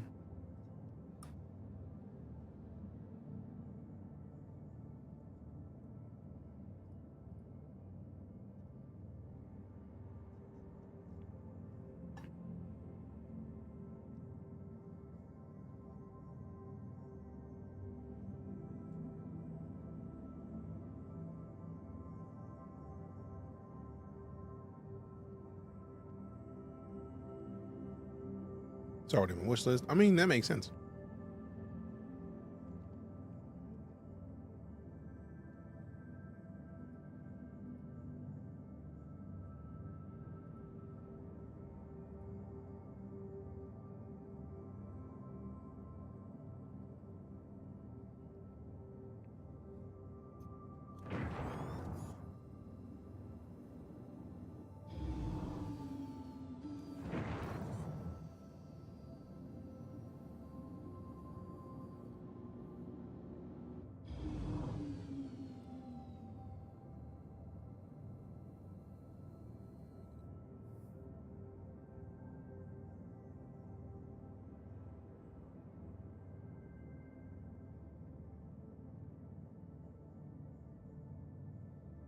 Almost there.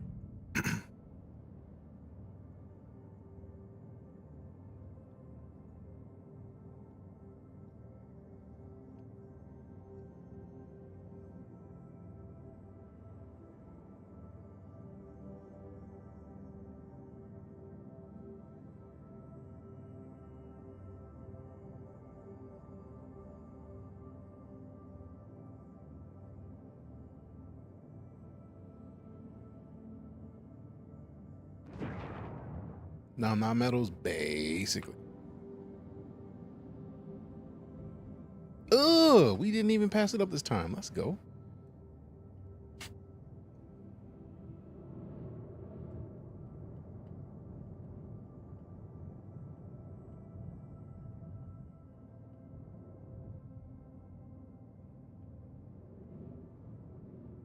Let's tilt this up.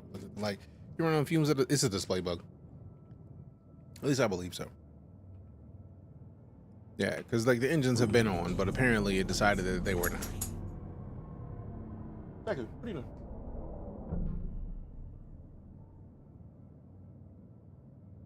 Because if the engines weren't on for us to go anywhere, how would we have been in quantum? So like, it's weird.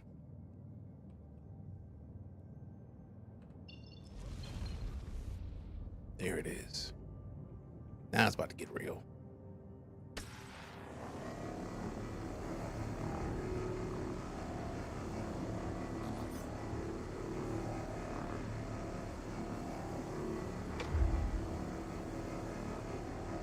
How's the game feels? Looking at RSS website, it says it's still in alpha. It has been in alpha for years, Dallas Fury, but it is so regularly getting updates that it doesn't feel like an alpha normally does. I'm probably not the last person to ask because I've been playing this game since December 2015, and I love every minute of it. It's kind of my thing. It is one of my. It is literally the game I've streamed more than any other game anywhere. Because I can say on Twitch, but like we're in a bunch of places now, and I've done more on Twitch. But like, nah, it's literally the most streamed game for me. So I'm gonna be on the edge of like, the game is great. I realize my bias, but with that, I still feel like it's in a fantastic place, and it is only getting better. Like, we spent an hour earlier watching a 4-minute portion. Maybe not, maybe like 45 minutes. We spent 45 minutes watching a 4-minute snippet of video talking about all of the things that they're adding to this game that they're intending to have in-game playable by summertime. And it is a list. It is an impressive list of things that I feel like will make the game better, the regular experience for people who've been playing forever better, the new players, like everybody will benefit from these upgrades, and these upgrades are only possible because they're working on this and Squadron 42, which is that single player game, at the same time. So with them announcing feature complete Squadron 42 means that all the stuff that we've been waiting for that we couldn't get in here yet, that they wanted to make sure functioned, the things that don't require a server to get done, they've been doing. But like they didn't want to give them to us too soon. So like they announced Squadron 42 is done, and all the stuff that doesn't require server specific bonuses, like the interface, like a lot of it is interface updates, like all the interface updates that we don't necessarily need, but they needed to be done for the single player game.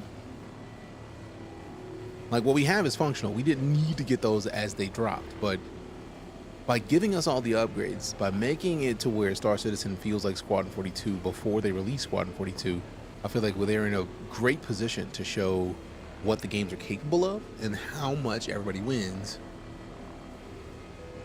at the same time. So like it's a long question, sorry, but yeah. Had to redo my Twitch stuff, I finally made it over. Appreciate you, little Tim. Thanks much. Appreciate you transferring over. You didn't have to, but I'm glad that you did. Alpha, but I put hundreds of hours into it already, maybe over 1,000, but they don't have a tracker. I mean, I know for a fact because I have a page up on on Sully Gnome where I show the last 3,300 days. And I have streamed Star Citizen for 1,293 hours. So even if we take into account like 300 hours of video watching, I'm still 1 day of streaming away from 1,000 hours in game. For Twitch to the Talk live streams, hey, nothing wrong with that. I appreciate the fact that you even found us on the Talk and then made the switch because you didn't have to. Thank you. Matter of fact, can we get an exclamation welcome space Lil Tim in chat, please and thanks? Please and thank you.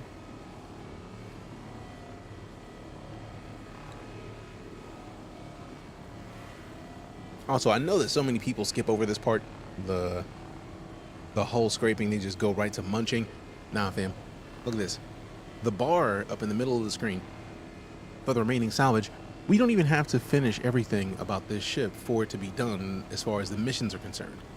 But the more we get from it, the more money we get from it. So like this is a nice little chill time where we get to just sit, talk for a little bit, strip the ship of all of its hull, and then make bank off of all of it. So like I don't see the problem personally.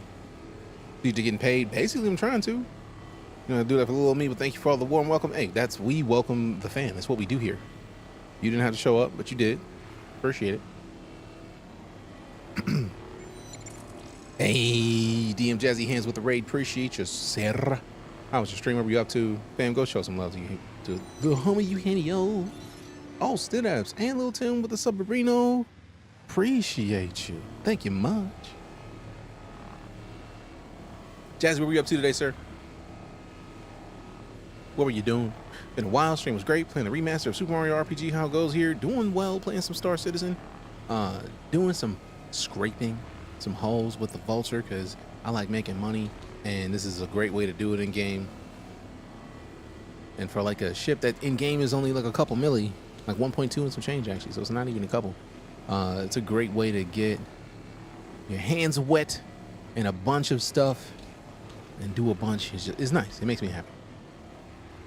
So appreciate you bringing your community by. And how's that Super Mario RPG, fam? Like, before you say anything else, I understand you might have to dip. If you got to dip, I get it. You ain't got to complain. Like, you ain't got to say nothing. I understand. Sometimes it beats like that. I will not blame you if you got to dip. But if you were planning on sticking around for a few minutes, how did that Super Mario RPG treat you? Because I didn't know they remastered it. I just learned a new thing today. Appreciate you for the heads up. It looks soothing. It does. For me, like, this reminds me of Hard Space Shipbreaker. If you've never played it, it is a game about breaking a ship down into its individual pieces and like scrapping them. So like the fact that they added something like that to Star Citizen for me is pretty awesome because that game is super chill. Mario RPG is great. Played it when it came out 28 years ago. Damn. And I loved it, but I wasn't sure how it would hold up. Well, it holds up. I mean, to be fair, one, valid point, because Mario is classic. But two, Nintendo, fam. I gotta give it to Nintendo. They will make a game that stands the test of time in a way that only I feel like Nintendo has been getting away with, really. Like, and I'm more speaking of not to say that like Halo isn't classic, because it is, but I'm more talking about like a game that like doesn't necessarily resort to like violence, and that anybody in your family could comfortably put it on the TV and everybody would watch, right? So like a grandma who never played a game could understand and get Mario real quick, and everybody would watch grandma playing Mario given the opportunity, right? So like that's more what I'm talking about. It's a good looking, fun to play game, and the SNES title still holds up as it should be. But also, Nintendo has been making games in general for hundreds of years, so like it makes sense that they just got it like that, or at least 100. Because they started off making cards, so like they know what they're doing. Also, Pokemon just makes perfect sense. And also, speaking of Pokemon, can't wait. Tomorrow, Power World comes out. I'm mad that I didn't get the chance to get the early creator access, but you know what? I got to watch a bunch of people who did get early creator access for a little bit and get to see the coolness that they've been up to, which gets me more excited for it because I need it. It just remastered really well and cleverly, changed up some things that wouldn't look great in 2024, added some features that the SNES couldn't handle, generally made an excellent 28-year-old game that I'm playing today. That sounds like Nintendo. Because Nintendo is fantastic about their formula. Take a game, make it great, make it awesome. If you're going to do a remaster, take that game, tweak it a little bit so it's not an exact redo. Make more money off the same thing that you already made money on. Like, it's genius. It's genius. Zlagathor. That's a hardcore name. Appreciate the follow. And then we got Seeker Relics with the follow. Thank you very much for those. Good looking out. Also, is that a Cipher of Tear I see, fam? Y'all already know. Go follow Cipher of Tear. Go follow DM Jazzy Hands. Fix it. I'll wait while you do. Matter of fact, I'll give you a little bit of music to do it. Yeah, baby. It's the time for you to go follow some people. Right now. Cipher of Tear, baby. And DM Jazzy Hands. Go make a move, baby. I wouldn't tell you not to do it if you didn't need to do it, so go on and fix it. If you're not following DM Jazzy Hands and Cipher of Tear, go on and fix it. Hear from me, DJ, baby, yeah. You had time. I gave you time. I even played music for you to do it. Go do it. If you didn't do it by now, you literally got follow music and everything. I had to break out my internal bootsy. Go enjoy dinner, fam. Finally started playing that in Holy Crap I'm in Love. Oh, No Man's Sky is literally that. Go enjoy your dinner. We'll see you soon. Be excellent, fam. Go follow Jazzy Hands, aka Eugenio, aka the leader of our journey through the lands.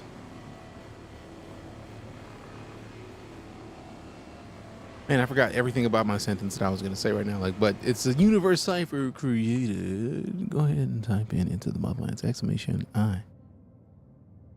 TM, exclamation ITM, Into the Motherlands. Go check it out. You should. You need to. You deserve to. Don't be sad. Be glad. Do the thing. All right, so now it's time, since we got this part finished, I feel like since the depot is almost already full, I almost want to just like dump out these boxes now. But I also feel like luckily we're in a place where I don't think too many people are going to be out here, so I feel like we'll be fine. But it's time to switch to the fracture tool. So let's break it open. Let's break it open.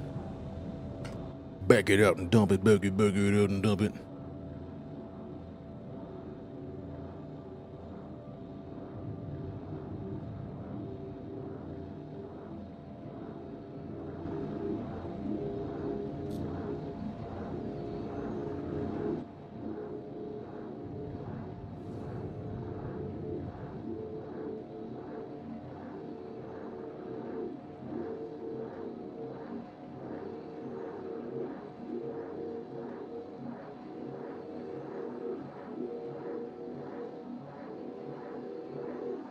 Deck the hall paint? Yep. Had to. See, you found the dragon to filth what LeVar Burton did on a girl? Only because of you. I would have, I too would just have like quit the internet that day. That'd be the last day anybody see me on the internet. Cycle 2 modes. Wait, did it not break it up? Okay, I'm about to say, like, it should have broke it up. Should have broke it into pieces. Broke up the pieces. There it is, disintegration field. Give me them bits. Give me them pieces. Usually rock the pink and black paint. I mean, there's a lot of paints. Lucario, what up? So I'm imagining that with your name, you were excited about Power World, because we are going to be playing Power World in here. No, I exist, right? We're in the same server? I joined your server, Swamp Thing. I saw the name and I was like, okay, the homie's in there. Let me hop into that server, see what's up. It was a good idea, I think. Now I gotta go see what the Lucario example is for Power World. I'm excited to see what it is. Like what the example of that is very much like it. Can I share the nice things you said for? Of course, you can say whatever you want. You ain't gotta do nothing, as always. Only thing I ever expect from you is for you to be as amazing as you already are, and you don't really have too much of a choice in the matter for theirs. So like, I appreciate you for even wanting to spread the word of anything that I've done. So thank you. Not saying that you're in a knockoff Pokemon game, but I'm gonna show you all the thing. If you haven't seen it yet and we haven't talked about it in here, goodness gracious. Thank you, Cypher. I appreciate you. So let me put the camera back on for a minute, and then I'm gonna tab out Pretzel Rocks, and then we go to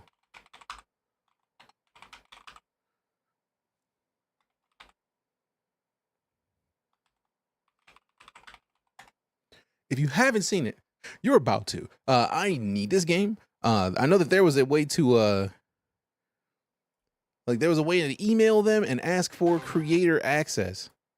And I missed my opportunity because I didn't know that they were going to have a creator early access until like the day before the creator early access. And then I realized I sent an email hoping for creator early access, but like video games, right? So like, and also my email address, DeejayKnight.tv, that email goes to spam on principle on occasion. So like, I was like, this is probably not gonna go through, but this. You cried 3 times from that? Thank you. Fam, tell me this doesn't look great.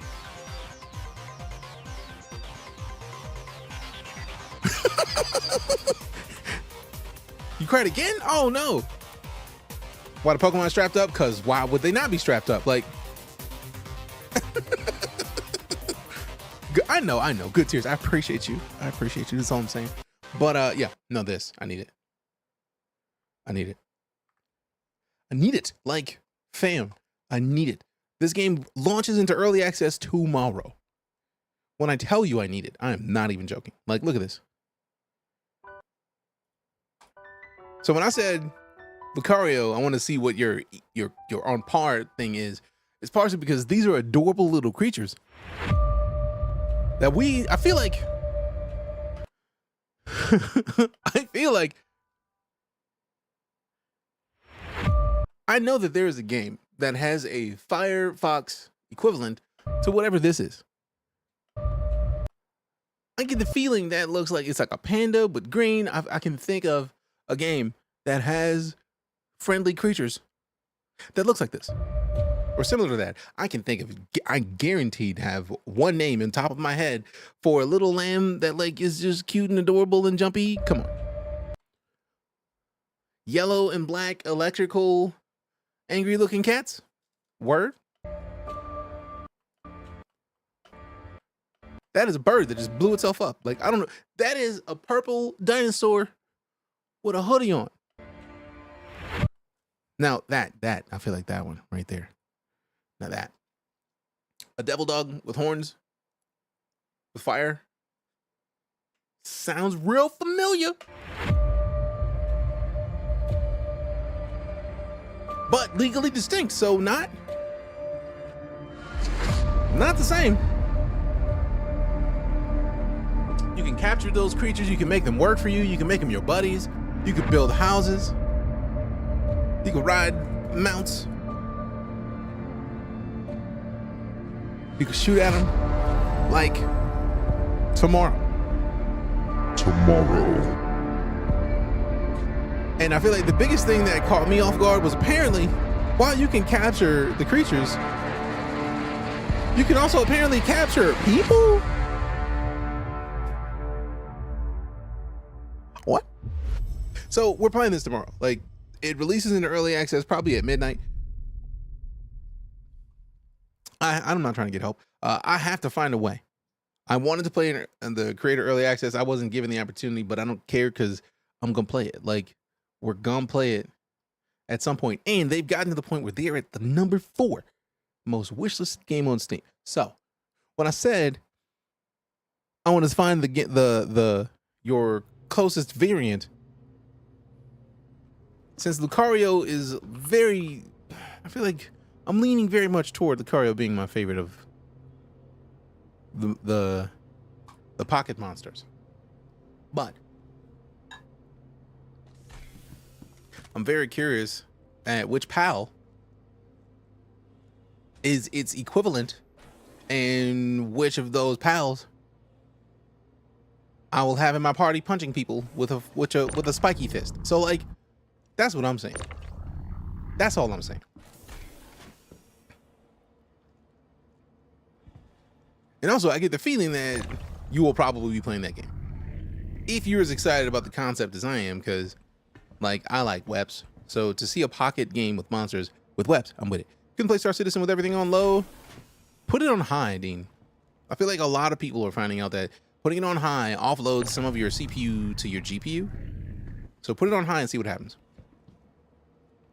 Also, if you have a solid state drive in your computer, make sure that Star Citizen is installed on that solid state drive. It will not be the same experience without that. Like, it will be super laggy without it being on a solid state drive. It is. All right, cool. All right, so we got to be easy, because I feel like last time we did that, we lost the box, the space, and a hanger. There we go. Snap in. Snap in. Reduce your res before turning down the quality in Star Citizen. Yeah. Try like 1080p, maybe 720p. Maybe you gotta go super low.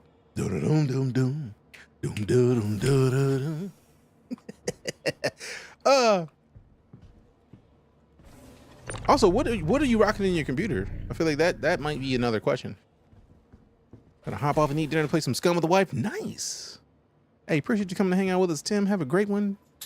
I have Scum, and I literally reinstalled it because I saw people playing it recently on the clock.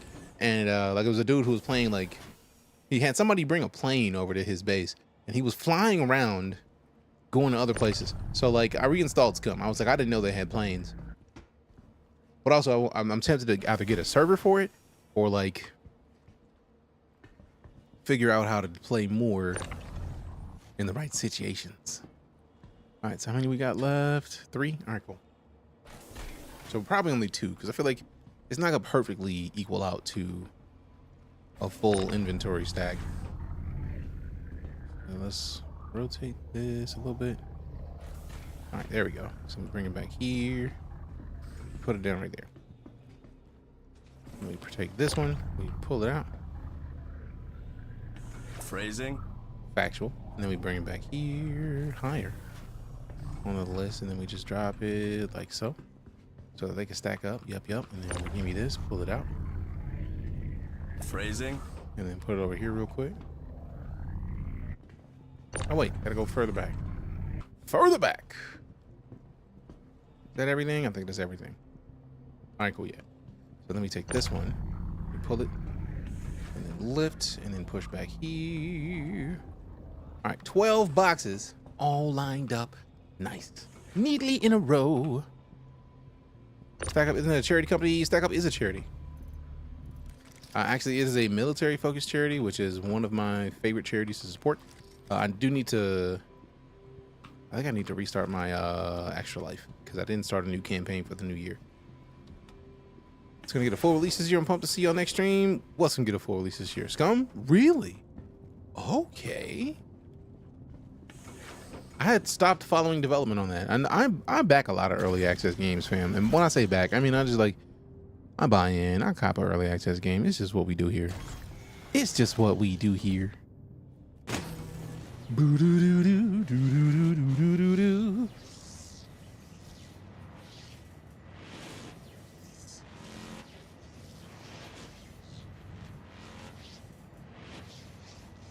Boom, boom, boom, boom, boom, boom, boom, boom.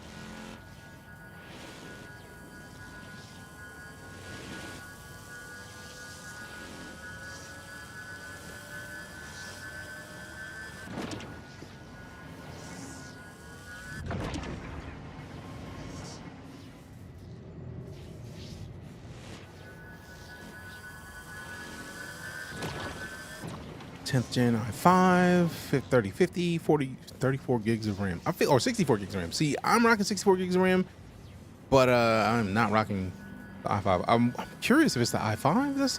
If you have a 3080, there is no reason. If you have a 30 series card, you have to put it on high because it offloads a lot of the CPU to the GPU when it's on high. So you have to do that for one. That's one. The dinosaur stack up. Yes, stack up has like a T-Rex as its good buddy. Trying it now, yeah. Make sure to put it on high. If you rocking a 3050 and 64 gigs of RAM and a 10th gen i5, like what type of gigs you running with that? All right, so we still got the wings out here. Yep. You ain't slick. Get in here. But yeah, there's zero reason why you shouldn't be running this game smoothly, Dean. I hope. Run that on high immediately and turn the clouds down at minimum if you can't get it to run. Like, also, what frame rate are you talking about? Like, what frame rate or what is... If you can't see your frame rate in game... Let me grab this wing first before I tell you how to do it.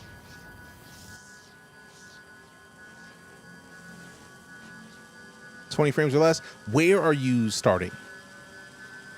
Because there's a couple different things that currently affect your frame rate that are not your PC. So like what did it let you choose a starting planet? Which one did you choose? And what else? Because if you chose Lorville or Hurston, and the tutorial hangar, yeah, but like the tutorial hangar starts, like the tutorial hangar is only the tutorial hangar once you pick somewhere, because you have to pick a place to start in the tutorial. Like, did you create your character and choose a location? Because if you did that, there's a whole nother thing.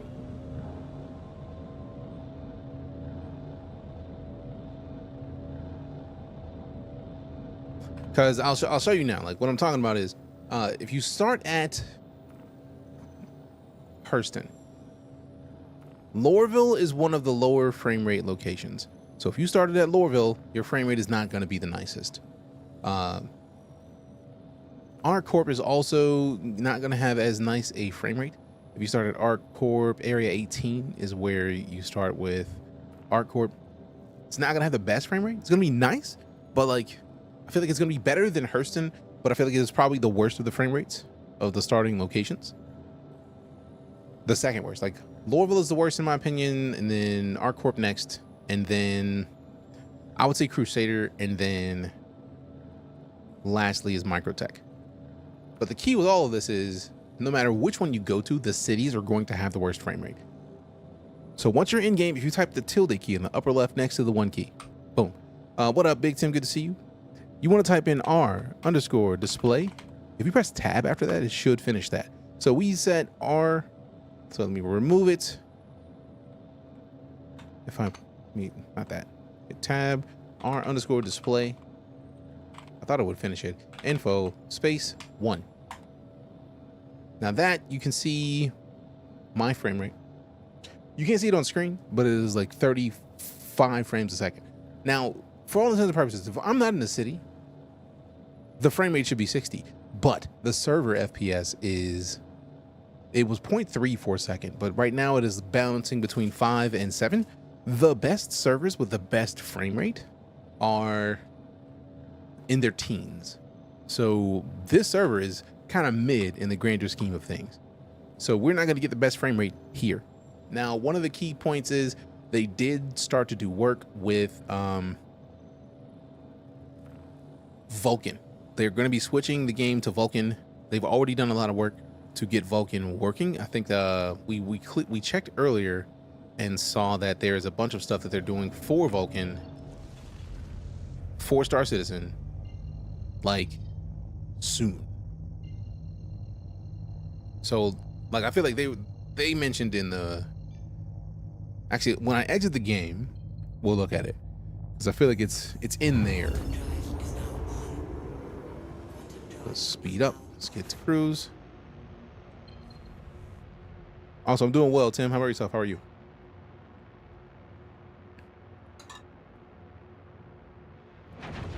Remember to, yeah, so get out of the big landing zones, get out of the big cities. Good, glad to hear it, fam. Always nice. Here's a party, here's a party, here's a party.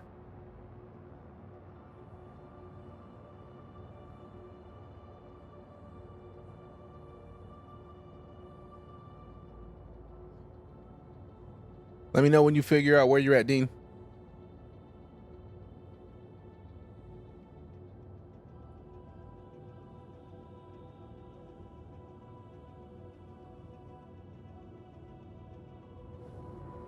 Seems like it's doing a bit better on high. I need to finish the tutorial before I can figure that out. Okay, cool. The key there is with high, it like as somebody mentioned earlier in the stream, high offloads a lot of the game's things that it's doing in the background to the GPU. And with a 30 series, you want to put as much on the GPU as possible. But like with Vulkan, I feel like Vulkan is going to change Star Citizen for the better, because I feel like every game that Vulkan runs on, games just run buttery smooth. But this game is very different than a lot of games in that it is very server intensive on your frame rate. So the better frame rate of your server, the better your frame rate. So for example, I live in Texas. I never choose servers in the United States. Anytime I choose a server, it's an EU server. I don't know why.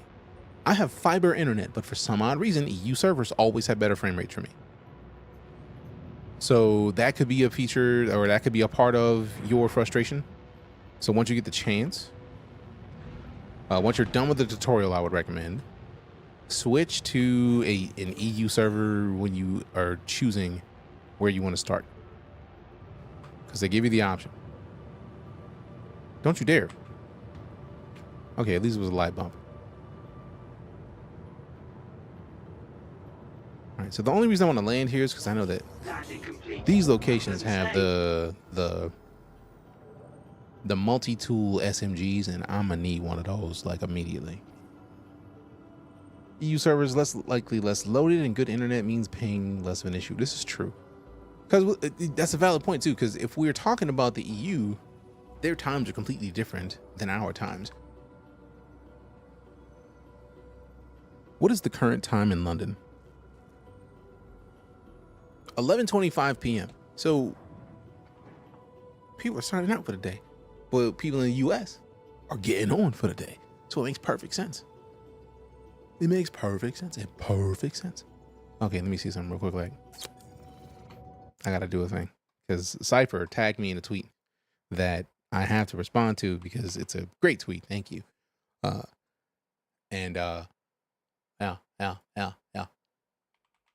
Pretty sure mine is set to whatever's best. Yeah, I never use best. I will always use EU for the most part. Like, if I left the game now, I'm gonna leave the game in a minute once we start selling off some of these packages, but really I want to make sure that I land and go get the multi-tool SMG thing, because it's like a multi-tool that picks up boxes, but it's gigantic.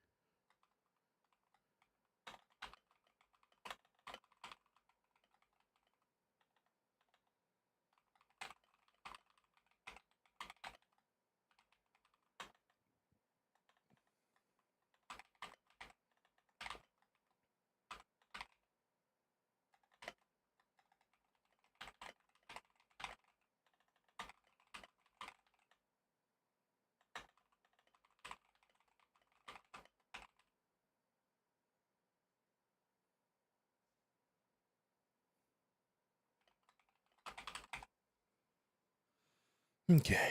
Let me see something real quick. Let me see something real quick. Let me see something.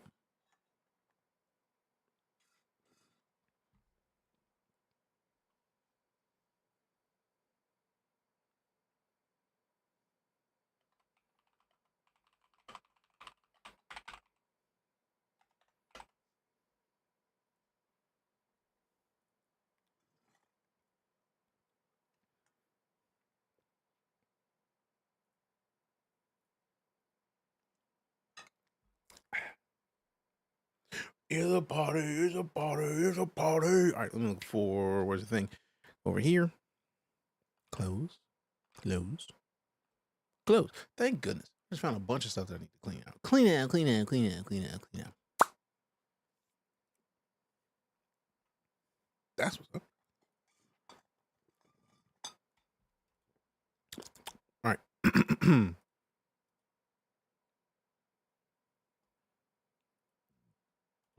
Appreciate you again, Cypher. Let's hop in here. I don't need the camera on for this. We don't do cameras for these. Turn this off. Shut everything down. Shut everything down. Everything going down, down, down. Everything going down, down, down.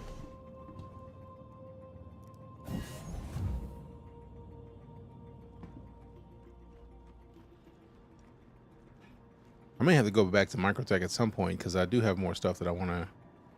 I love how they're just like, hey man, we just broke your kneecap a little bit. Like, we gonna break your kneecap a little bit. A little bit of them kneecaps going bye-bye. Let's hit the lobby real quick. Quick.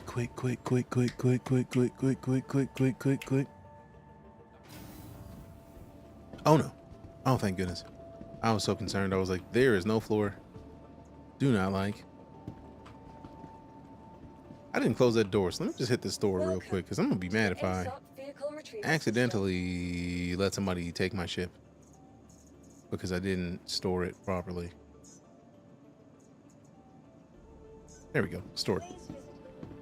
Out as peace. This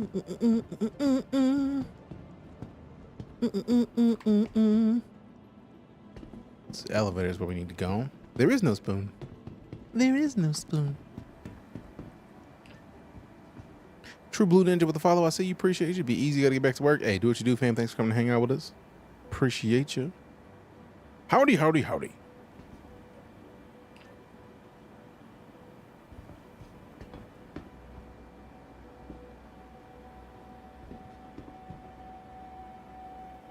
I think the server might have died. The server doesn't believe it.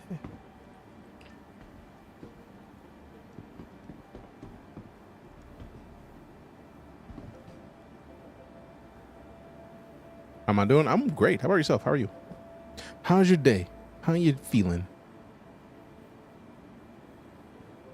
Dun, dun, dun, dun, dun, dun.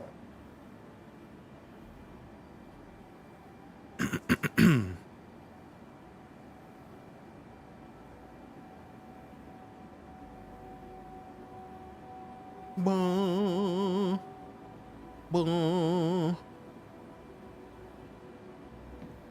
Pretty good. Really tired though. I'm sorry to hear that. Tired sucks. Yeah, I feel like the server's probably going away soon. Let me see what people are saying in here.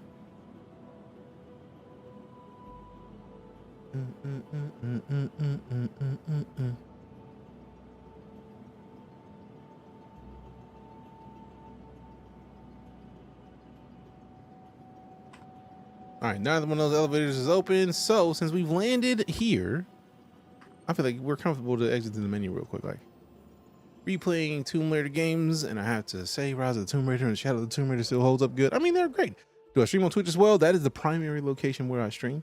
That is my largest platform right now. Our current Twitch follower base is 91,295 humans. Have decided to hit that follow button on your boy, which is pretty exciting. So like the clock, TikTok is growing, but nowhere near as big as the Twitch. And then the YouTube also, we're trying to grow. So we're trying to expand and be everywhere in the best way. So if you have a preference and you want to make sure to follow your boy everywhere, type in exclamation socials or exclamation social. You should get a link to all the platforms so you can go follow your mans everywhere. You can follow your boy everywhere, cause reasons. Cause reasons. Alright, so I know I've left the channel, just clear those. Clear those. Clear the inactives. Yeah, we done with those. We done with those. And then we go with the persistent. Tip, boom. See? You see? You can't see it, but right over here, beyond this, where you choose server locations, EU, end of the universe, let go.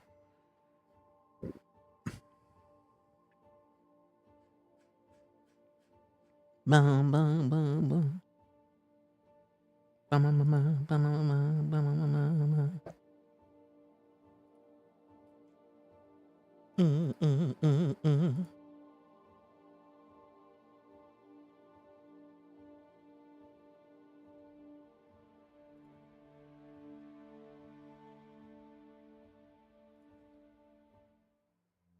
Oh, Microtech and switch to EU. Nice. Let me know. What does the code do for me besides give the creator some type of credit? It gives you 5,000 in-game credits monthly. I only put it up there so that it's easily visible. The kicker here is by supporting the stream, you basically get to say, hey, look, I got to help this dude get more ships to show off in the game. And that's, for me, the joy of it, right? Like, there's a lot of ships in Star Citizen. Right now, our next level gets us a Terrapin, which I used to have a Terrapin, but the Terrapin is like a, it is an exploration ship focused on scanning. And it's basically, it's called the Terrapin because it's based on the tortoise, I believe. So I know somebody's going to be like, it's not a turtle. It's a tortoise, probably, that shares the same name, but it's got a hard shell, so its hull is beefy, right? Like it's prepared to defend itself, but its goal is scanning and finding new stuff. And we also would get a Hurricane, which is a single-seater fighter, which I feel like it might be a single-seater, it might not. Let me double check. So I feel like I don't have one, but if we get to 500 referrals, that's the next goal of referrals in Star Citizen. We get to that, we then get a Terrapin and a Hurricane to show off on stream, which for me is literally that's what we do here. We play Star Citizen more than any other game. So yeah, it's nice. It's very nice. Welcome to Easy Hub. Me. All right, so now we go over to these elevators because that person that was standing here shouldn't be here anymore. And I feel like the server drop downs over here. Call elevator. Boom. Look at that immediately. And we go to hangars and habs, Galleria. See, man, I thought this was the one that had the storage as well, since we out here in one of the Lagrange points. I don't know how to feel about that. I don't know how to feel about it. I mean, worst case scenario, we just go somewhere else, but still. Welcome to the ASOC.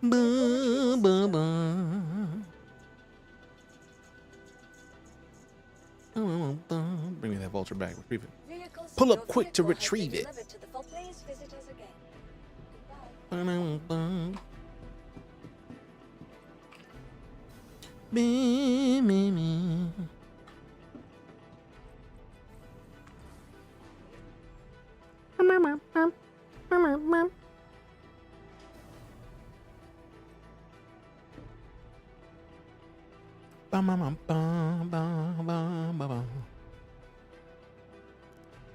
So far I'm staying around 30. Nice. See, you already upgraded.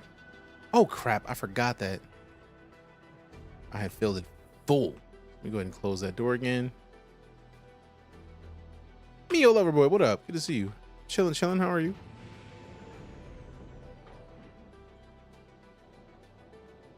So again, a lot of the frame rate has a lot to do with the server you're connected to, Dean. So I feel like 30 frames is pretty solid.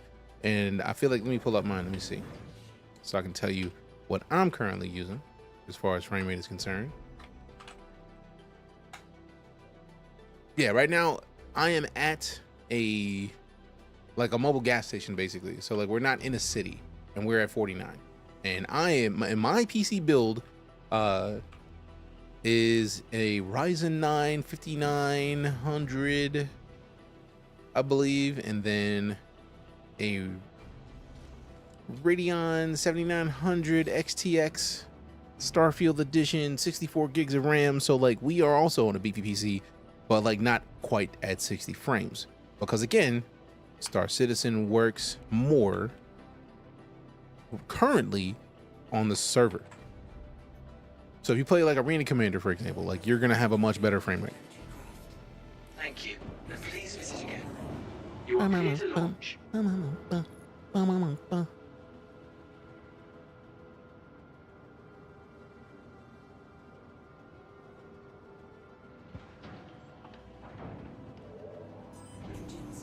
Ooh, wait, before we do that.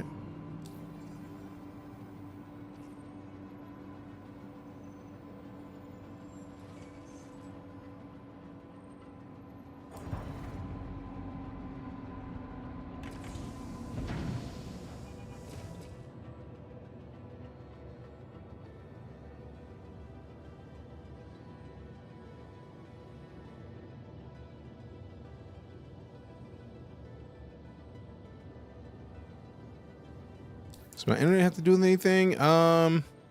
What kind of internet do you have? Like, I can't say that it has nothing to do with it because that would just be disingenuous if we were not sure. Like, I have fiber internet, so like we have a silly amount of speed.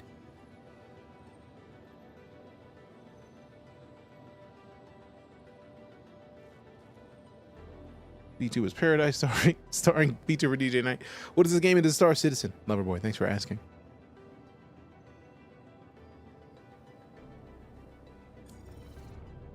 All right, you know what? They're not gonna give me fuel. They don't want to, so we out.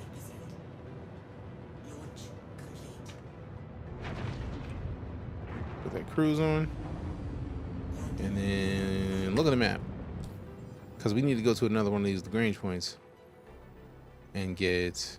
Thank you. And please visit One of again. the. Thank you. And please visit again. I need one of these multi-tools, man. Like, it's not even a multi-tool anymore, really. Sounds fun. Oh, this game is fantastic. I know it's not the best, but I don't know what brand, but I don't have fiber in my town yet. I mean, but like, what speed are you running? That's what I'm talking about. It's not about the brand. Like, I feel like the brand of internet doesn't matter because internet is different no matter where you go. Different service providers exist everywhere.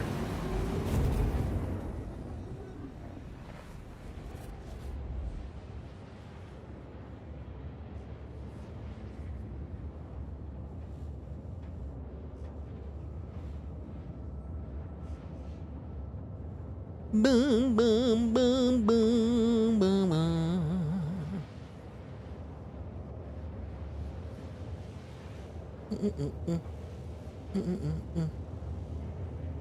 I'm in the middle of nowhere, southern Oklahoma, and using Starlink, running fine for me. Nice.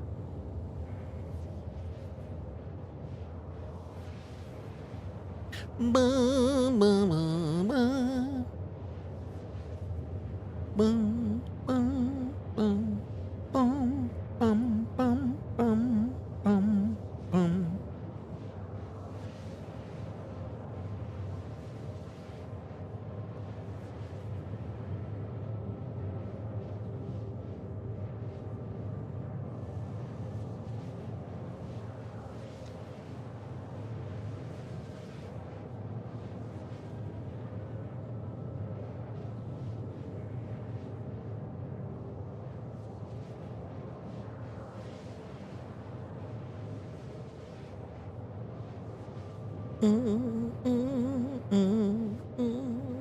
Is this multiplayer? It is an MMO. Yes.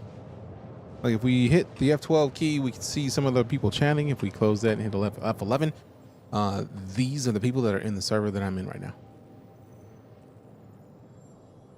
And yes, as has been mentioned by Blackoff, there are multi-crew ships. Like right now, I am in a ship that is a single-seater ship, for example. Like it's just me in here. But like there's a bed behind me, behind that wall. I feel like actually, since we're in quantum, we can stand up from this. So like somebody else could be in here if they wanted to. Like somebody could be laying in that bed or wake up, or maybe they decided to go in here and hit the toilet. Maybe like maybe they need to take a dump out and then, you know, handle business. Or maybe they need to come over here and make it a little, grab a little snack, or go downstairs and deal with the cargo in the cargo hold. This is where we would hold a suit. And some gear. That's where we would hold some weapons.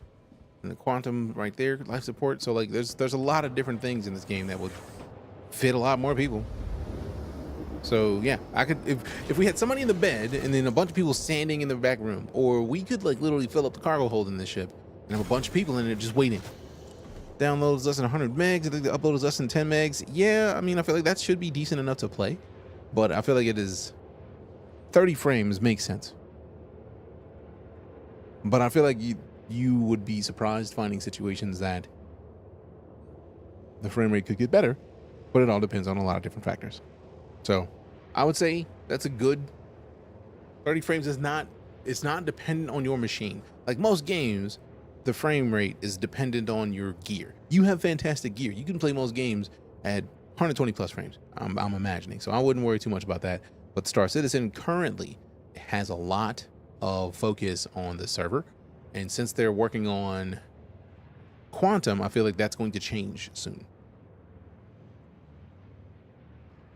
It's amazing. Agreed. This game is one of my favorite games. I've streamed this game more than any other game. And I literally have proof of that. Blah, blah, blah, blah.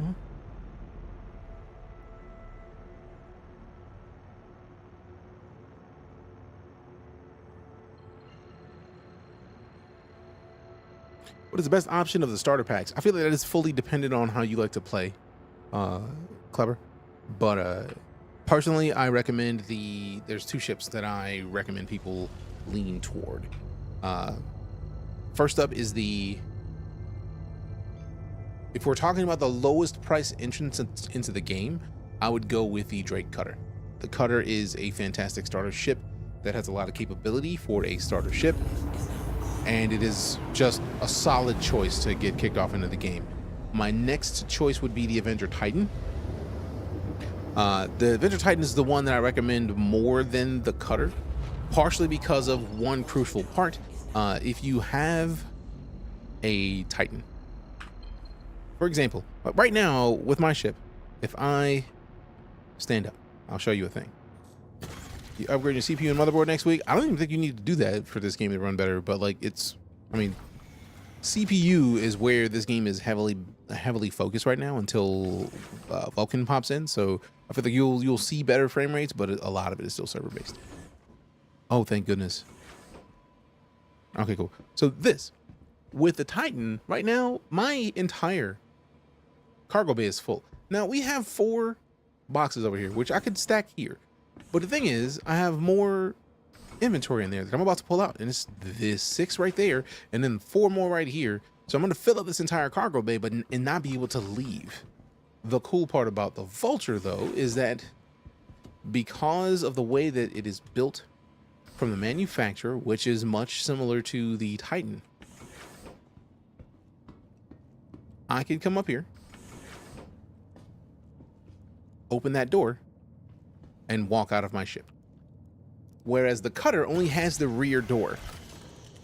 The Titan and the Vulture share the idea that you can have a completely full cargo bay and still be able to get into and out of your ship. So I will forever suggest people to get into the Titan given the opportunity. It is not for everybody, but I feel like if the security in Stanton use the Titan, then there should be nothing wrong with anybody else. Like, and it's also the fact that fact alone is great. Don't like when people use my rear door. Phrasing? Very much phrasing. What's up, Raytheon? How you doing?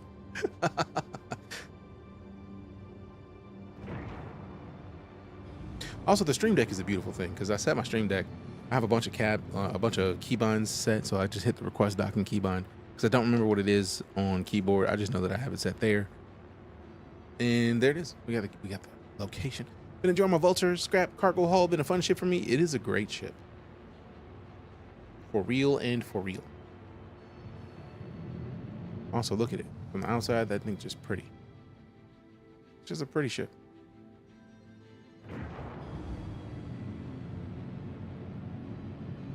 Looks like a fighter or a hauler on the site. I mean, to be fair, if you're talking about the Titan, it's a light fighter.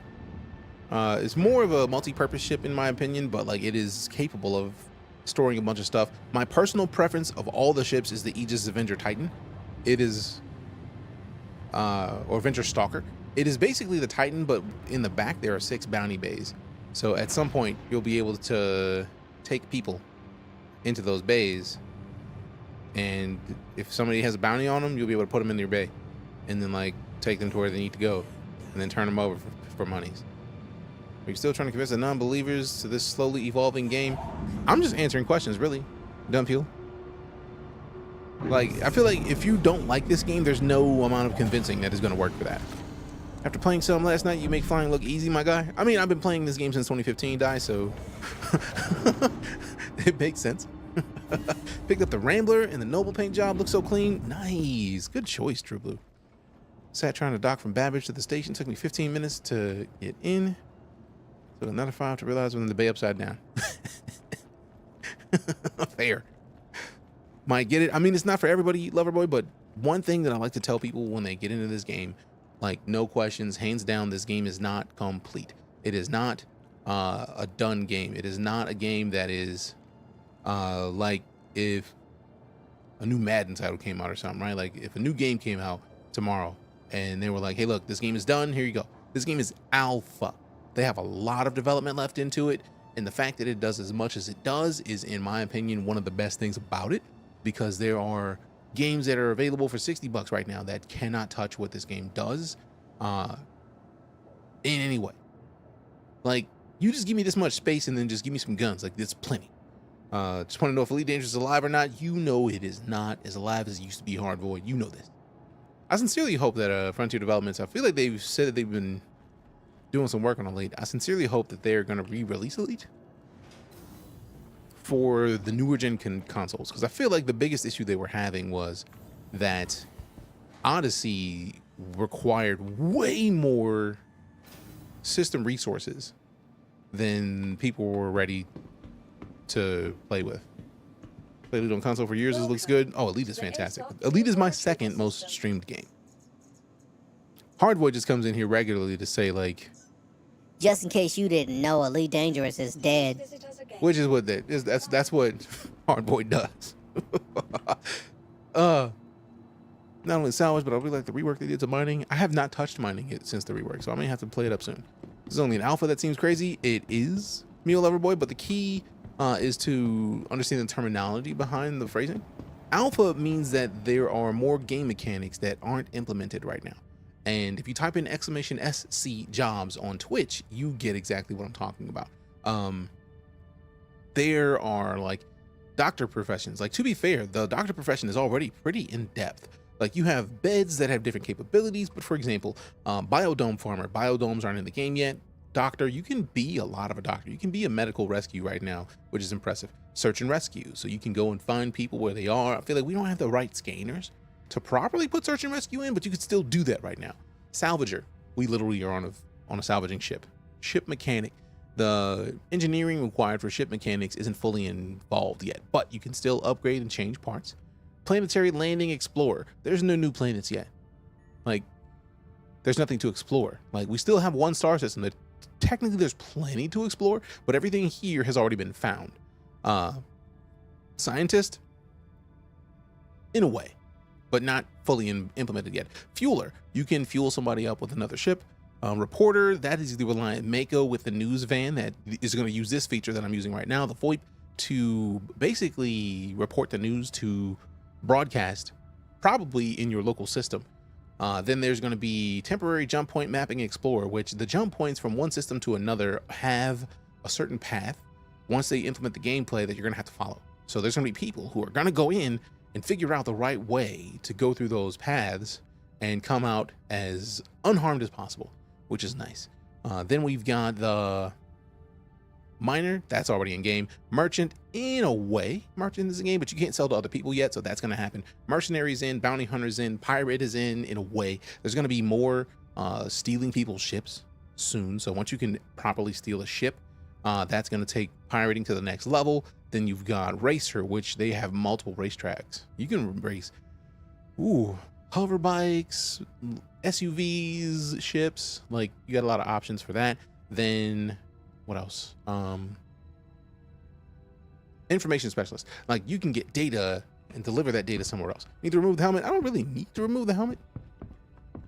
Like, I can remove the helmet. It's not a thing that is like a must right now. Like, we're not gonna die if we don't remove the helmet or anything. See, nothing changed. Just like I think you just wanted to show off the hair. Look at that, wow, fancy. Look at that hair, dude. That boy fancy. That boy look good. See. Didn't they say it was feature complete or something? Squadron 42 is feature complete. Which means that a lot of the stuff that we're talking about may be done in Squadron, but they have not transferred all of that over into Star Citizen. You know what I mean? When you were in VTuber mode, I mean, technically this is VTuber mode. It's just really just changing the camera. Hard to see your face with it on. That's why I try to stand in the light so it shows through. But no, it's a lot of this. Squadron 42 is feature complete, and that means that there's nothing going to be added, but they're polishing. And a lot of that. The reason why I say that a lot of the jobs aren't in the game yet is because we don't know what they put of all those jobs in Squadron 42. So they might just be using the jobs that are available in game right now for the feature complete for Squadron 42. It's hard to say. First game to add the option to order KFC wins the battle. I disagree. KFC is kind of mid if we're going down that rabbit hole. 2.6K people concurrently versus hundreds of thousands playing Star Citizen. One is def more active. Sheesh. I don't know if we can. Where can we see the proper amount of people playing Star Citizen right now? That's the question. I don't know if that's a thing to do. Like, I don't know if that's how many people are playing Star Citizen literally at the moment. Like, that's a lot. Thanks for introducing this game. Oh, you are very welcome. I love this game. I'm happy to play this game all the time. It is one of my favorites. Great. And because I don't have my helmet on, I am getting served up because this station still needs to do some adjustments with some stuffs. So yeah, I'm gonna put that back on real quick, and then I'm gonna put this Medi pen, this Medi weapon, and then get out of the inventory, and then pull it out, and then press the B key. Nope, pull it out, and then it's not the B key, it's the N key. Nope, B key. There it is. Let's go ahead and heal myself back real quick because reasons.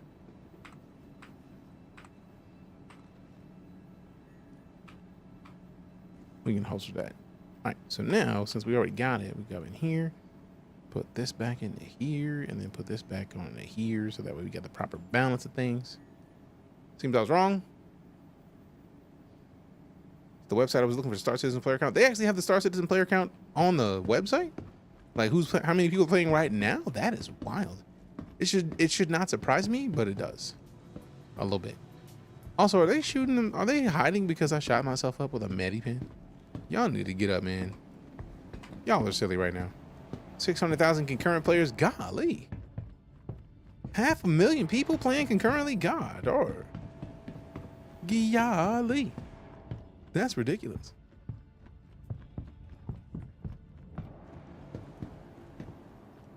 Third-party site, not 100% of its veracity. Okay, cool. It's on the RSI website. That's a whole nother thing. Because it's like RSI's website. I believe implicitly because it's their website.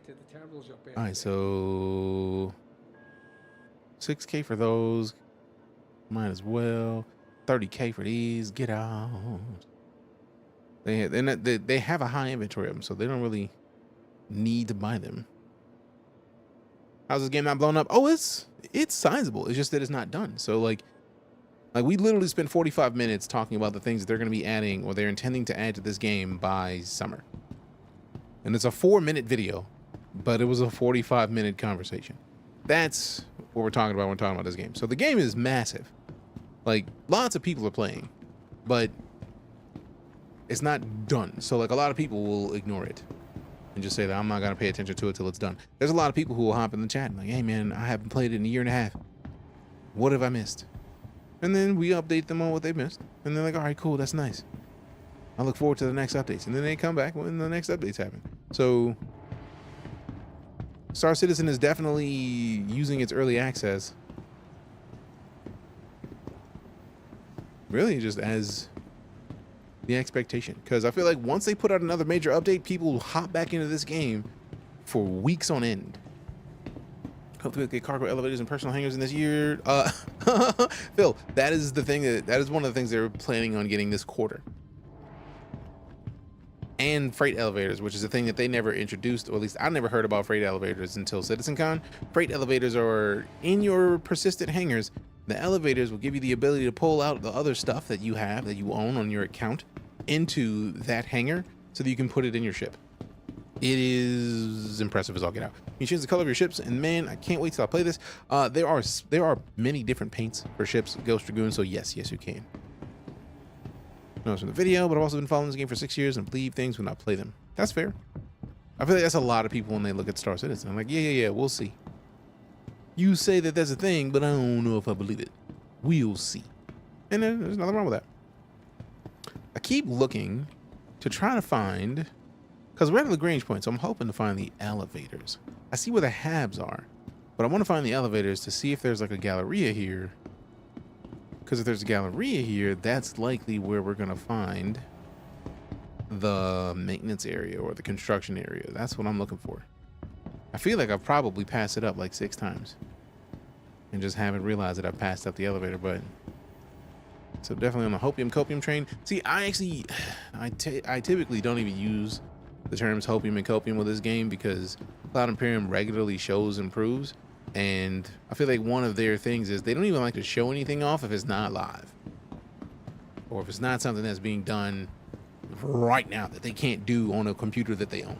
So I feel like they show and prove too often, too regularly for me to doubt that they can do it. You know what I mean? Like they show every day. Like every day I touch this game, there's something that I didn't see before. And I don't find out until I see it. And it's like, okay, that's a thing. Hey. Didn't know that existed. There we go. Nice. And it happens often. Often. And when I say often, I mean truly often. CNPC standing on benches is still a thing. At least they're not doing the T-poses anymore. Improvements are being made. Well, I literally started the stream today. I might have to hop back into that before we dip. Because yes, they're standing on chairs, but like that was one of the biggest things that they actually put. So you know what? Let's just leave. Since we've already landed, we're fine. We're not gonna lose this gear that we currently have here, right? Like we're not gonna lose what we're holding on to, right? That's point 1. Point 2. Fuck. Forgot to do a thing. Just go ahead and quit. We've saved. Let's hit this real quick, and then this week Star Citizen, and then monthly report. There it is. That's the thing. Like we literally read this whole monthly report, and some of the first things. AI features. As part of the Alpha 3.22 release, AI features spent time investigating issues preventing the improved combat behavior from working as intended during missions, including slow reacting AI. Like the infamous standing on chairs issue, AI being slow to react doesn't have a single cause, but highlights a range of issues that appear to manifest as the same problem. Each cause needs to be individually investigated and a solution proposed, and often this requires hours of testing and debugging to find the precise conditions under which the specific issue occurs. Often issues are intermittent or only manifest in specific missions at specific locations. AI features team. So like literally they're working on figuring out exactly what this is, and they just posted about this for November, December 2023 from a week ago. Surprised to see all the NPCs seemingly going about their lives, not a one on the table. If anything, they're too active. I feel like fresh servers and servers with high frame rates are going to do that. NPCs are going to be fine. But like I feel like the longer the servers are up, the more we're going to have that issue. Which, I mean, that's part of game development. That's just how it's going to happen. It's going to get a little ridiculous on occasion. But the fact that they're even talking about it, the fact that they're even working on it, even mentioning it, says everything to me. So that means they realize that it's a problem and that they're working on it. And they're like, hey, look, we want to make sure that this is solved soon. So TLDR, it's great. I'm excited about all of it. That's it. Excited about all of it. NPCs on chairs is more of a server comm issue than AI behaviors. It is, but the fact that they're even bringing that up under AI discussions is key. And the fact that we're getting Vulcan soon, which is also going to help. We're likely going to see that less once Vulcan drops, but like, they are open about all of it. It may not be in all the videos that we see, but they put a lot of information out regularly, specifically weekly, to make sure that we know what's going on with Star Citizen. And I feel like that's way more than we could ask for. But the time is now 6:02 p.m. and I'm gonna slide for the day. But it's been a fantastic day. We got a bunch of new followers. We got a bunch of people who found the stream from a bunch of different places. Appreciate you all who showed up. If you are watching this stream and you haven't already followed, don't say that, man, if I hit the follow, I'm gonna unfollow. Yeah, we know, because you already followed. But if you've not hit the follow button yet, you know that follows are free, right? On Twitch and TikTok, follows are free. On YouTube, subscriptions cost you nothing. Just click subscribe. Click subscribe. That's it. If you followed, if you cheered, tipped, subbed, resubbed, lurked, rated, gifted subs, you directly support my ability to remain a full-time entertainer. And if I can't show you appreciation for doing it, then I'm failing you hard. There's a lot of things I'm cool with doing. Failing the community that keeps me employed is not one of those things.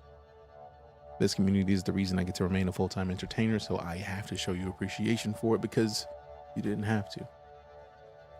Thank you. Thank you.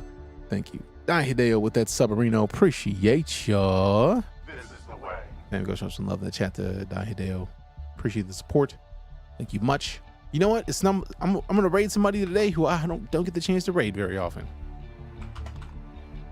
Nah, George, thank you. We're gonna raid Squisha. We're gonna raid the leader of Geshtin himself. The most magnificent mustache on this entire site. It's referring to Twitch specifically, but y'all are beast. I appreciate you. Love your faces. Love your butts. We'll see you soon. I'm DeejayKnight, full-time space and sci-fi streamer here on Twitch. Let's go show the homie Sakusha some love. We'll see you soon. I'm out.